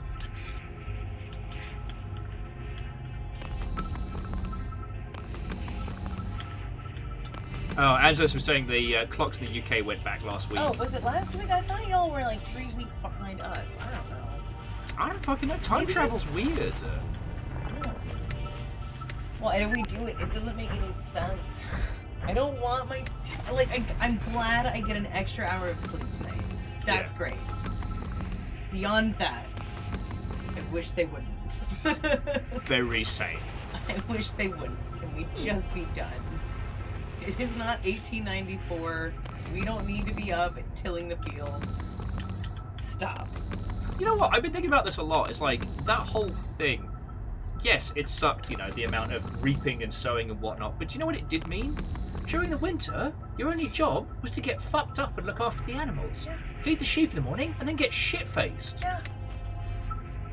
Sign me up for Go to that. like their door, walk through it, keep going. Yep, yeah, that was pretty much about it. I was like, no. It's been a good run. I apologize for that. It's been a good 4 years. We had a good run. Time to leave. Solid innings. 4.5, actually. We just made it to the next level down in Well, the. technically, we've hit our anniversary was just a few weeks ago, according to the people we told at McMenamins. Oh yes, according to McMinimans, we only just had our anniversary. I'm not sorry. Because after you tapped out from Sea of Thieves, we were talking about hotels and stuff last night. Because Nessa is also a big fan of a lower quality hotel with a better tub is always better than a high quality hotel. And then McMinimans was like the double win. Yeah. Great hotel and a soaking pool. Japanese soaking tub. Oh.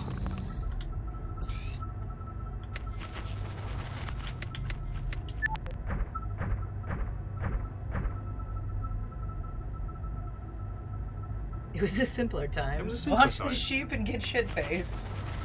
It was the best of times. It was the times of times. It was the blurst of times. Stupid monkey. It's a joke I stole.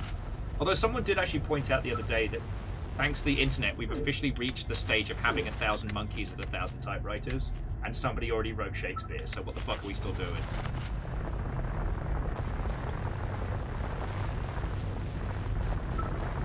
Okay. Have you not heard that? No.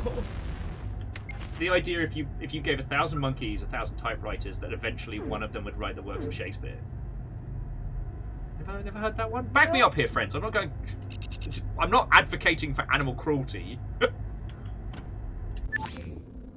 We're having the blurst of times. Yes. Ooh, shiny new rocks. Shiny Twitch plays new rocks. Pokemon, Will. That's what we're doing, and doing it well.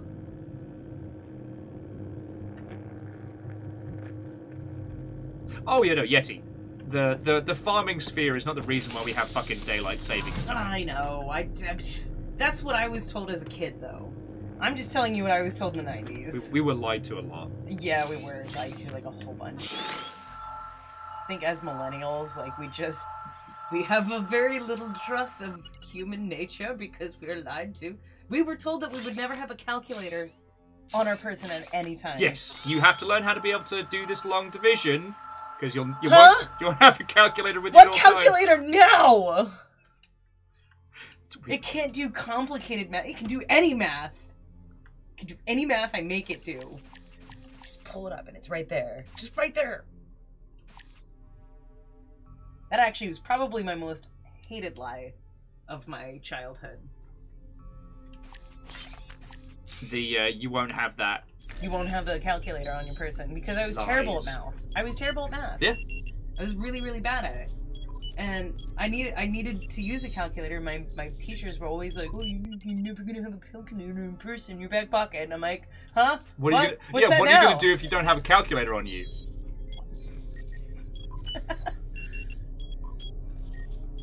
I do like the fact that It's a goddamn computers. we basically got the compads from Star Trek. Like, Basically. there's a lot of things that suck about existing right now, but the fact that we have like all of human knowledge and entertainment just with us all the time, I'm not against that. I don't hate that. No. It's brilliant. It's made my life easier. And if I don't know, I can just ask the computer gods Yeah. the answer, and the computer gods will give me the answer.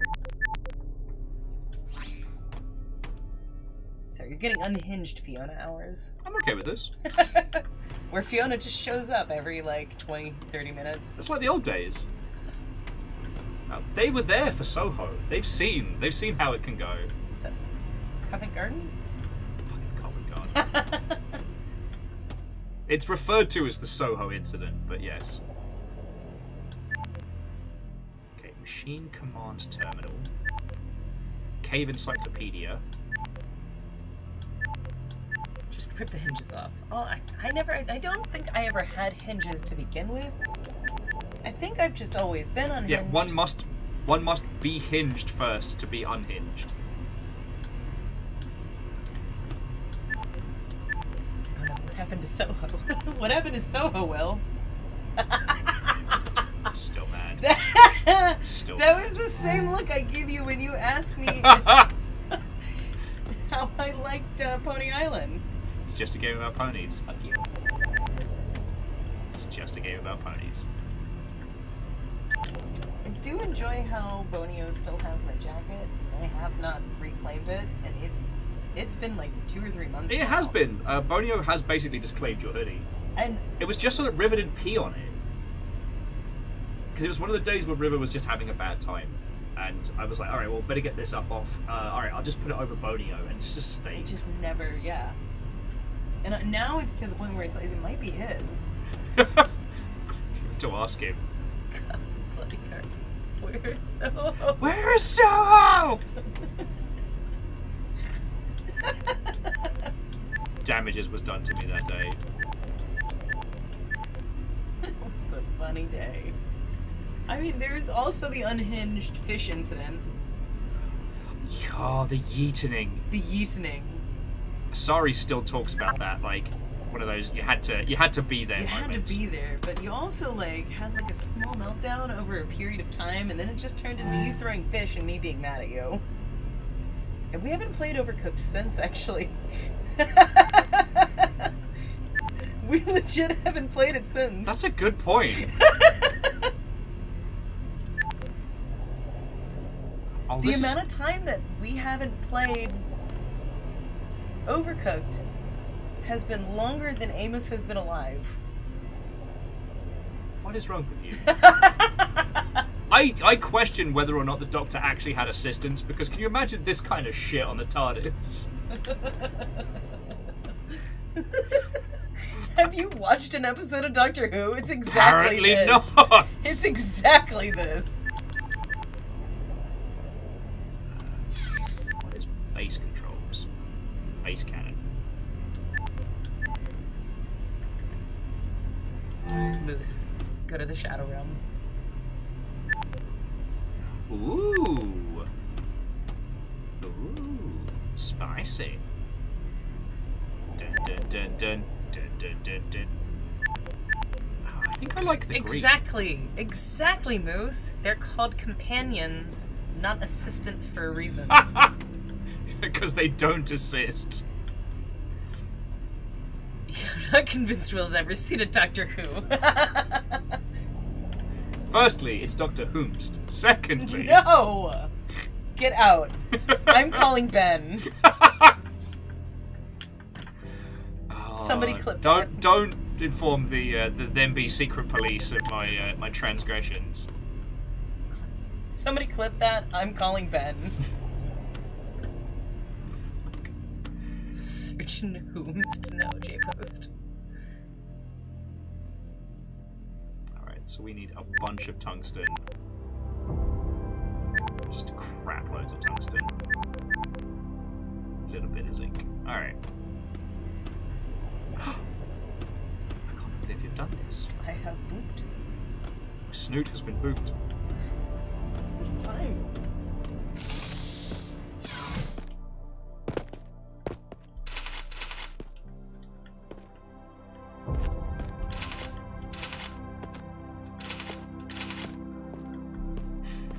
Feckin' hell.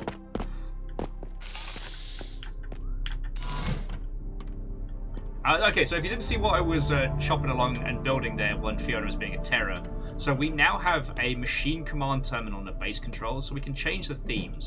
I think I actually like the green, but from here we can fill all of the generators. So later on, if we have multiple power generators and batteries and setups, we can just fill them. And if we end up having multiple refineries, which we might, actually it wouldn't hurt to have one more. Oh, and I guess the cave encyclopedia might not be a bad shout either.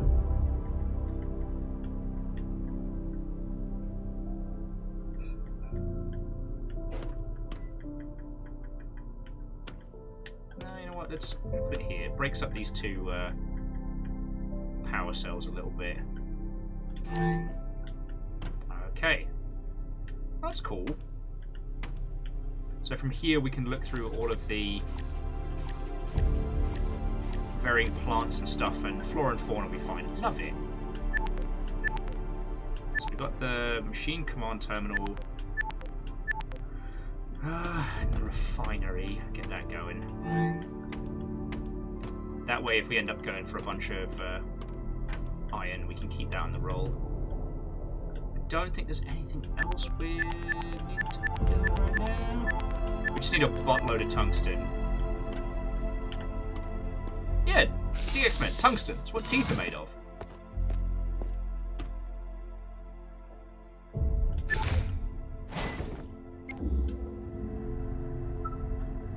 Oh, that's cute.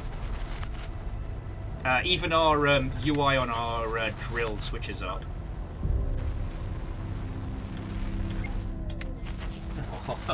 Don't know if you all heard that. That's little. Oh, that was the wee baby Amos. Alright. Fire the drones off just in case they find more interesting shit.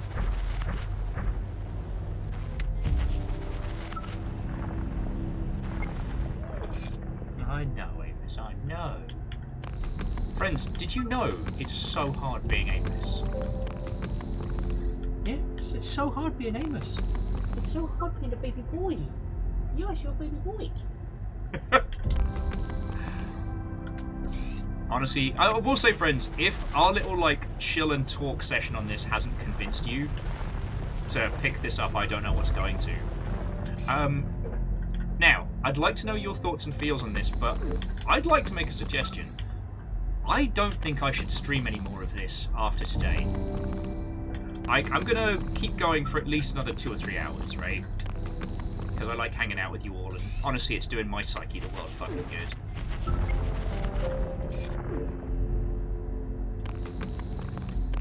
But then again, will I get the chance to play it with you all? I guess what I'm saying is that this game is not just a craft and survival game. There is a mystery to this. There are things to unfurl and to understand. And I think those would be a very, very good... I don't know. I guess what I'm saying is I think the mysteries to this are going to be worth it. And I don't want to take that away from you all, friends. Yeah.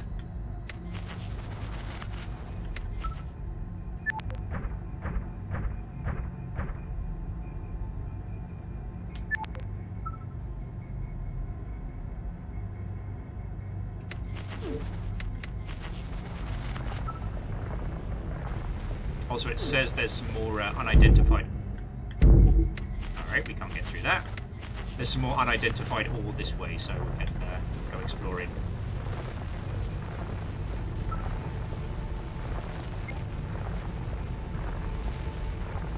We might be SOL. I don't think we can actually get that.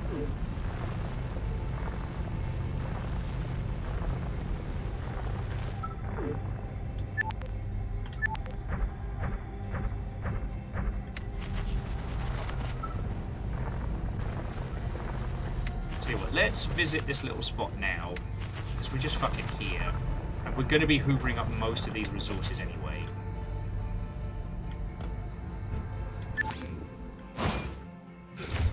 Okay. Alright, sup, big jelly? Big crystal jelly buddies. What's happening? What's going down?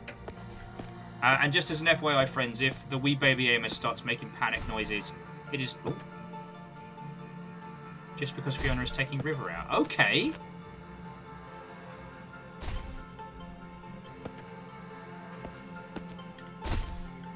That's fucking cute. Ooh. Seconds before one of us gets fucking melted by a Star Trek style nonsense.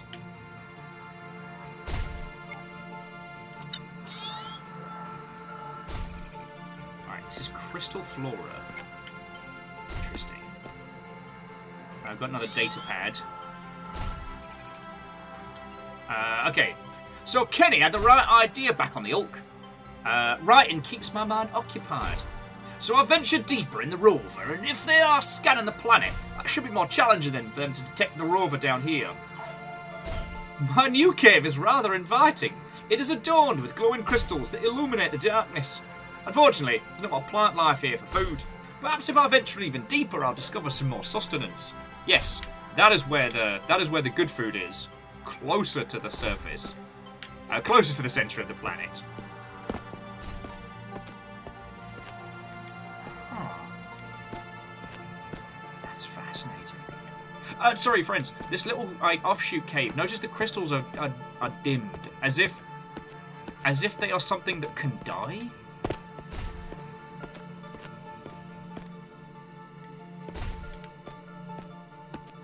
Let's see if there's anything we can scan from them.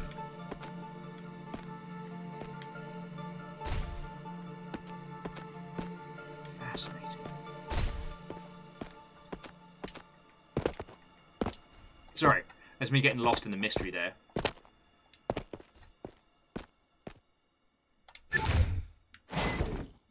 Alright.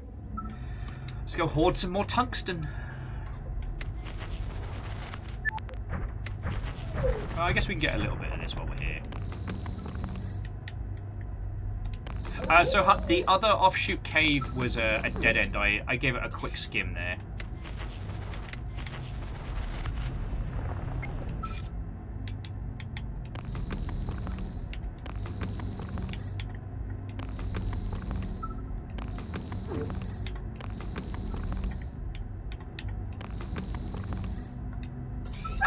Amos, leave it. God damn it. Now here's a question. If I put on the autopilot, do you reckon it'll take us all the way back home? Or will it just bring us to the... Hey, Amos, you're okay. We're alright, buddy.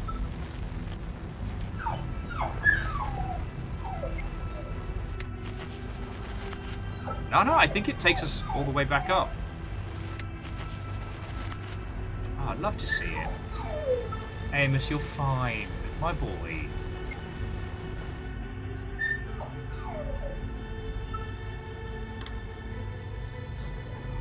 At most, enjoy the lurkage. We've just reached the second layer of exploration, and our base is starting to come together, you know?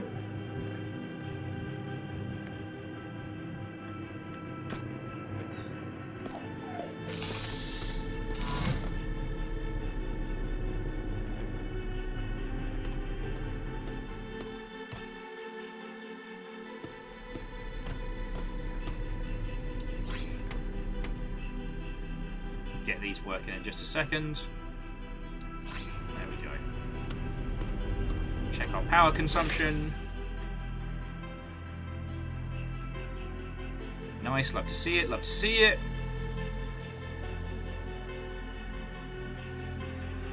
We will need to pick up some more copper as well, so... but we'll be able to upgrade storage. And... maybe strength? Should get us through some of the nonsense.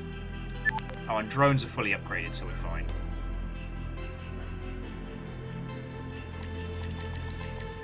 Okay. So yeah, to those of you who've just joined us, this is... I keep forgetting the fucking name of it, I'm sorry. This is Geodets. This popped up across my feed earlier in the week, and I love the idea of it.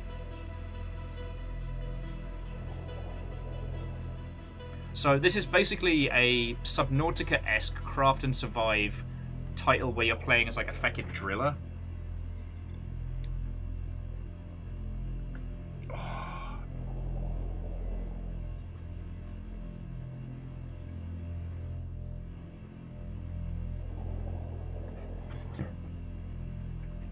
I went into space for a second there. I'm so sorry, friends.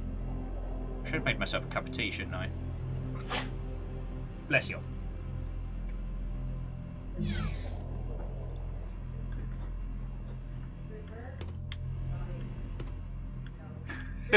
Come here in the background.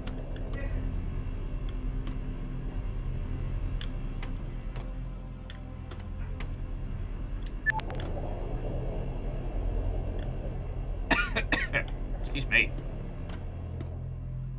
Gassed out here. Alright, so we'll beef up our storage. And then we'll see if we've got anything left for like strength upgrades or what have you. Sorry.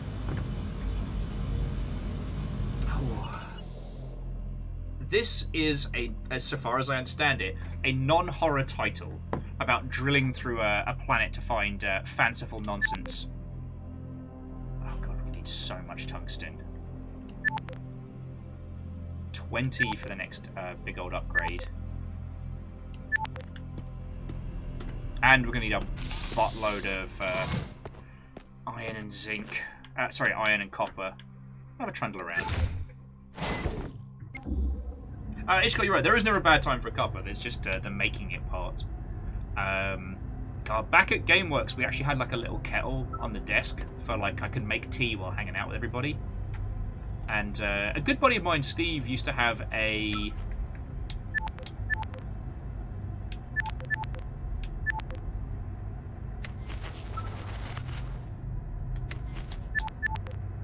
Actually, let's see if there's any Bionite while we're here. Because we're definitely going to need that.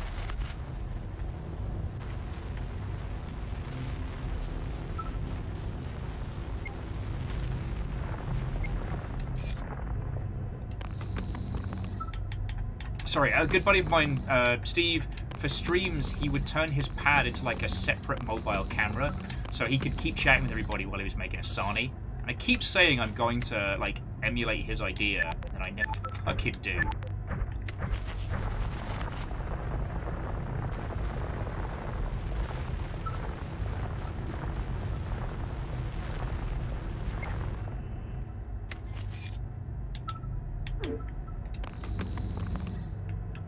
Yeah, that's... I mean, Angel Cleaner, that is the height of civilization. Do you know what's fucking wild? And this is only really for, I guess, the Brits hanging out. So, the water purity in the US is so much better than the UK. I've had our kettle for several years, and I have not yet had to descale it. There's a bunch of habits I'm still unable to get out of, but, like... The state of my fucking kettle when I was living in London was just grimdark.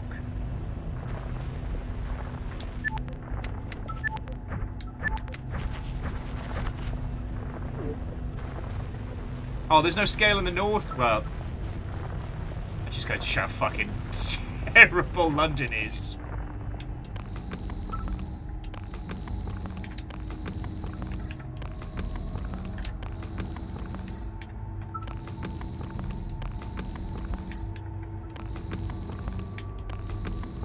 Okay, and Angel Queen saying, like, in other regions, like, having to descale stuff is pretty known. Okay. But it's things like, I still clear out the water and fill more than I need, because you never want to pour the last dregs of a kettle, because that's where all the crispy bits are. I will say, the amount of times that we just descale it by just jamming it full of limes and letting it run was always quite nice. Get a kitchen smelling like, you know, like fresh mojito was always lovely.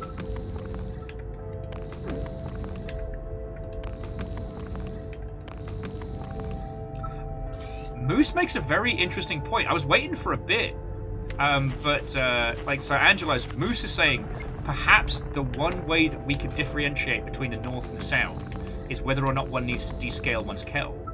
Obviously, it doesn't translate to the US, but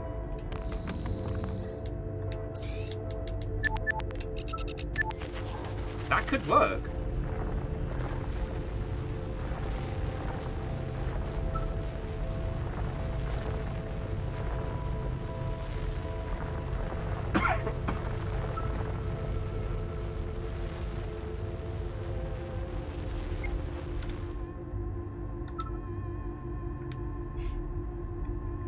Sorry, all this talk of US tap water, my brain's playing that fucking remix of Turn the Frickin' Frogs Gay.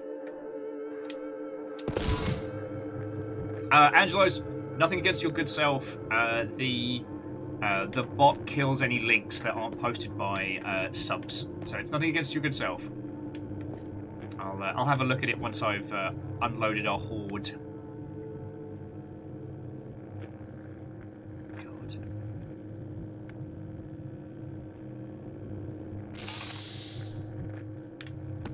Actually, we might as well process this stuff. Byakuaz. The voices were pretty good, but that's it.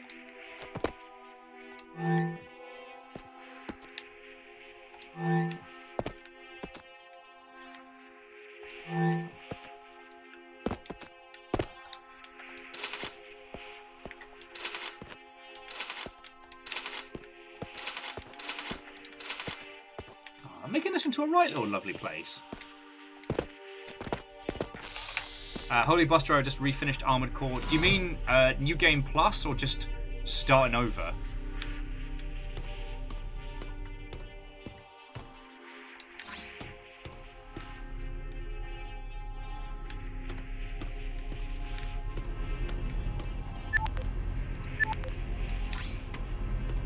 New Game Plus. Yeah. Have you found the little extra fights? Because I'm so fucking impressed with it.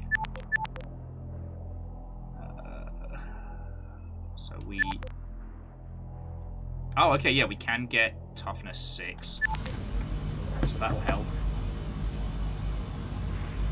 So, Holy Bust, this week we just finished New Game Plus, and now we're on New Game Plus Plus. And I have no idea what new, fresh weirdness it's going to throw at us, but I can't wait to find out. You know?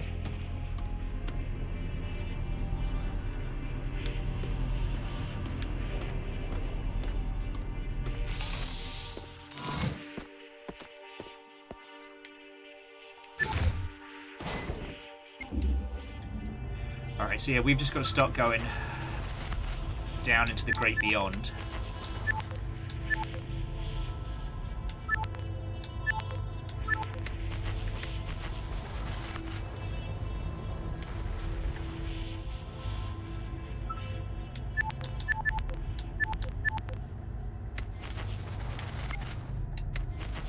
And down we go.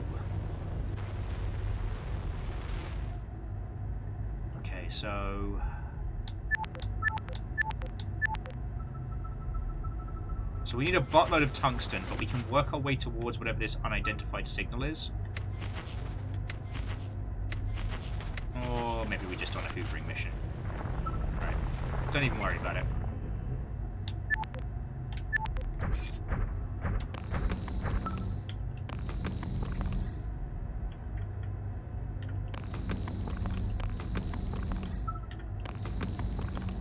Anyway, sorry, from our previous conversation, the thing I have learned is that the water in London is heinous.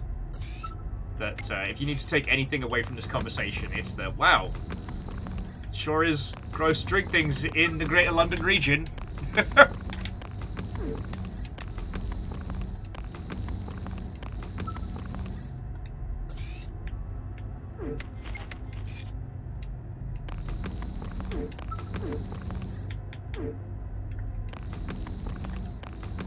And yeah, so jumping back to Armored Core, like, the thing that really caught me off guard at Holy Bus was the fights that really did wreck me were not the ones I would have guessed. Dueling the red guns, holy shit. Like, I now have a fucking blood vendetta against Iguazu.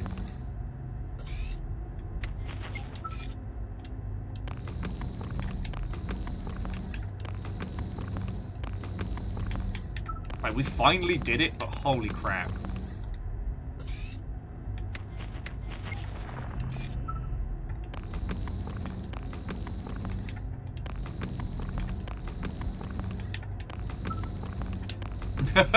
Yeah, Moz, before it was just a regular vendetta. Now it's personal.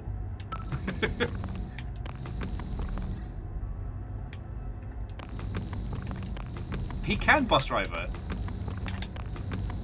He can stuff himself full of that.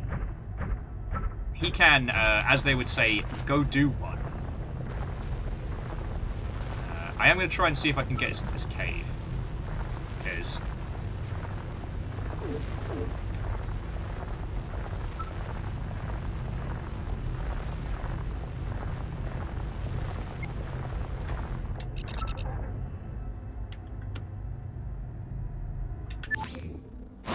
we can come hang out here before we trundle. Whoa! Fucking yo!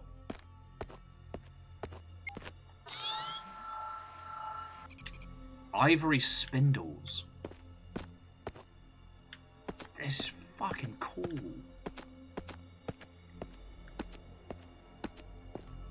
I'm sure I was about to say something incredibly witty and well thought out with splendid banter behind it, but now I'm just like, I like Big Shiny. Hello, Big Shiny. I like the Big Shiny. Nim, nim, nim, nim, nim. Big Shiny, give me the strange feels. What the fuck are you supposed to be?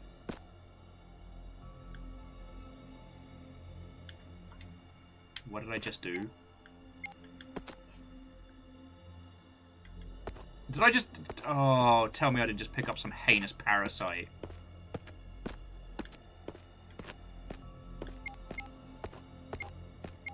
Well, we're in trouble. Was it a mushroom? It was fucking moving. Did I eat it? Fucking hope not.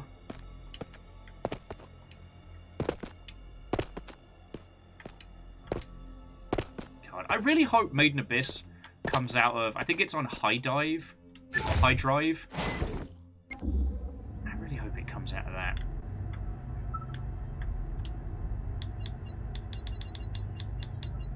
Okay, well, whatever I just picked up has definitely done me a damage.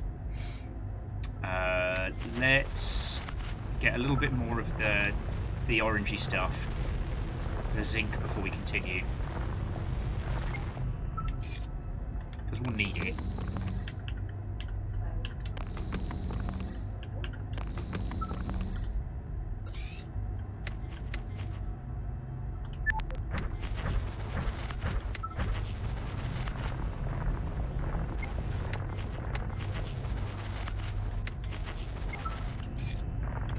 Sorry, just the Zen movement around this and the mining is so good.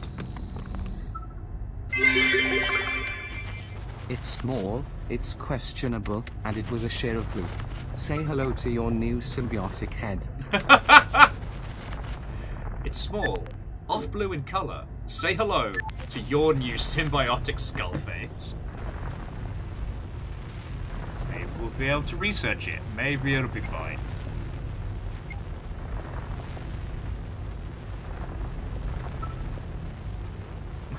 Sorry, Bacon, and thank you for the bits. I know today was very unplanned and very random, but I fucking love this game. And like I said, it's very smug whenever we're one of the first teams to get to a game, and it's fucking good. Like, kind of gives you that little, we found an interesting video game.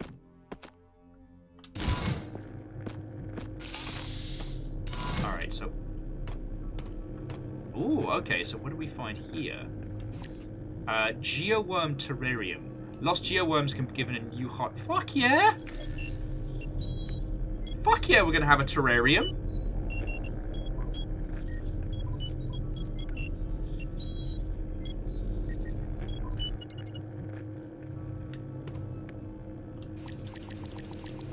Okay, so they're tiny friends. Who doesn't want tiny friends? Alright, so let's refill these. And let's get that started. And that started. And you're fine for the moment. Yeah, it looks like, Edge Clean, it looks like we're getting tiny friends, so I think we've got enough to... Right.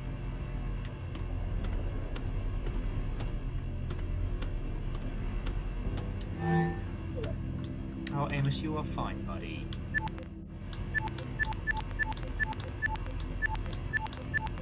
Binary storage. It's under decoration. Alright, Geoworm Terrarium. Alright, so we need more Bionite and more tungsten. Hello. Hello, baby boy. My baby boy, you. Choppa, choppa, choppa, choppa. What do you need, my boy?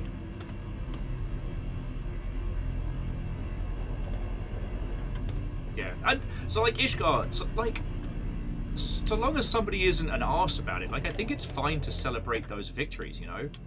And it's also fine to celebrate your friends, like DJ found Voices of the Void. I probably wouldn't have found that without him. So when we do play through that, it's like credit where credit's due. I wish more people had listened to me about the Blackout Club when that was dropping, but can't win them all.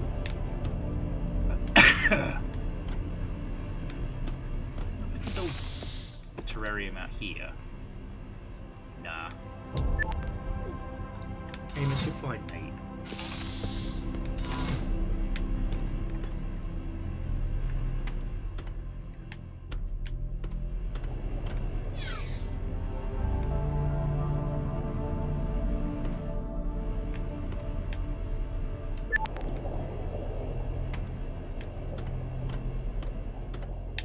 Biomass could definitely use a little bit more. But the plants are still growing, so we'll give it a sec.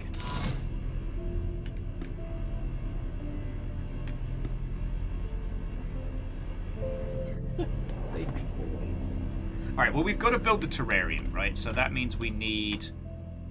how are we doing for tungsten? Alright, well we'll be fine for tungsten, but we're going to need more of the biomate. Yes, I know, we're going to need more biomate, Amos. Did you hear this? I'm just getting fucking sassed by the dog. Hang on a second. Bear with me a sec, friends. What do you need? Who's my baby boy? Do you need to go outside? Do you need to go outside? What's up?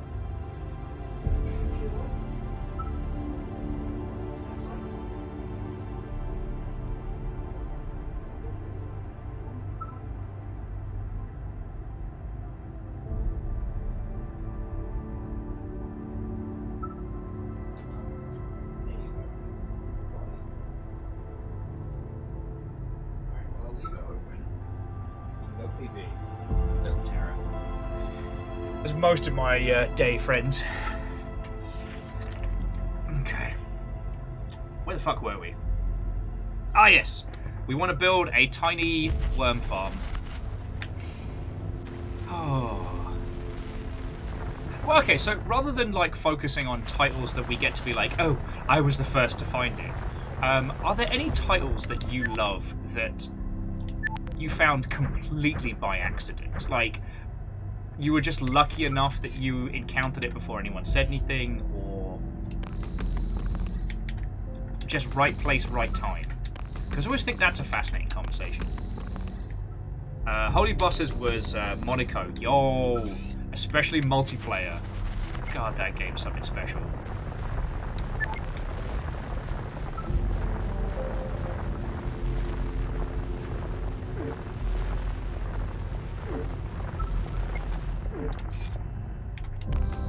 God, I think we need 10 of these, don't we? Oh, I see. Hello, Amos. Hiya, my boy. I know, it's real hard being you. No one understands how hard it is being Amos. No one understands.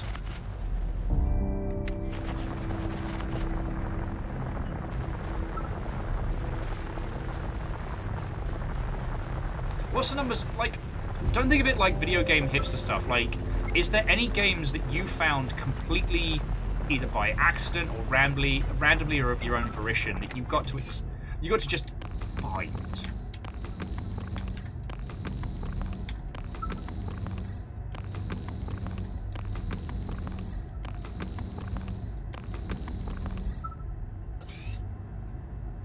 See, and again, Angelos, this is why we are friends, because, you know, I forget how I became aware of Umurangi, but oh boy, what an experience. It could have been because I think the dev was, it's definitely New Zealand native. Twizzlight says Environmental Station Alpha for them. Okay. Oi, shoe chewer. Amos, don't actually start chewing shoes. I gave you that moniker with humor.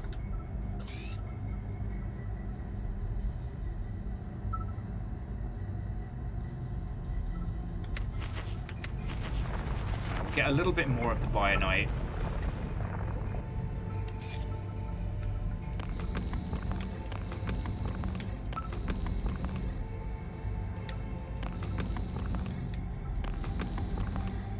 Oh, Ishko was just saying that when it came to Hollow Knight, it was just, yeah.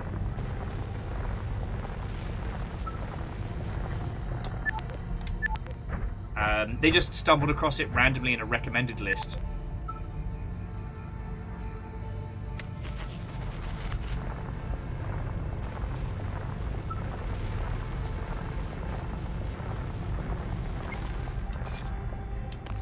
Yeah, I didn't expect Umurangi was going to go as hard as it did, and I'm still in awe of that game today. You know,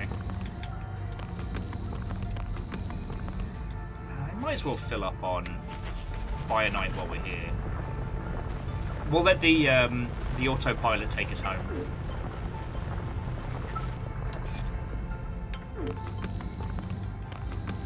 Yeti says I remember finding OG Yakuza for PS2. Yo, the Way of the Samurai series, that was one of mine.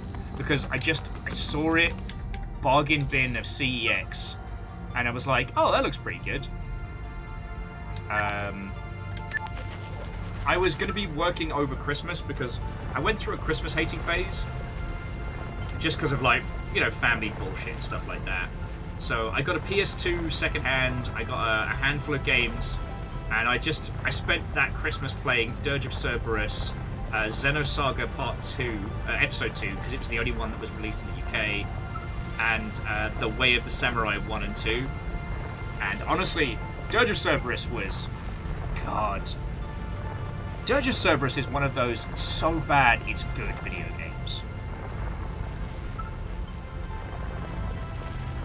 And then the Way of the Samurai ones, I only got them because they were dirt cheap and they had a dude with a sword on. And God, I'm still impressed to this day. If you've not played the game, so Way of the Samurai is like time loop open world in a tiny tight focus. So the whole game takes place in, each one is a different town, but a different tiny little town. And you are allowed to do anything. Attack anyone, make friends with anyone. Completely subvert the story in a myriad of different ways. It is fucking cool.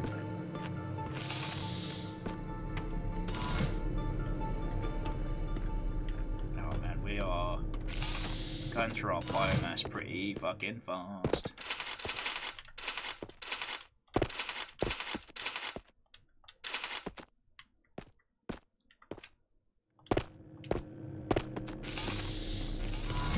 doing? Oh, we got 60. How much is it going to take to fill them all up?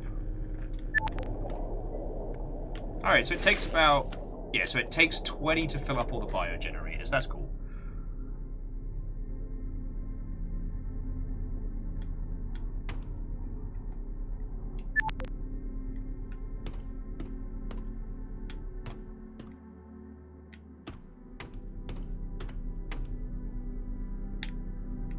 And I do like that, so long as we've got one for each, we can just come over here and hit, like, start refining.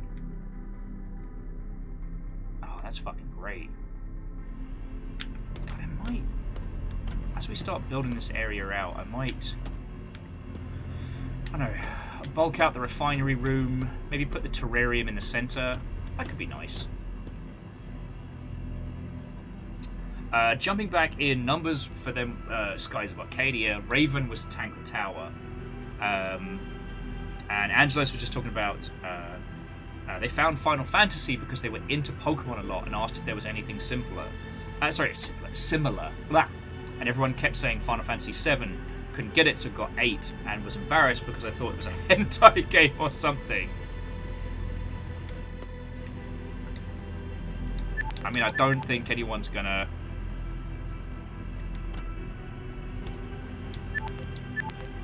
judge you for assuming that one.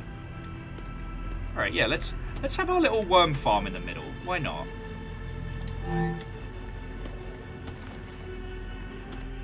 Sup, little buddy? You creep me out, but now you live here. You're weird, but now you live here. We're having stuffed tacos later.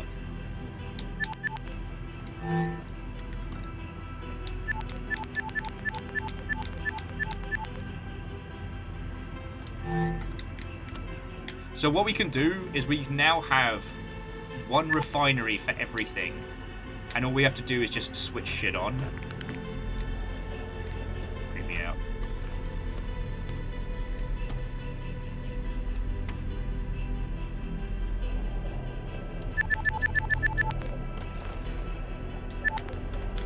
Might need another generator in a bit.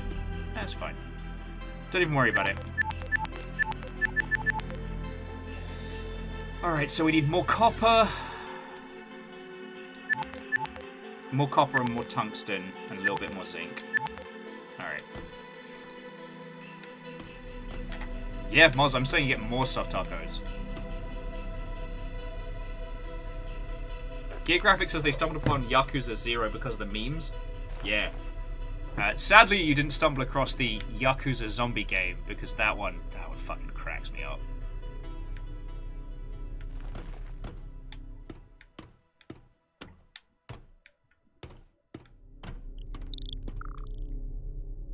The alien bugs are singing to me. I'm sure that's fine. Alright, so we need a little bit of copper, a bit of zinc, a bit of tungsten, jobs are good. Alright. EduClean says the mum actually bought them Wipeout, mistaking it for Star Fox. Oh. I mean, Wipeout still has the best like graphic design in video games. Like Wipeout 3 again is one of those games that should be just fucking taught in schools.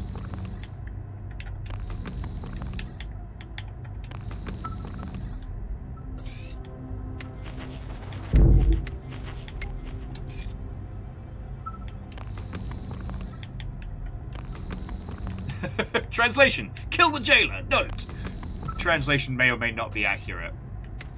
You mean I just did a murder?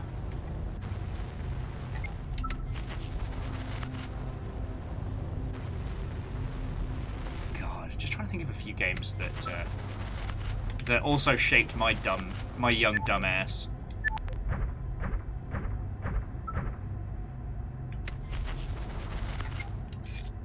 I mean, I know I've told you all about this a million times. A lot of giant robot games that I definitely, absolutely played only through legal means and did not play in any other way, shape, or fashion. So yeah, Metal Warriors, Target Earth, God, the one I'm going to have to go back through my collection and try and remember. Because there's one that had the least amount of interesting banter, but was definitely the most polished.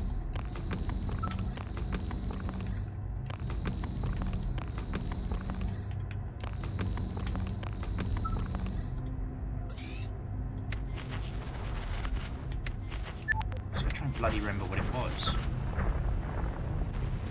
It wasn't Assault Suit Solaton, though that was part of it.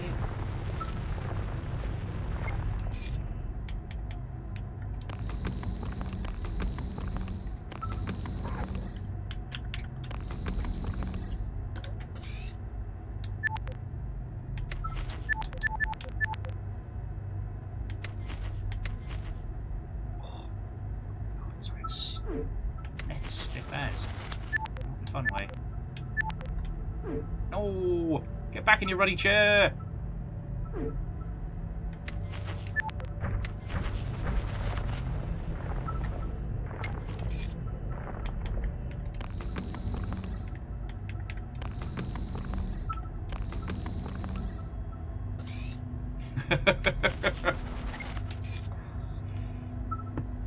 Vernflow was mentioning trace memory, another code, and the one that had me chortled was Angelus just saying that they found Mario Picross because they bought all the Mario Mini.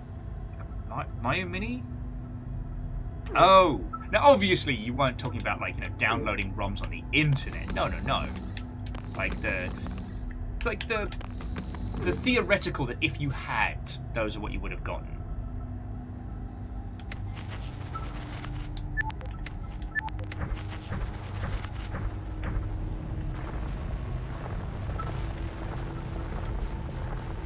Although, as an aside, I am very glad I didn't jump on the Metal Gear Solid collection because apparently it is just emulated ISOs,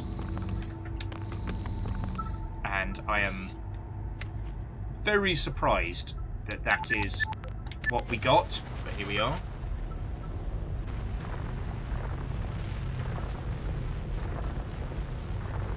I'm still looking forward to seeing what the Metal Gear Solid 3 update is, but suffice it to say, it is less of a featured collection than the Metal Gear collection on 360. Because I've been wanting to stream Metal Gear Solid 3 again, partially for my nostalgia, and partially because, like, not trying to continually boost the man's ego, but MGS3 is still a game to learn from.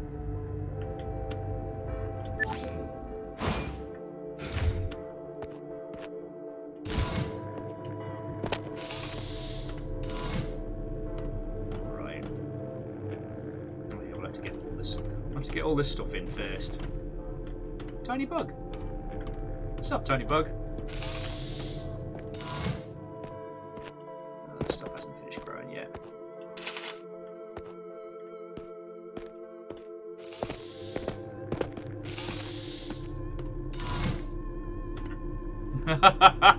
Bacon, I do remember that the re-release that Rockstar put out was the version that had the DRM taken out by a hacking group. I love shit like that. Alright. Let's get refining.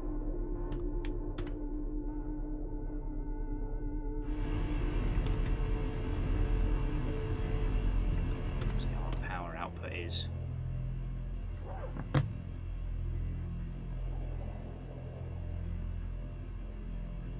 Oh shit! Okay, so Ishgar, Goemon the Mystical Ninja, as I called it, or Mystical Ninja starring Goemon, that was one that I played that, fuck me, that had me obsessed as a child. I think it was the weirdest open world game I had experienced. God, I got obsessed with that. So obsessed.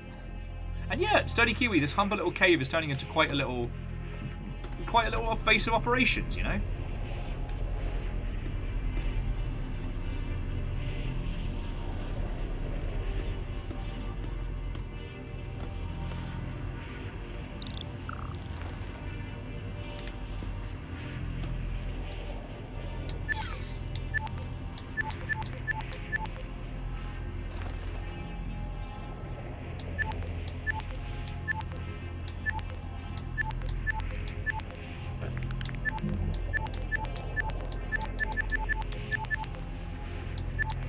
Oh, that's cute. So the desk morphs if you put it against the wall. Like that. Oh, that's real fucking cute. And the same with the wall plants. So we can brighten this place up a little bit. Here we go. Totally legit use of resources.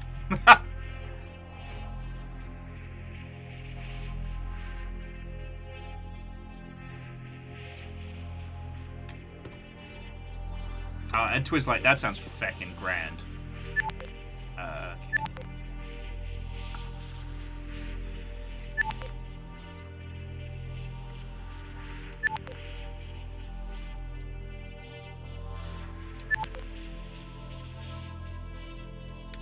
Alright, so we're going to upgrade storage capacity, and we're just going to go and hoard iron and tungsten, because that's what we need at the moment.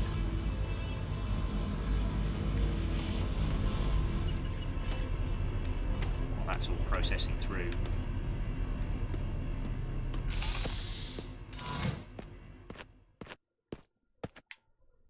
God, I'm really fucking enjoying this, friends.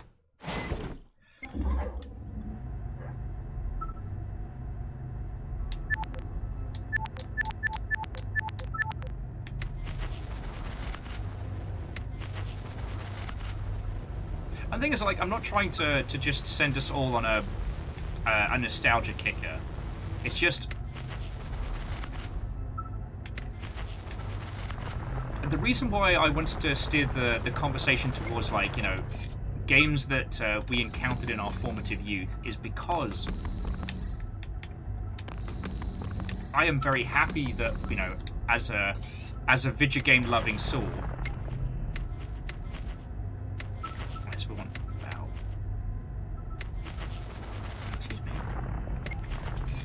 as a video game loving soul, we've never had more access to more knowledge about video games. And I love that. Genuinely love that. Alright, rest of it's going to be tungsten.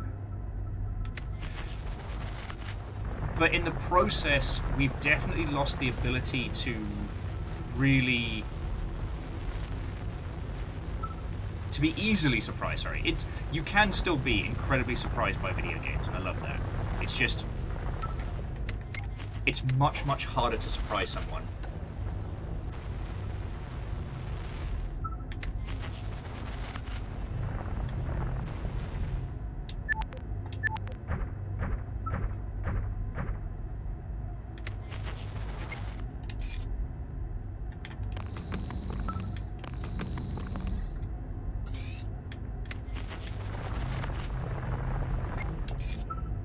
I don't know.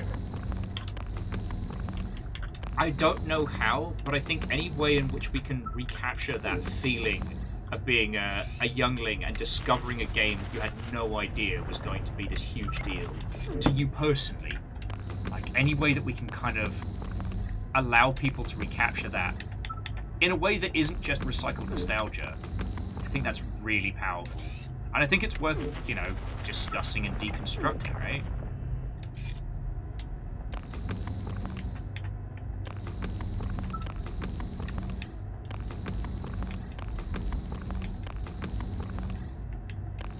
Raven says they were surprised as hell by Obra Dinn. Yes. God, that was so good. I, like a lot of people, was a massive fan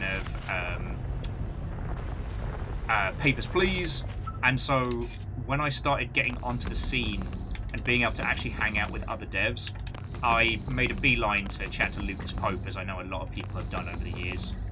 So I got to see some of it early on, and I was like, oh, this is really fucking cool. Oh, I can't wait for this. Anyway, suffice it to say, I was on that train. Although I didn't get to go through it until I played it with you all, which I thought was kind of fascinating, but... So Vernflow says, what would you say was the golden era for surprising people with games? Fuck. An excellent question.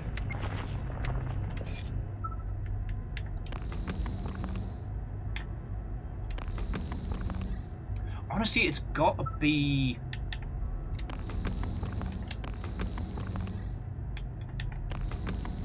I'd say mid to late 90s. You know, before Recession 1, we had just enough internet so that we could have access to abandonware sites. Not that anyone would ever use the internet to download ROMs. Ugh, we would never condone such a thing. But if someone had access to them, they'd be able to.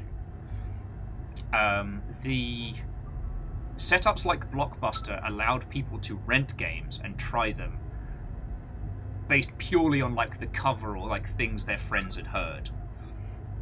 And whilst we did have internet, like GameFAQs was about it for things what tell you what game done good look be like.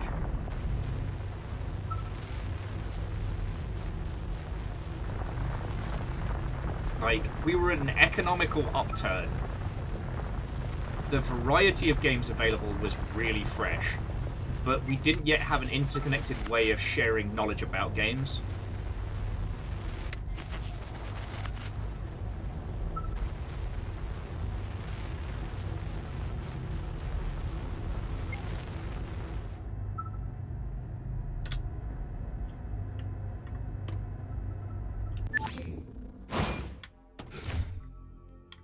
Oh, Raven just saying Blockbuster's how they found Banjo-Kazooie. And Sorry, Angelos was saying that the first era of like mobile phone games was fascinating. You know, as they call it, the 69p era. Nice. Before everything, like, everything was a version of the Skinner box philosophy. I agree with you, but I don't know it as well as yourself because, like, I was an early adopter of the iPhone. I leapt on as soon as the, what was it, the 3G was available. Made my commute make so much more sense. And God, there were some great games from back then. There was like an off-brand Ikaruga game that was fascinating.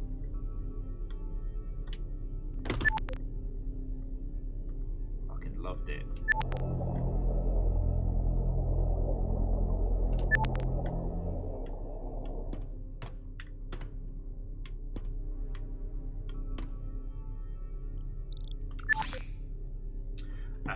But it was an era where I got quite snobbish about games quite quickly, as the Skinner box elements and the more nefarious parts started to move into the space. And, you know, that was some shit I had to get over, you know. Because Verdant Flow, yeah, I'd been part of the Flash game scene, and I was genuinely mad at the success of Angry Birds, because it was just, was it Crash the Castle, but with birds instead of trebuchets, and that was it. And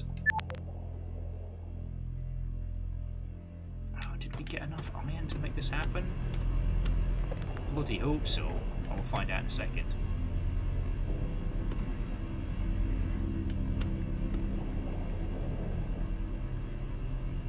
And just, yeah, the PS1 demo disc era was amazing. That combined with the whole Net Your Rosie scene, God, I still think about that. And the thing is, like, that scene still exists. Like, Itch is this, like, incredible deluge of potential brilliance. God, I wouldn't change that shit for the fucking world.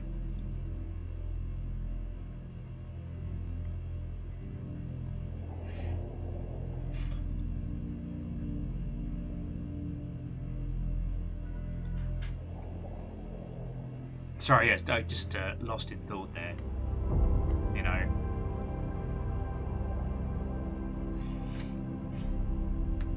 I do often wonder how one could improve Itch for things like discoverability and stuff like that. But then you kind of stop and realize that part of itch.io's charm is how it's set up, is how it comes together. You know, if it had something like the, you know, Apple top picks, well, it wouldn't be Itch anymore. And it would just end up being yet another fucking...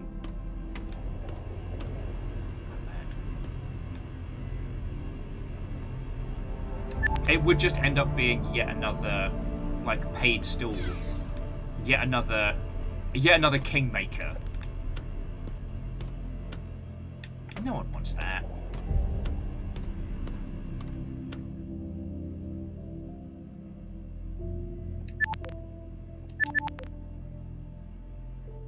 Oh, I can get the speed upgrade though, that'd be lovely. Because, yeah, like Angelo's... I have such fond memories of those demo disc eras. No knowledge, no understanding, just, oh, that looks interesting. Push play. Oh, this is either brilliant or trash. It's hard not to love that, you know?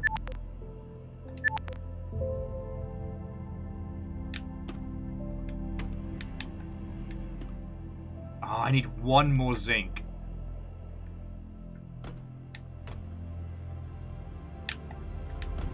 Alright, what we will do is get a couple more plants on the go.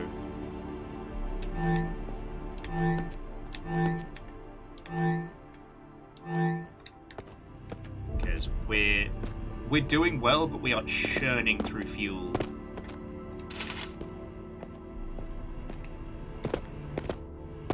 Oh, and if you're wondering what I'm talking about with Net Yaroze, basically, midway through the PlayStation 1's whole era, they released like a homebrew dev kit version that you could just buy and make your own PlayStation games. It seems very, very obvious now, but at the time it was like, whoa! And so you'd get these Net Yaroze discs, which were just a fuck ton of like homemade indie games, and they were great. They were also very free. So, alright, so I need more zinc and more tungsten. Well, we can do that.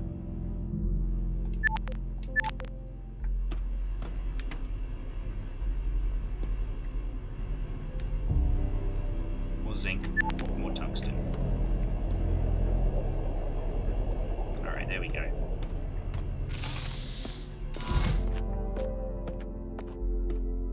Andres was saying that they were never in many online gamer communities before because no girls allowed.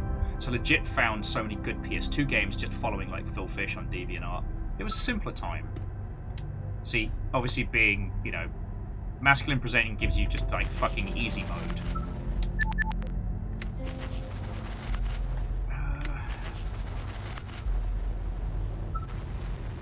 Yeah, we need to go up an area down. But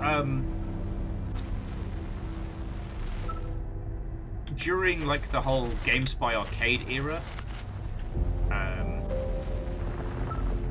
I spent a lot of time on like the Jedi Knight communities and stuff like that, where you had to be part of the community to even like fund online matches.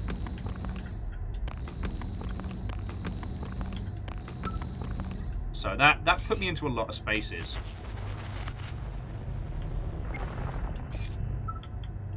Actually, as an aside, I don't know if you and I talked about this, Angelos, but with one of the reasons why I became fast friends with Emily was because they were one of the few other people that was in like the Jedi Knight online scene back in the day. God, it's so fun. Do you know what always makes me smile? Is I don't know if you had this experience, but I always felt like growing up, I was getting talked down to a lot, especially when it came to like music and culture, right? Always being told that, you know, oh, you wouldn't understand these, you know, these were the greats, the pioneers of their craft. That feeling like you were always 2 steps behind all these great, you know, musicians and music scenes that had come and gone. And let me tell you, getting drunk at house parties with friends and talking about like varying like hidden gem video games and online communities and places that we spend time genuinely feels like that, you know.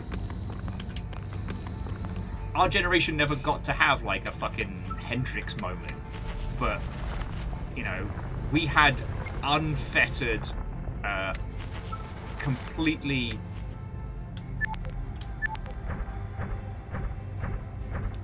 sorry, my brain completely dropped the word out there. We had zero supervision internet, and for good and ill, we found, saw, and did things that generations before us had no fucking clue. You know?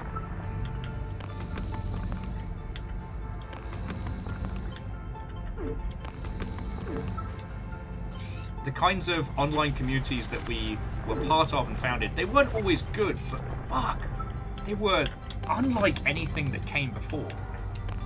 You know, with gaming as a whole, we've had this art medium that, sure, there were cliques and scenes and movements and stuff like that, but what I love about it is that those were ours. Our places, our language. You know?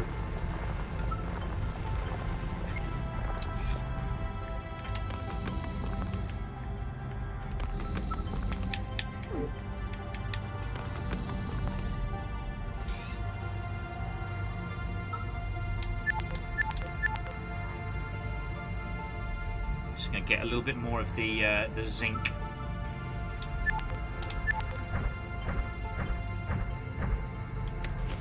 Oh, that's right fucking there. Love to see it.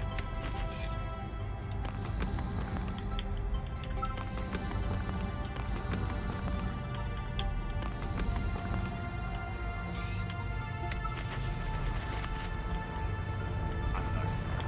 I understand I'm kind of, I wouldn't say looking back with rose-tinted glasses, but I'm definitely looking at the more artistic side of it. But like, again, fuck it. I always felt artistically, you know, if you're my age or younger, you kind of grow up in the shadow of giants, you know. Even fucking Tarantino was established.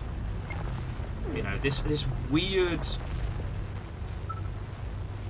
hyper-focus of rock stars. The idea that there are these giants, these impossible people that you could never touch.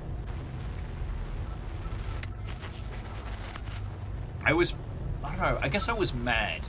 And not in a everyone's discovered all corners of the globe mad, but I was mad in this idea that, you know, the people older than me couldn't comprehend that something new and different could come along.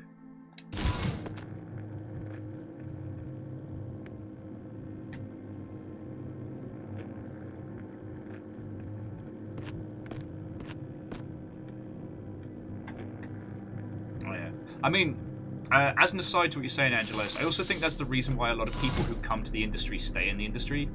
Because, like,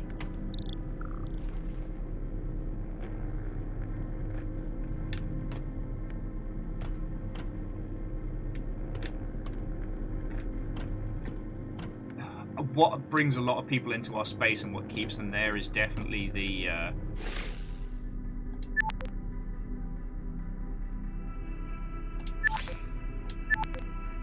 fact that being in games professionally is probably the fastest way to find one's own tribe.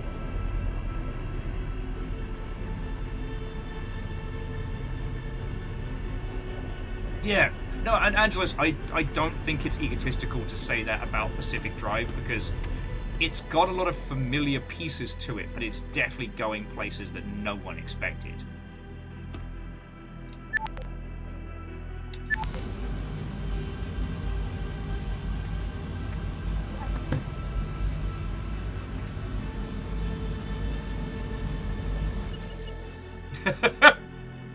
Hey. Although the flip side... Sorry, Angelos was saying that the way game devs talk about games can be a lot more interesting. You're not wrong. But I will also say that the reason why I enjoy doing this show so much is that these lovely Mother Hubbards will sit and listen to me go on about the things I fucking love in games and games industry. And it's the kind of shit that people in the industry would actively avoid me in the kitchen because they knew I would talk about it. Like, I had to come to understand, I'm a lot for a lot of people, and God, especially at CA, there was this look that I'd get sometimes where people would see me, and you know they'd be trying to work out if they could get out the kitchen before talking to me. One person, who shall remain nameless because they are actually an industry friend, once saw me at a PAX and just went, no, and just fucking walked off. I know that seems rather mean, but they explained it to me later. It's just like they were on fumes. They could not handle even the idea of enthusiastic will. And I'm like, you know what? I can't hate you for that. Isn't that right, Tiny Worm? How are our plants coming along? Give us a good bit of biomass for that.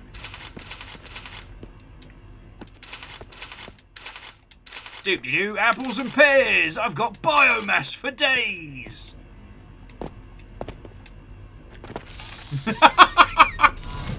Sorry, Angelos was saying, I mean, when I first saw you at GIG, the games industry gathering, the kind of like Discord hang and chat space, they were like, oh god! Haha. No one's ready. No one's ready. William S. Gamer Turnip Overguard, indie advocate, cult leader, force of gaming nature. It's not a cult. It's not a cult. But Bacon, thank you kindly.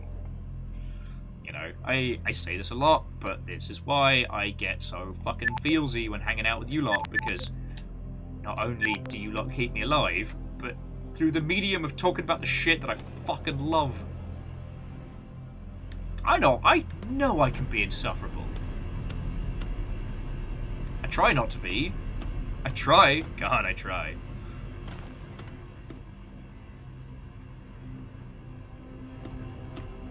But I just fucking... I love games, and I love the space that we've made that allows people to do this shit, you know?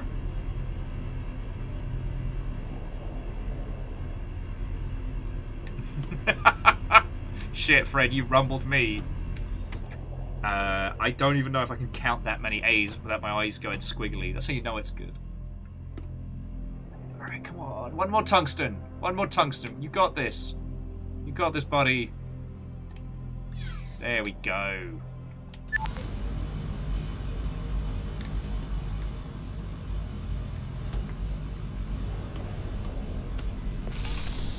Oh, actually, we're going to wait for the upgrade to finish, don't we?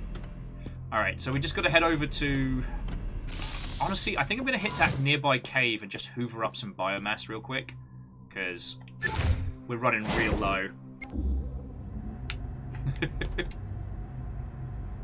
Oh, sextuple A's.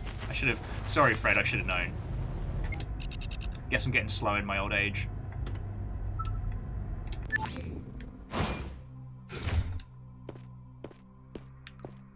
Oh man, I guess I've nearly picked this place clean, but...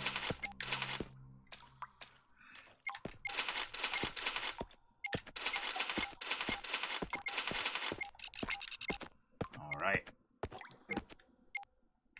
I guess we can keep an eye out for more of those little, like, worm friends. Now I know that they aren't gonna just, like, fucking eat my feet.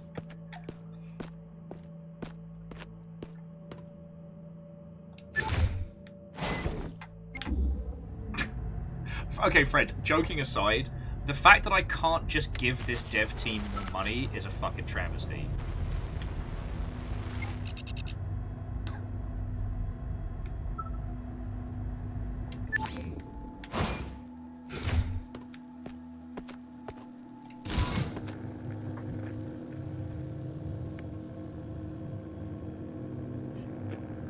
Anyway, sorry friends, kind of talking at you in this fanciful manner. How was your Saturday evening going, friends? I am seriously considering some ciders this evening. I think that's the way I want to go.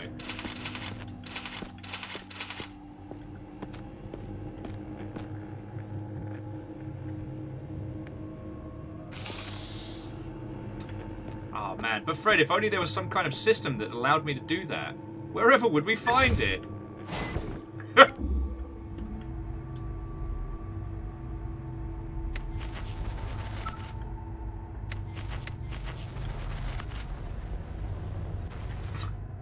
Bacon, that's going to be my my Nirvana cover band. It smells like pre-order.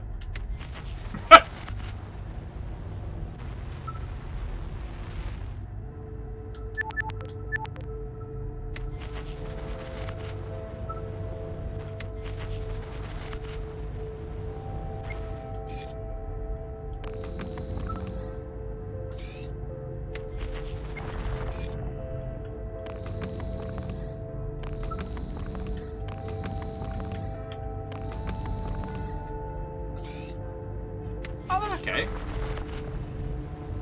Greybeard's taking a Diablo 4 break. Seems like a smart play.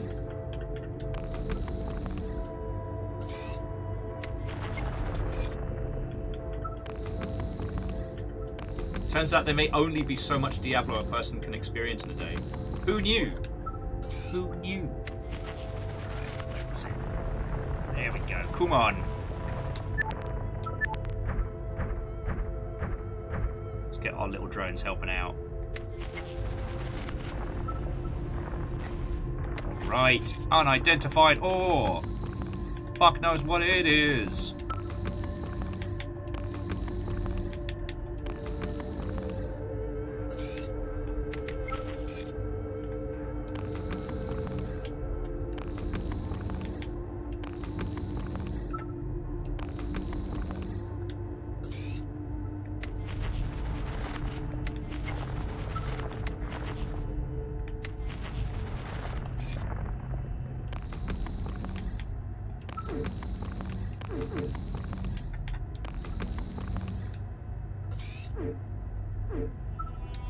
So what else have we got on the scan? So one more unidentified thing over here.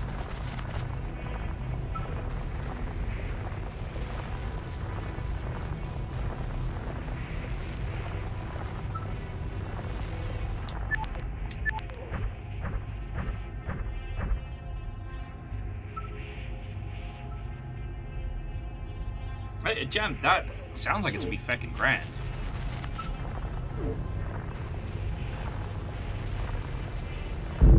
Oh, don't worry about it. Don't worry about it, friends. It's fine. Everything's fine. We're all fine here. How are you?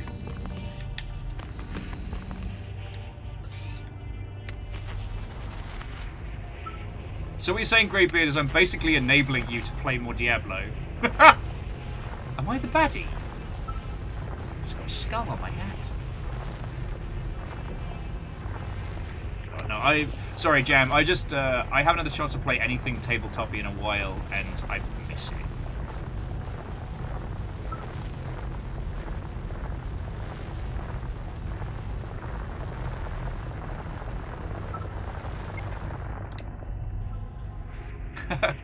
Gear Graphics says I'm a video essay of a Twitch stream. I am a second screen, and I'm okay with that.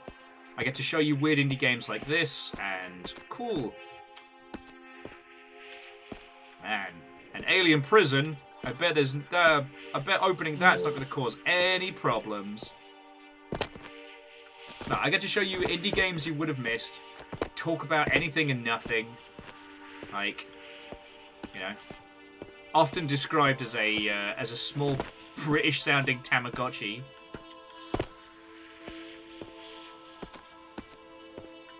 Oh, so Angelus, it's been more timing than anything else. Like, I am lucky enough to have people that have offered to run campaigns and do adventures and all sorts, and just real life's been getting in the way so much. Holy fuck. So this is cool.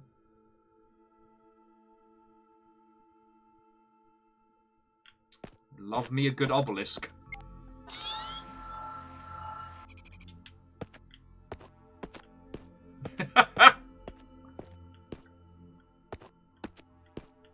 all right, Nexus. I'll be third.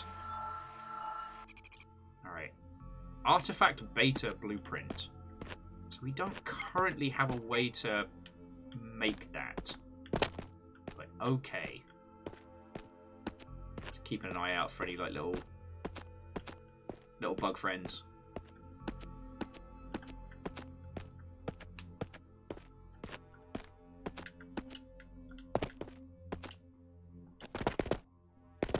It's interesting, these like veins of bioluminescence.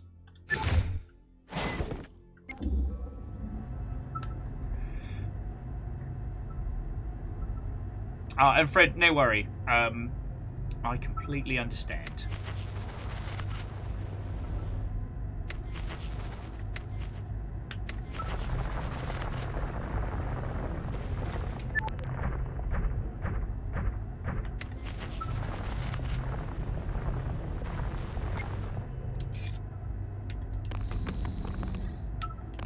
Although, maybe consuming the energy and life force of a few AAA games would help sort you right out.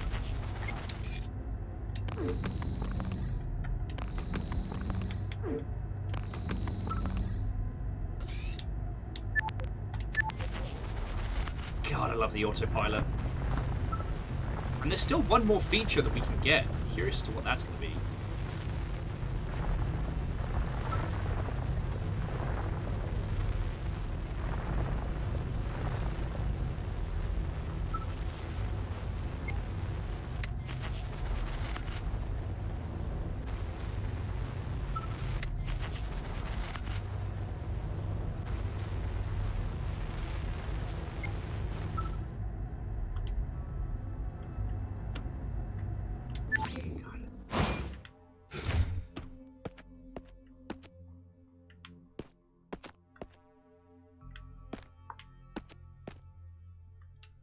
Sorry, there's so many little things about this that I think are brilliant. The natural pacing break of having to unload the resources from your ship into your little factory, your little, base hub. So you get to physically see all the cool shit that you've got, I think is really fucking smart.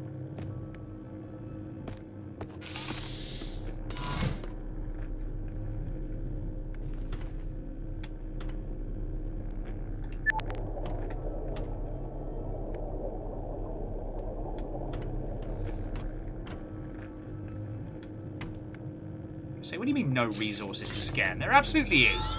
Give me that nonsense.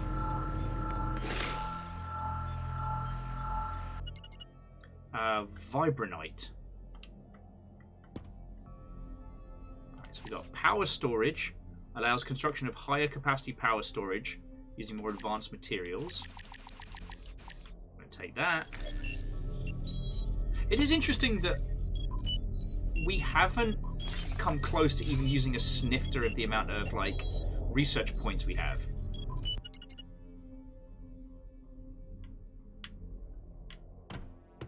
Do we have anything special over this way?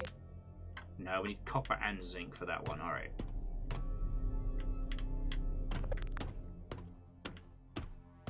Okay, I wonder.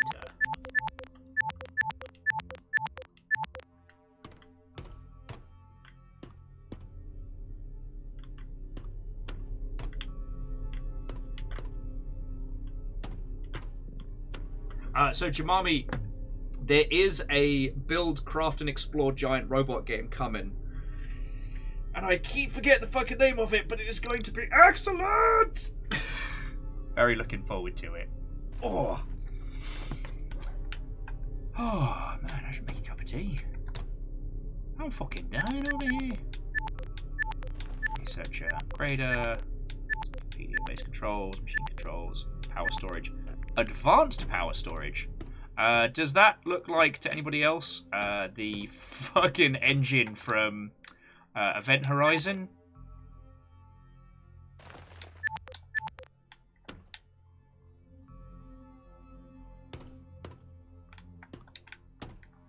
Sure as shit fucking feels like it. Alright.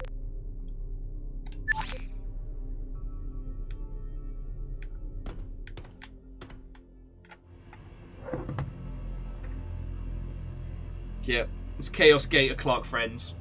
It's alright, don't worry about it. We're just going to tap into hell itself as both an energy source and as a little quick, cheeky shortcut on the way home from work. Love it. Love it.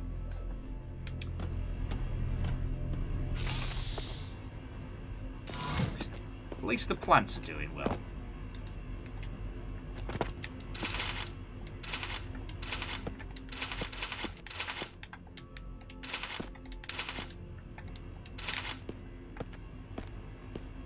You're right, Sturdy Kiwi. It's us all alone on an alien moon. What could go wrong? Nothing. We're fine. Golden. Actually, I think there's only one thing we've got left to do, and that is get some copper for speed. Because we are going the distance.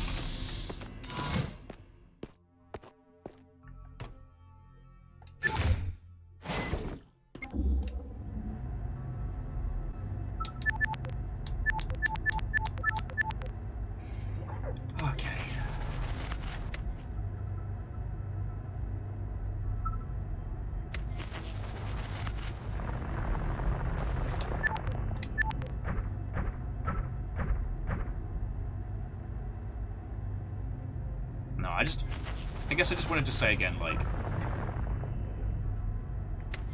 I do feel very lucky to be able to hang out with you all on the fucking regular. Like,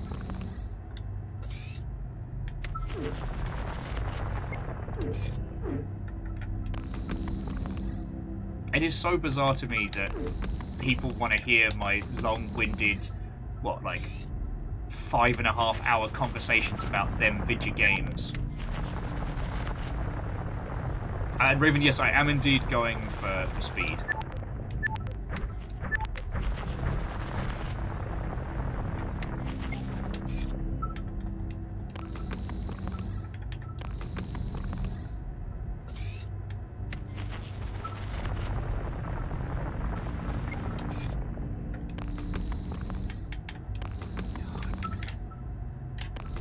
Because here's the thing, it's like, it's hard sometimes to deconstruct a game whilst you're playing it.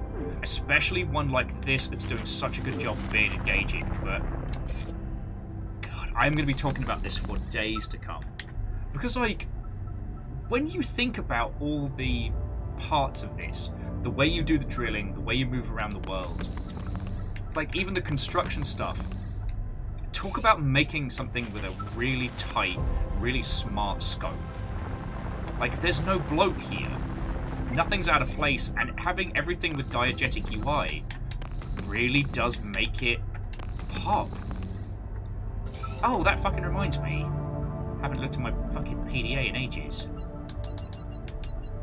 Alright, yeah, so we've got 2 alien cubes that we can't construct yet, and a handful of glyphs. Okay, so we're doing it right.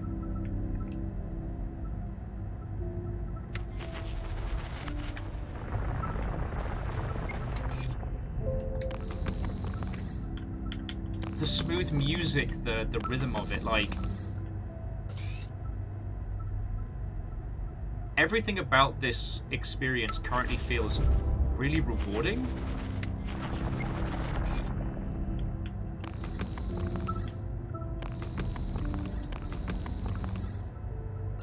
It doesn't feel tedious.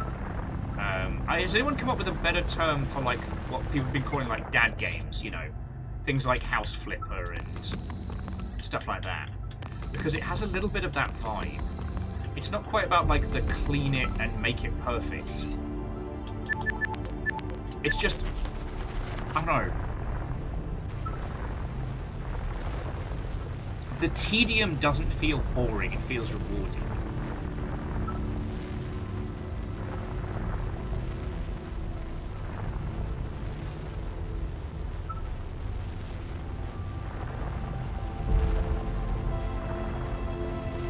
Okay, so Geographic, I can follow your logic.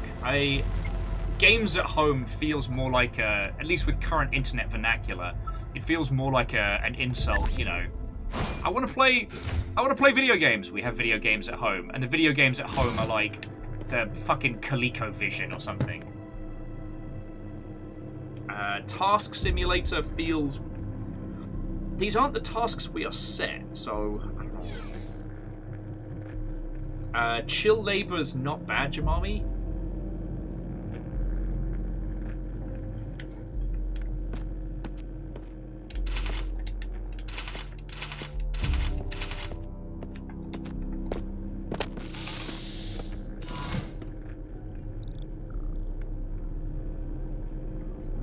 Oh, bear with me just a second, friends.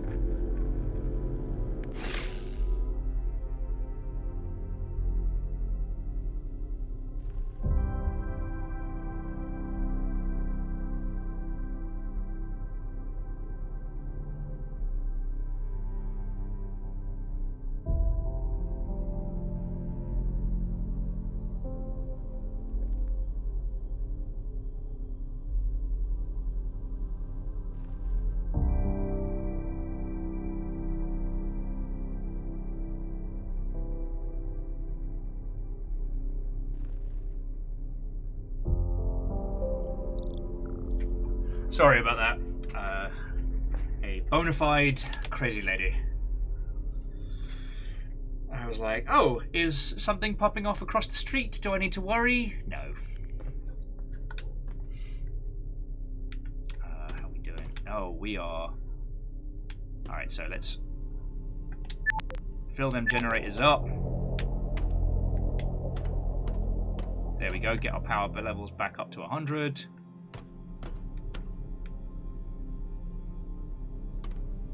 Jobs are good. Back of the net. Sorry, where were we?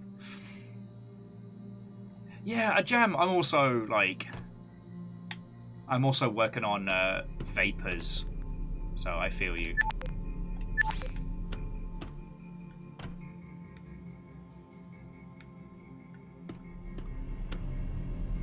But we should be able to produce enough materials for our navigation speed.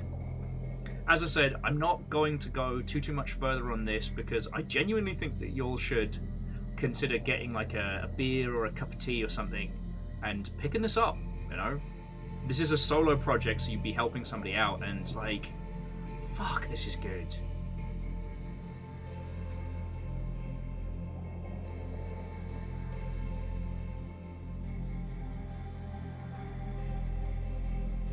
Like, honestly, joking aside, and I know we have like the farming game coming, but I think that you could do a very, very good job with a giant robot type title that had this kind of like, you know, you have your base, you go and collect resources, maybe a smidgen of combat. But now we're going to see whether or not our occult game dev friend Nick is in chat. There is an anime, and it is called Gargantua. I forget the full title. It's like Flotilla Fleet Gargantua or something like that.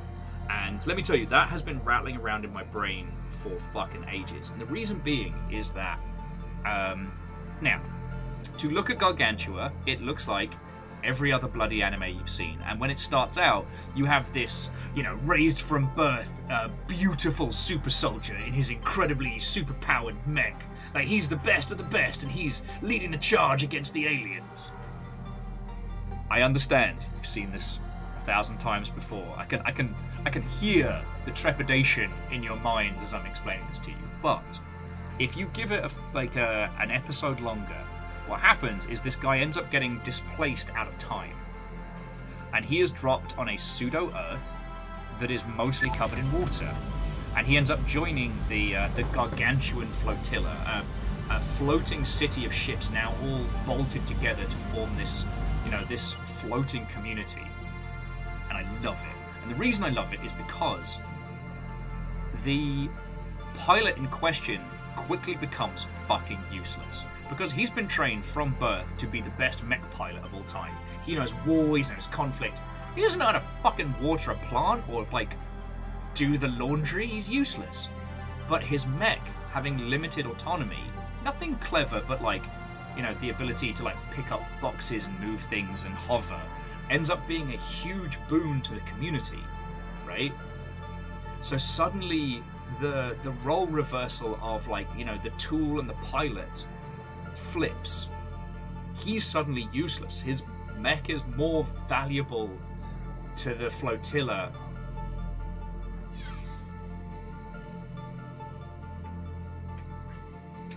Don't like the sound of that.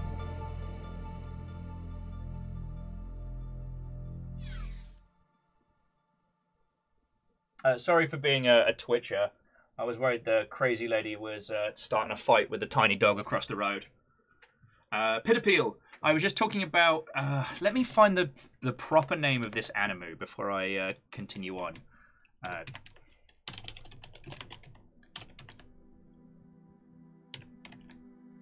Gargantia. Gargantia of the Virtuous Planet. It is on... I think it's on Crunchyroll. That's where I watched it.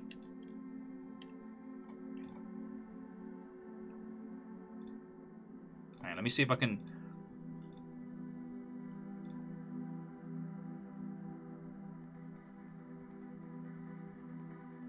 I'm trying to see if I can find a good solid image to show you. Alright, hang on, let me just bring main screen online. So this is the pitch image, right? And I think you can smell every anime trope in that picture alone, right? You know, from the mech design to the character to the love interest with the cute little pet. To look at this and go, ugh, is entirely fine. Like, it smacks of tropes. But what it does that's so good, and I think would be well applied to the whole, like, you know, for lack of a better term, dad genre, is the fact that the mech ends up being like the useful member of the community. And unfortunately, our matey boy ends up kind of becoming useless and having to find a way to be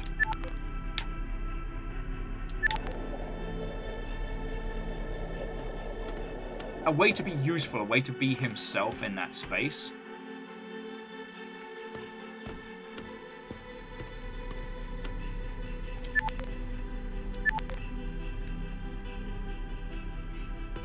I don't know. It takes the concept of like repurposing military tech, but also trying to rehabilitate the warrior's mind. I don't know. I'm not doing a great job of selling it, but if I had to take inspiration from where we would go with a, you know, dad game giant robot game, that would probably be it, you know? Sorry, I'm just making sure I haven't missed any, like, research. I will say, if we wanted to build a fucking hell room, we would need a lot more tungsten, a lot more zinc, and more vibranium. Let's see what we can get. This poor little biofuel been desperately trying to keep the base power above. But, you know, what's the point in having a space base if you're not going to build a fucking portal to hell, am I right? I'm trying to remember the name of the giant robot farming game, because it looks real good, but what they're doing is they're going for... Hitmanas, no, I did not see Meadow just got an update. Fuck yes. More details, please. Oh god, I hate that I keep blanking on this.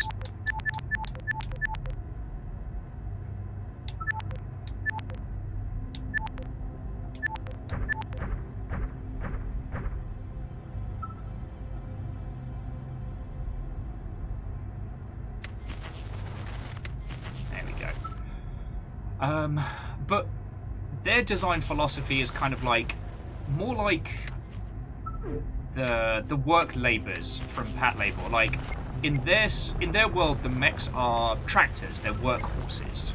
They're not repurposed. Lightyear Frontier, Jamami, thank you. Apparently, I just don't remember how to remember things anymore.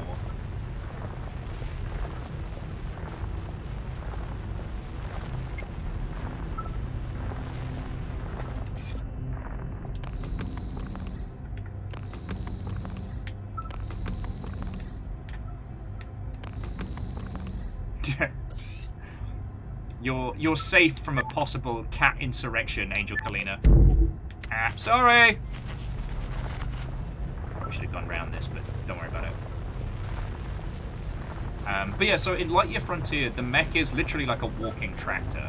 And that's got a style and a vibe to it, but I don't know. I think the idea of taking like sci-fi weaponry designed tech and repurposing it for peaceful means could work real well.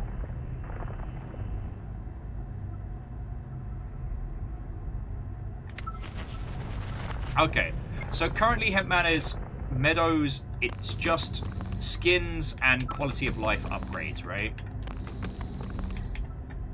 Because we can... There's nothing that says we can't organize another, like, fucking Saturday session.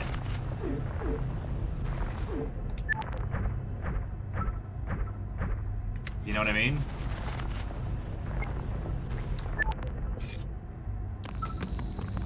Oh, and friends, if you're wondering what the bloody hell we're talking about, so Meadow is a non-combat animal exploration RPG. It's by the same team that made Shelter. So it is cutie patootie animals exploring a gorgeous, like, God, it almost looks like a faux collage art style. Fucking love it. social sandbox. That's a good descriptor. We've done a stream of it. It's absolutely fascinating, and is kind of best played almost like a group puzzle-solving game. The more you play, the more animals you get to unlock, and that it changes how you like navigate and explore the environment. It's very cool.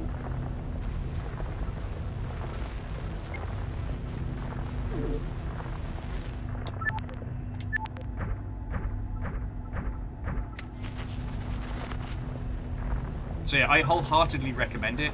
If I remember correctly, the game itself is very, very affordable.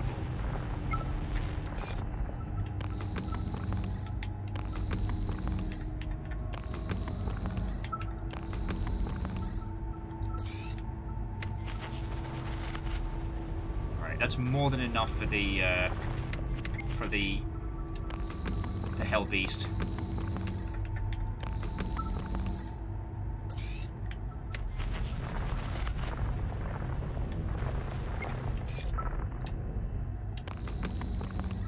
Now we just need this vibranium.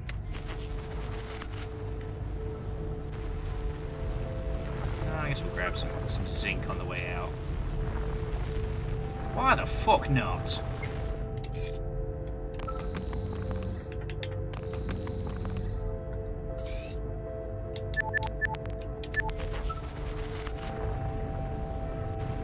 Yeah, it was. I will say here, man, I did feel let down by Shelter 3. But god darn, those Shelter games are so fucking good.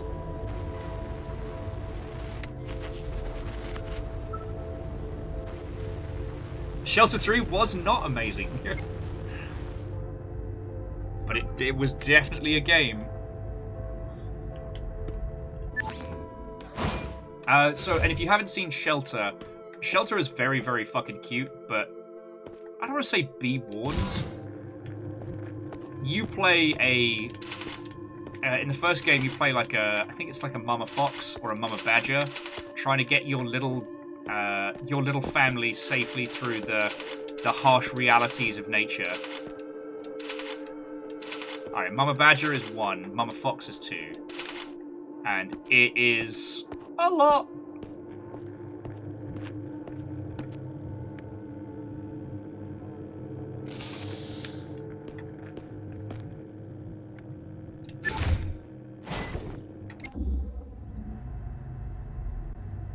It's a bloody good game. It's just not to be taken lightly, you know. Tell you what, let's hit a couple more. Let's hit a couple more undiscovered caves while we're at it.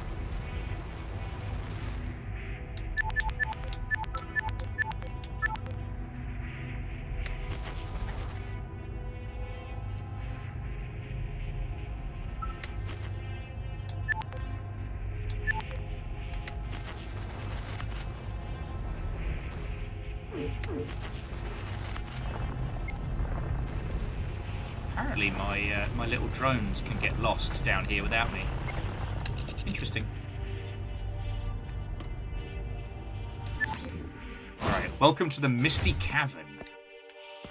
Sure is fucking misty in here. Oh, wow. Okay, that's fucking cool. A lantern bulb.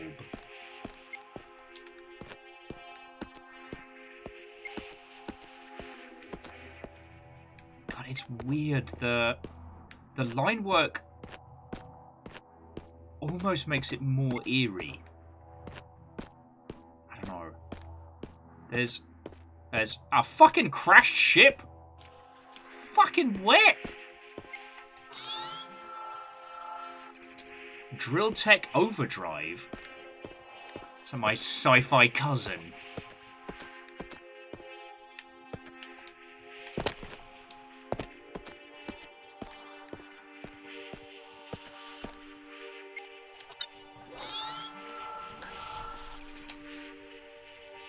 Log. Emergency recording.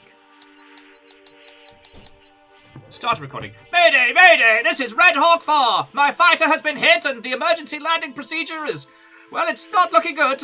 Those pirates have shredded me up real bad. A planet service is approaching quickly. If anyone... Fuck! Me! Promise I'll get you one of those scum back for next time. Alright, well, see you in the next one. Fucking wee!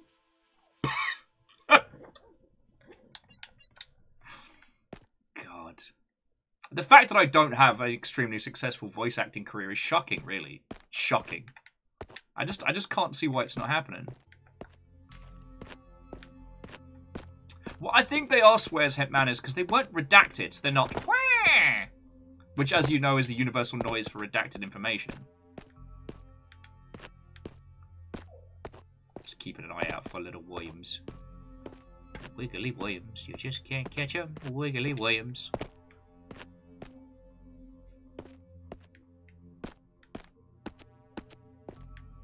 Okay, no worms.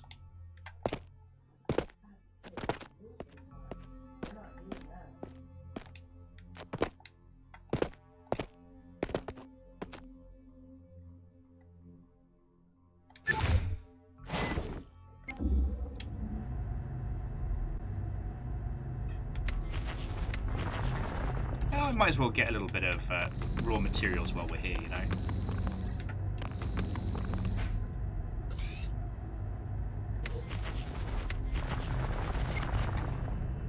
Moz, I don't know what you could possibly mean.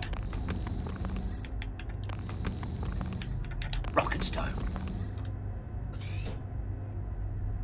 I don't know. This is like the bring your own cup of tea version of rock and stone, you know?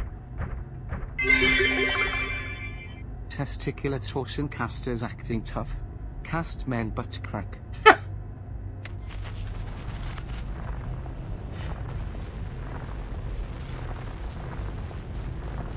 I have no response. I need to say that testicular torsion is the second most powerful spell. The most powerful spell of all time is polymorph. Because if polymorph wasn't artificially nerfed, you could turn anything into a fluffy bunny rabbit. That would make them incredibly easy to defeat. Can't... Oh, that looks like it's going to jump in my face. Antenna pod, eh? Don't like that. Don't like that. I can't help but notice that everybody else that's come down here has died. Ooh, more base decorations. I mean, yay, but also, oh no. Oh no.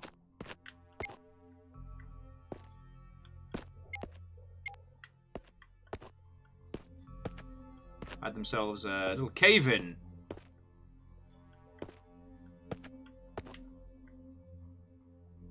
Ah, there we go.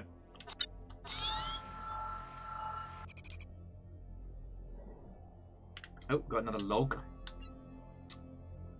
It's been a productive few days. Tyan is pleased with the samples we've gathered so far. Dr. Carter is pushing himself hard in studying those alien ruins. He's so enthusiastic about. I'm concerned about Johnson, though. My Johnson or your Johnson? His panic attacks have become less frequent, but I can still see that our new subterranean lifestyle continues to affect him. I can't help but wonder why they assigned a claustrophobic person like him to this mission. I'm going to study underground, to study this underground world. Anyway, tomorrow we commence deeper into the evacuation. The Hades should be better equipped for this job now. Thanks to Zen's efforts, the Doc will be happy we're finally digging deeper. You've got to piss somebody off for them to assign you to your greatest fear as a mission. You know, if I get sent on a shark research voyage, you know I fucked up somehow. Like, you know I didn't volunteer for that.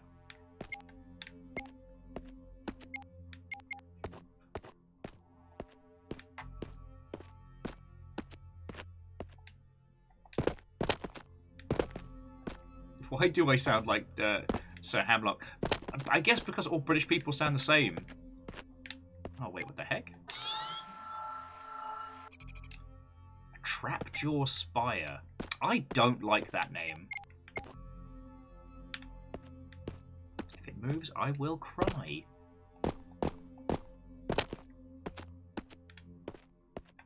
It's interesting how many different failed experiments we've failed like expeditions we've come across. That I did not expect. Alright.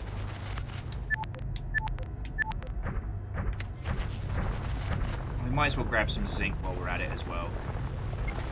Hello, baby boy. What's up? What's up, my boy? Are you feisty? Are you feisty? Are you a feisty boy? You want to come say hello to the people that keep you alive? You want to come say hello? Yeah, come on. Ha ha ha! It is the wee baby Amos! You're so low. You're so low. You're so low. Yours. That's my boy. That's my... Okay. Okay. Be careful with your feeties. I know. I know. Hello. Baby! Good boy. Good boy. Yours. Good boy. Good boy. Okay, now down. No, down. Down. Good boy. Good down. There we go. That's my boy. That's my baby. Ah! Ha ha! Caught me off guard. Okay, no more. Alright, now down. Okay, good boy. Go say hi to your man. Go say hi to your man. Go on. Go on, out of here. Catch me off guard again. Both get taken out of my chair. Did good. You're a good boy.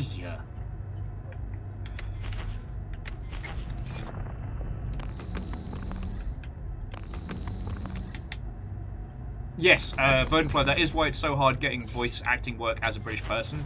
Is because, honestly, you can just hire one of us. Like, no one wants to say that, but we all know it's true.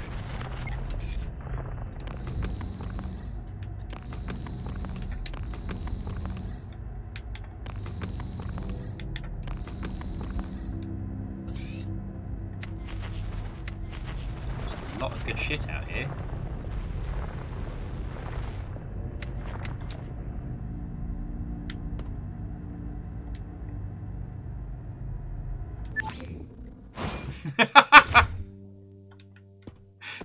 Angela's giving me the 1,000-yard northern stare.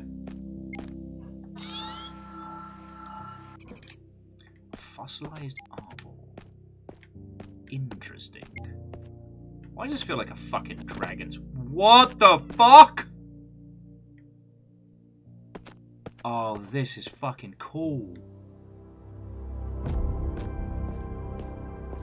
Oh, shit.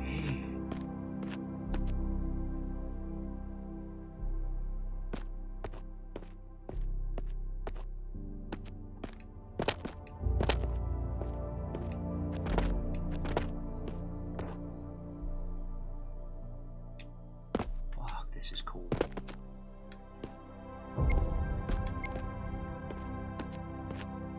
What's this?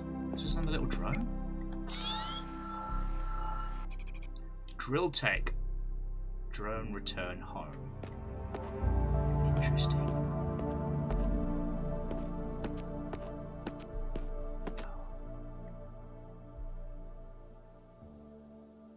There's something about the removal of fear, the lack of trepidation that really allows you to just enjoy these moments. Now, don't get me wrong. I think that the struggle and the challenge of Subnautica does punctuate its beautiful moments very well, but this is absolutely... Oh god, this absolutely is wonderful. It's kind of similar to how some of the slow play titles will use like the grinding to punctuate. So like the fact that you have to put together so much in terms of like resources and the ilk to even get to this point. God, this game is fascinating.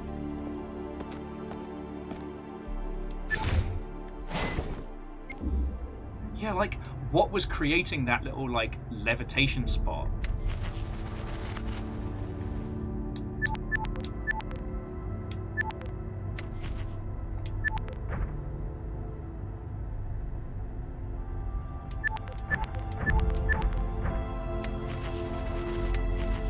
Wow, that's fucking cool. We can send the drones back with resources.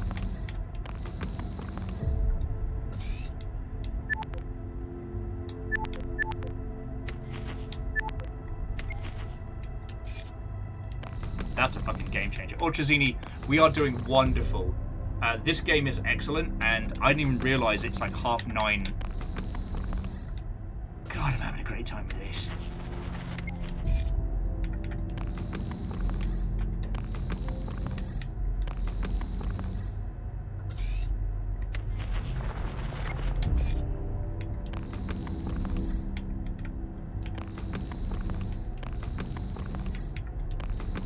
Yeah, Pitter Pete, it's just been a casual 6-hour stream. Actually, joking aside, that is actually pretty quiet for us.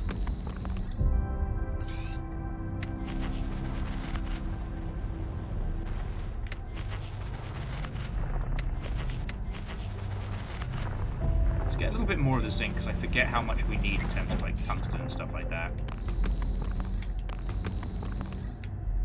But yeah, so this is a non-scary, non-horror based, like, just explore and mining title, where you drive a little sci-fi drill truck through a planet, trying to find out what happened here and to do like a geological survey.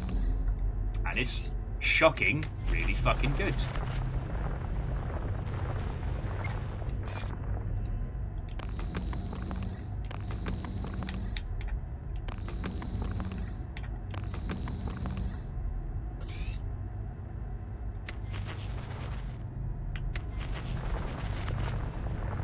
How's it going with your good self?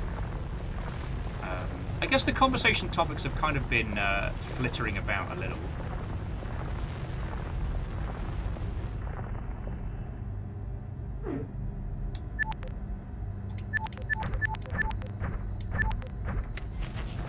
God, yeah, we can just send them back. This is fucking brilliant! God, we're going to be able to hoard so much good stuff.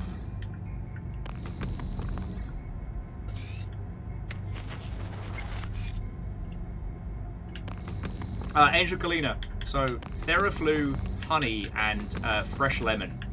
That's the good shit right there. That's the good shit.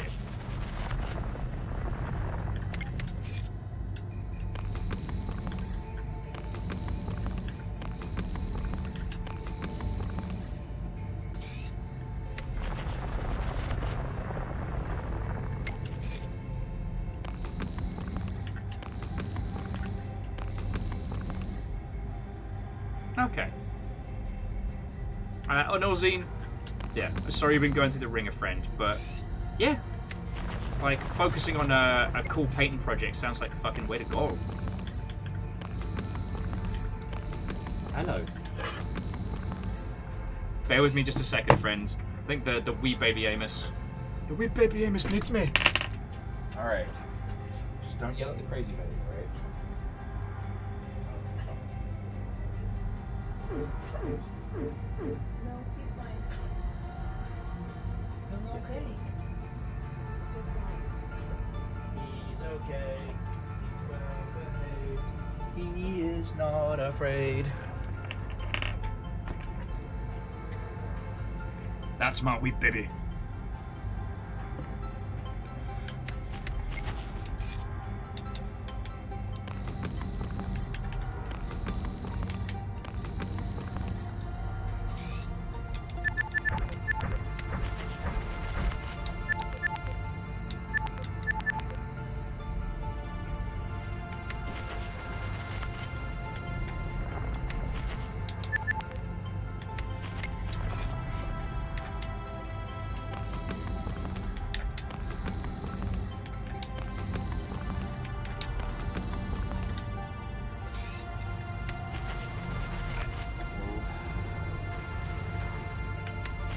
Try and grab some more biomaterial from the top as well while we're at it. Because we've got so much stuff.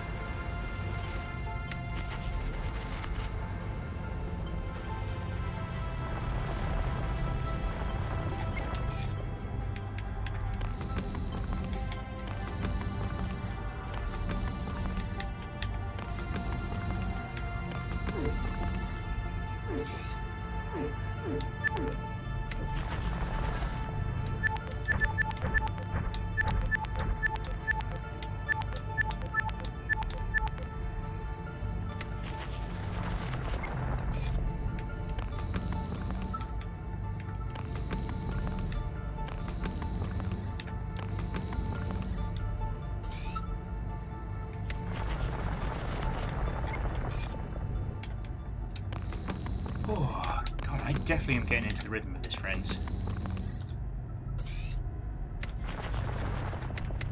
So I tell you what, as the momentum is slowly leaving me, at some point we will be trundling off. We go get some ciders before the store closes and what have you. I've still got some work stuff to do tonight. And I want to start working on the Gundam. So I need to get that primed and ready to go. To find some good podcast or something to watch. But so what else is going down at the moment? Right. So for those of you that are inclined for crafting and whatnot, reminder that the mech gala is afoot.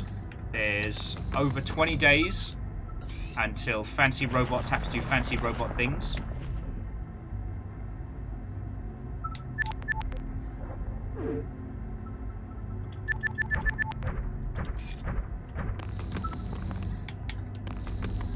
Oh no, and Orzine, I'm looking forward to seeing you, friend.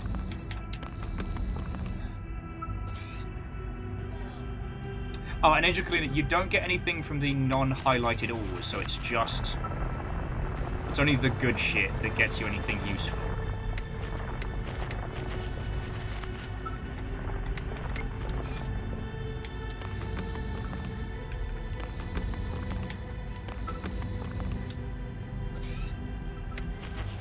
But that's, it's kind of similar to, like, as Dustin was saying, like, a little similar to Super Motherload.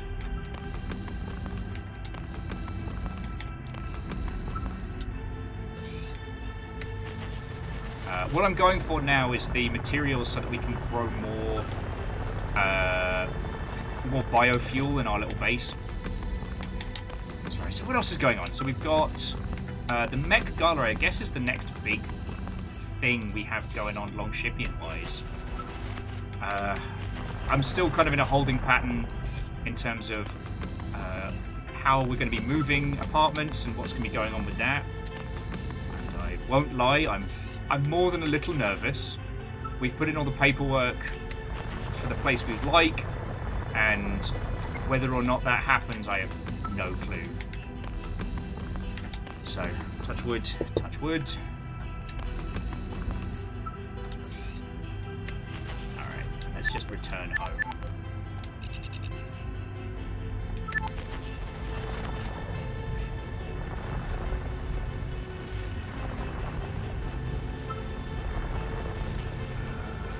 Trying to think.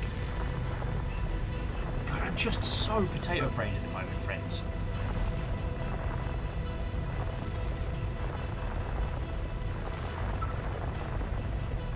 Yeah, well, Orzine, whether this next one is smoother or not, I'm just going to assume that it's going to be a fucking hell move and just mentally prep like that. I think if I had the cash, I would definitely take a couple of days to like rest up before, but well, I guess the big thing for me is next week is Desert Bus, and I'm not on Desert Bus. I'm not directly involved. However, once Desert Bus has come and gone,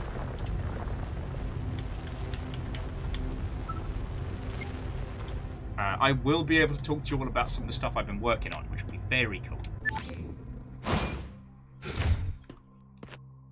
Ah, cool. So the other stuff. Is that already here? Fuck yeah, look at that. Love to see it. Alright, so do we have enough to build the Hell Reactor down this way?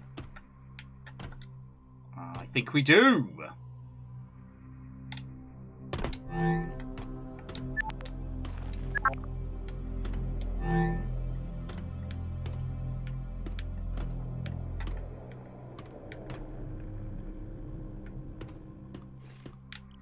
here. So what's our power situation now? We have 250 power. Alright. And I guess a couple more generators can't hurt, right?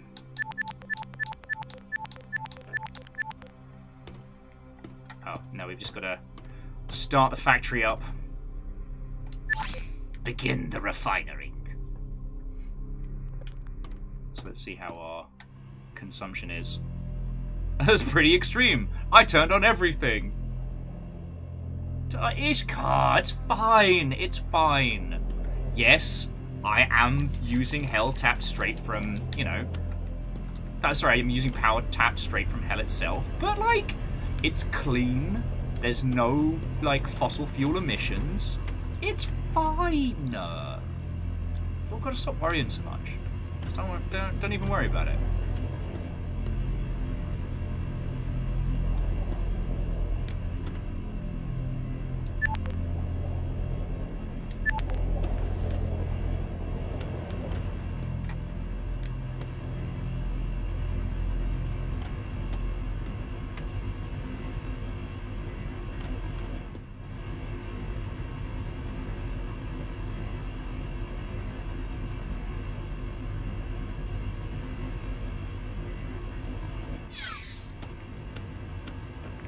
So yes, they do stop pulling power once they're running idle, so that's cool. So much stuff. No, Ishkar, you must be imagining it. I don't hear it. No, it must be in your mind. No, don't even worry about it. Don't even worry about it.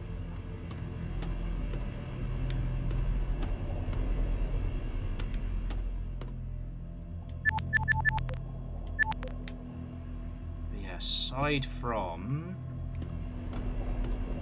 tell you what, let's plant some more fun vegetation whilst it's going.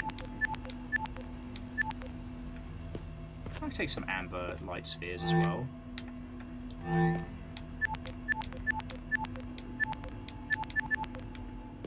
I just think they're neat. I just think they're neat.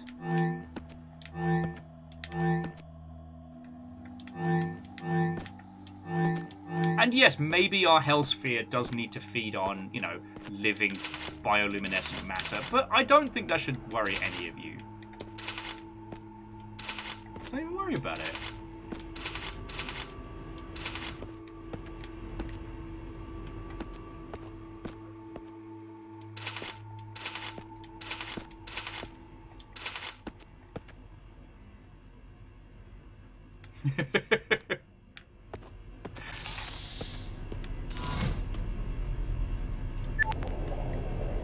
Fred, you're right.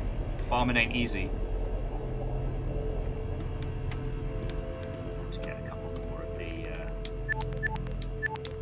There we go. That storage unit gets 500 gigawatts per soul. Gallon of biomatter. There seem to be some non-conventional parts in this. What did you say you added to it? Oh, nothing special. Just the souls of an orphan. I'm sorry, what? Say that one aloud again. The soul of an orphan. An orphan?! You would use the tortured soul of a forsaken child for your devilry! I've got to remember the quote on that one.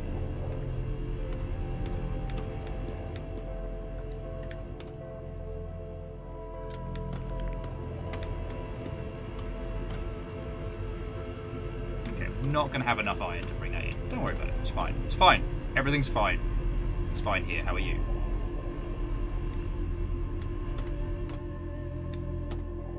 Oh. But no, I will say, friends, I'll probably bring our adventures to a close in just a second.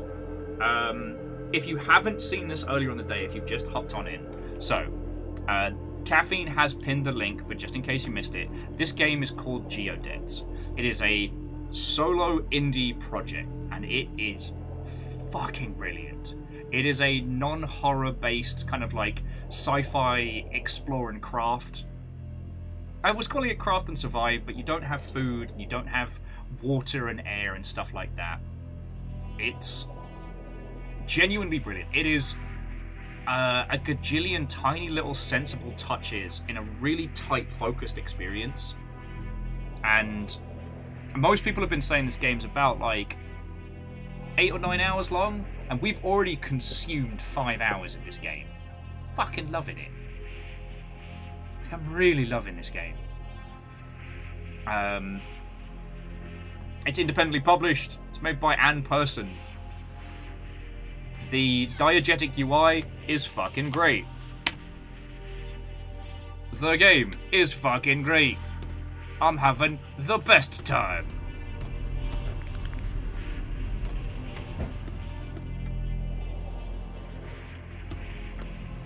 Craft 'em up's pretty good.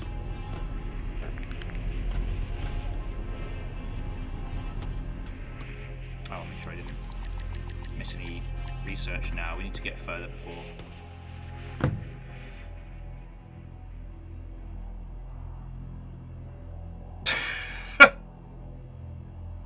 I mean, Raven, from a necromancer standpoint, that's just being efficient. Remember, necromancy. Reduce, reuse, recycle.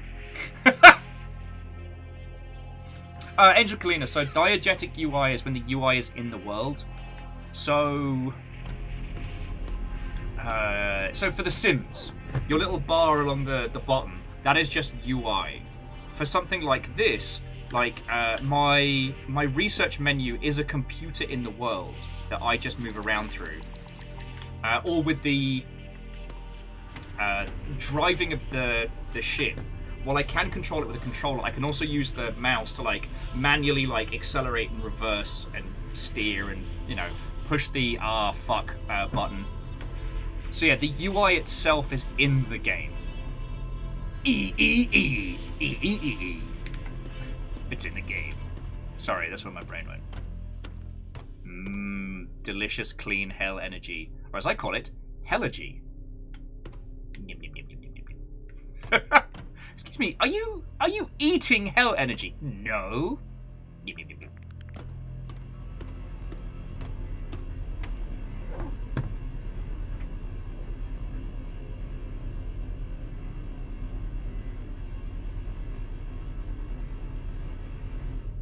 Actually, yeah, Fred. X-Wing, because I don't know if it was in TIE Fighter as well, but it was definitely in X-Wing, was like, as your ship would take damage, your control panels on your ship would short out.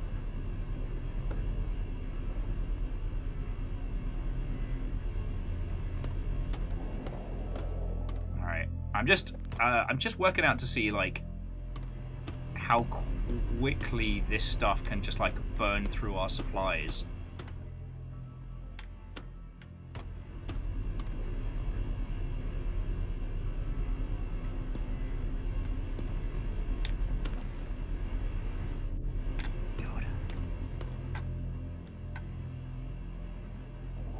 Yeah, Fred, it is nerve-wracking as hell in a starfighter dogfighting game when you have no idea like how many shields you have left or what's going on.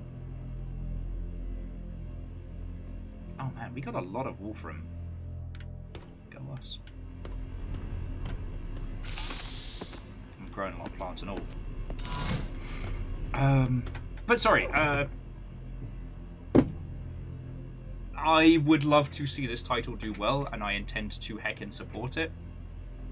So, if you get the chance, play through this, friends. Like, I won't be streaming this again so that you can discover what the mystery of this planet is. Because so far, we've encountered a few research bases, but they're all empty. And we saw one fucking shady character, and then they were gone, so yay!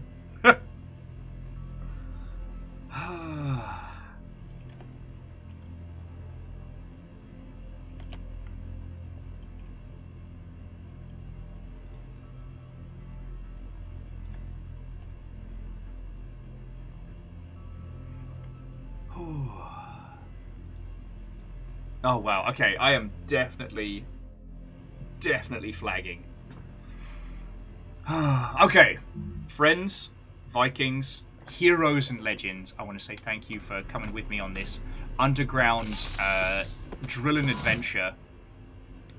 We built a cool base, we siphoned energy straight out of hell, nothing bad happened, the end. We didn't need to summon the Doomslayer. It's fine. It's fine.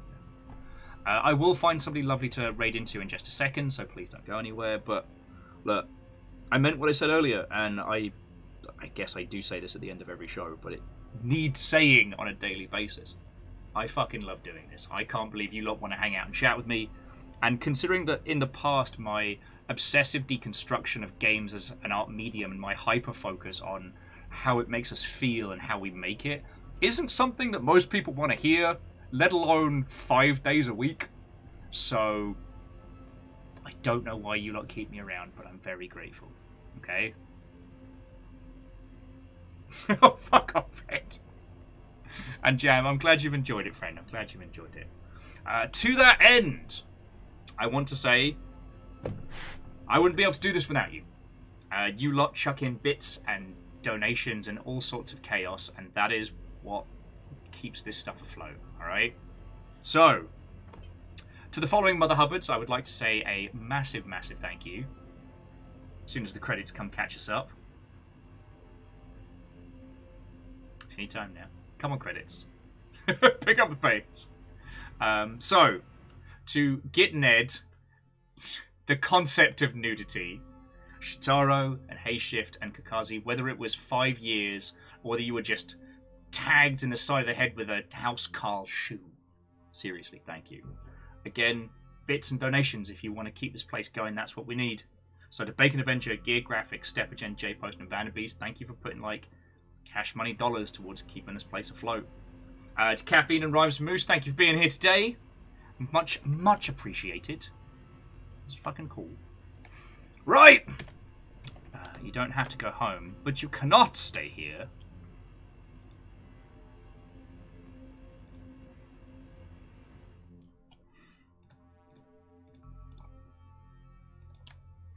So, who have we got kicking about tonight?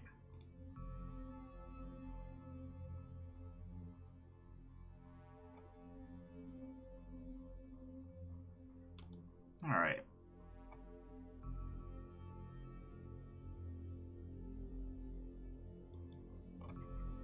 Actually, I think I know where we're going.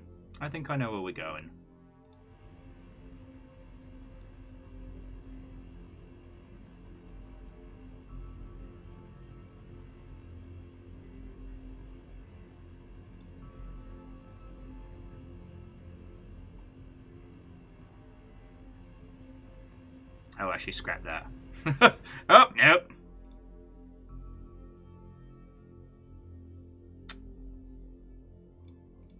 Kid's making it hard today.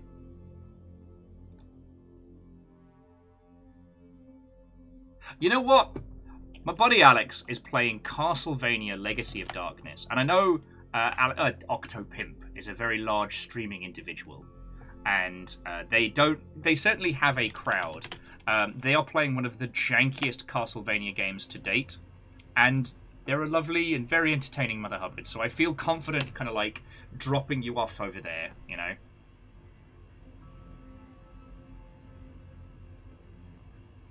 It is unlikely, friends, that I will be in Discord later, but I might be. I'm gonna see how I'm doing, have some food, have some cider. I've got a lot of work to get done over the next couple days, but yeah. I can do it. I just gotta make one whole consumer grade Discord and yeah, we're fine. Don't even worry about it. Don't even worry about it.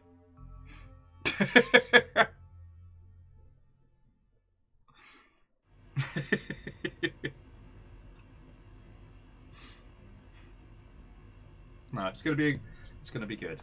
I've been running hot for like the last year and it's catching up with me. So, whatever you do, friends, whether you hang out in Discord or lay siege to, you know, the foundations of the patriarchy, have a fucking brilliant rest of your weekend. All right, rock and stone, rock and stone. Rock and stone's a great greeting and/or exit when completely out of context. I'm just gonna say that, rock and stone. All right, friends, let's go say hi to Alex. Let's go hang out. Have a good evening, friends. Pacha.